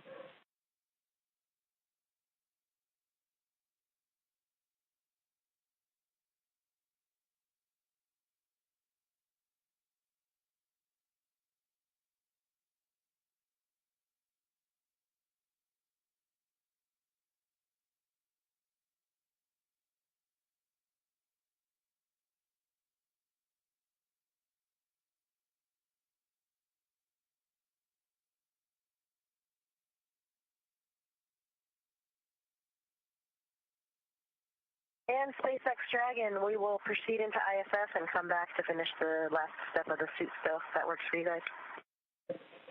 SpaceX copies. No concerns. We'll track the last step open for 4.012, and we can follow that up on that later. Stay firm. Thank you, guys. It was a wonderful ride. It was our pleasure, Jessica. Have a good stay there, Crew-12.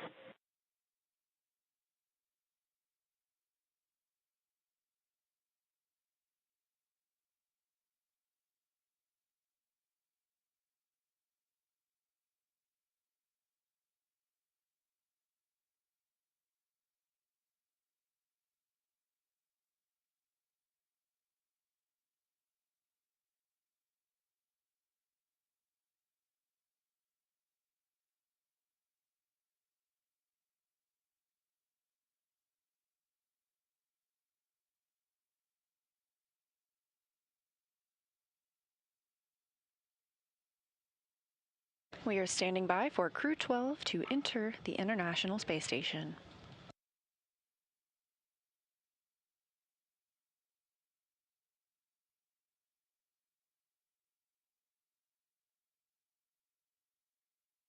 First through the hatch is ESA astronaut Sophie Adenot on her first trip to space.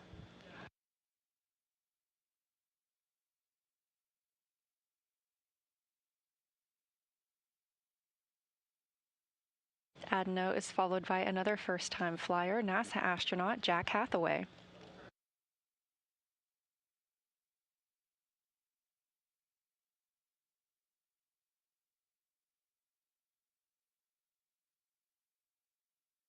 Roscosmos Andrey Fedyaev is next to join the Expedition 74 crew on the space station, and NASA astronaut Jessica Meir makes her return to the space station as well.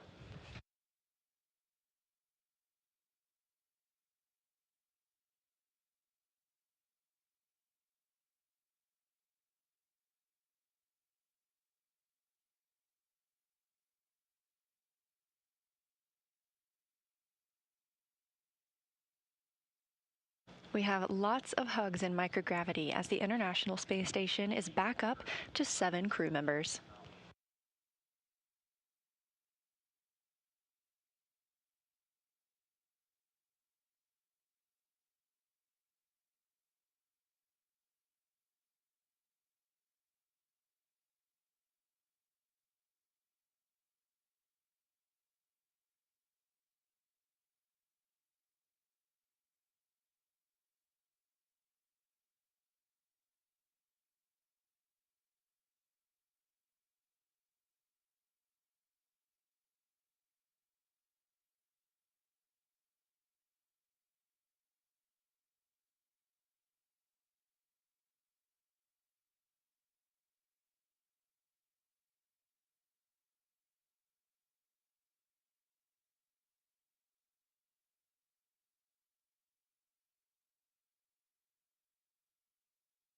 Houston, station on 1 for the PAO event. Station, Houston is with you on 1. Go ahead. Yeah, we are ready to get configured for that and just knock that out if it's good for you guys. Just give us 2 seconds to get the mic up and we'll do a quick voice check. Houston copies. We'll plan for an on-time start. I'll make a call in about 60 seconds if you're good with that.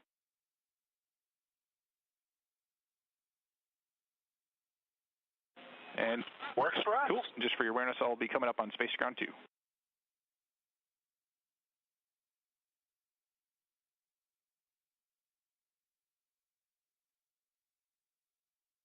There's Crew-12. Now all 4 members of Expedition 74 aboard the International Space Station.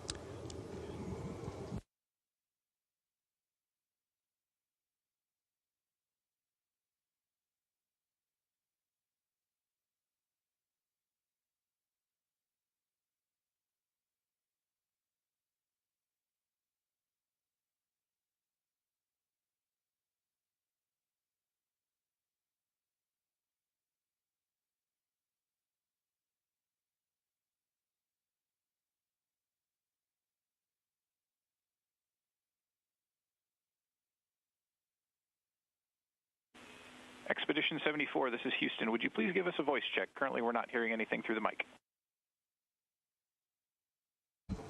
Check 111.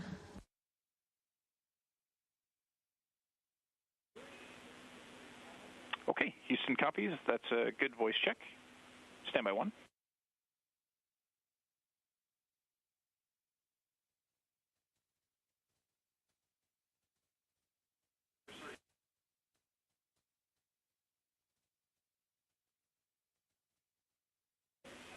Station, this is Houston. Are you ready for the event?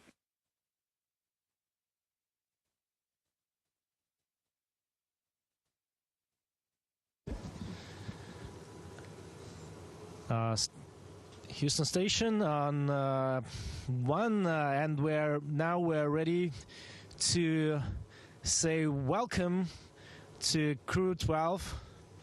today, and we are happy they all arrived safe and sound. And we've been waiting for this moment for a very long time. So we're really happy and proud to work as a team here. So let me pass the mic to Jessica. Thank you so much. It is so wonderful to be back up here for me and Andrey, but really we're so excited for Jack and for Sophie for their first trip here to the International Space Station. I think you look around the crew up here and it's really a testament to everything that we do. We have so many countries represented, so many backgrounds, so many disciplines, and we are so excited to be here and to get to work with Expedition 74. Sending big hugs and love to Svea and all my family and friends. We did it. We're here. We love you. Over to Jack. Thanks, Jessica. I don't even know how to describe what it's like to be up here. You just float in, and it's just such a cool experience. It's been a great trip with my great Crew-12 friends. I'm so excited to join Expedition 74, see my classmate again. Yeah, I'm really excited. I'm going to pass over to Sophie. Thank you, Jack. Yeah, well, I would say that was quite a ride, but very fun. It was also great to have the help of Jessica and Andrey, two experienced. They are very generous in sharing all of the advice for us, so very grateful for them. The first time we looked at the Earth was, wow, mind-blowing. The Earth is so beautiful from up there. And literally, we see no lines, no borders. And it was, yeah, a very big moment for us, Jack and me, to see that for the first time. So we're happy to share it with you in the future events. Over to Andrey. Я скажу по-русски. Всем большой-большой привет. Очень рад, на самом деле, быть здесь опять, чувствовать этот ни с чем не запах МКС, который ни с чем невозможно перепутать. Большое спасибо команде SpaceX. Большое спасибо всем тем, кто провожал наш экипаж в Хьюстоне, потом в центре Кеннеди. Отдельное спасибо всем тем, кто занимался моей семьей и именно провожал меня. Family support, Kelly, thank you so much. I know this very hard job for you, but you do it very well and excellent. So thank you so much for my mom, for my wife, for my kids. Сергей Прокопьев, тебе тоже большое, огромное спасибо отдельное за мою маму, да, за то, что ты с ней очень много времени провел. Большое спасибо, искренне тебе. И также ребята, кто меня провожал, тоже вам большой привет. Саша, Татьяна, увидимся через какое-то время. Ну, а команда, та большая команда, которая занимается... работает с Международной космической станцией. Все те люди, которые обеспечивают ее работу, помогают нам выполнять здесь различные задачи. Вам большой привет. Ну, будем работать. У нас впереди целых 2 экспедиции получается. Who is next? You have some words? Thank you to all the teams all around the world. We are so excited to be here. And let's get rolling with Expedition 74. Thank you to all participants in Expedition 74. We are now resuming operational audio communications. Enjoy it. But not too fast. Don't rush. I wanted to see if I still had it. Yeah, I'm that's back good. for my first go back. Yeah. You know, I had...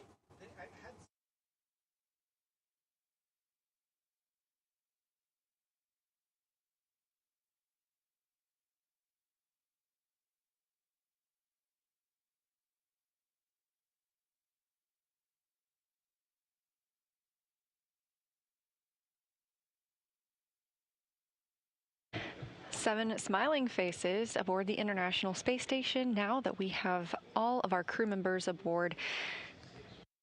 Again, some really happy words from our newest members, that is Crew-12, that arrived at the space station at 2:15 p.m. Central Time. Hatches between Dragon and the space station opening at 4:14 p.m. Central Time.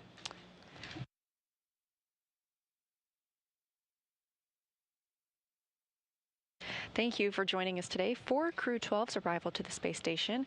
After launching at 5:15 a.m. Eastern yesterday morning, Friday the 13th, the space station got a sweet Valentine today with their docking at 2:15 p.m. Central. This crew will work on integrating into daily life aboard the orbiting lab, which has additional operations coming up. Those include the departure of SpaceX's 33rd commercial resupply mission, followed by departure of JAXA's HTV-X as well. Later this spring, we'll see a couple of spacewalks, so check nasa.gov for the latest updates. Of course, we're also gearing up for the Artemis II launch to send humans around the moon, with March as the earliest potential launch window. It's obviously an exciting time for NASA. We really hope you follow along. Happy Valentine's Day, and this is Mission Control Houston.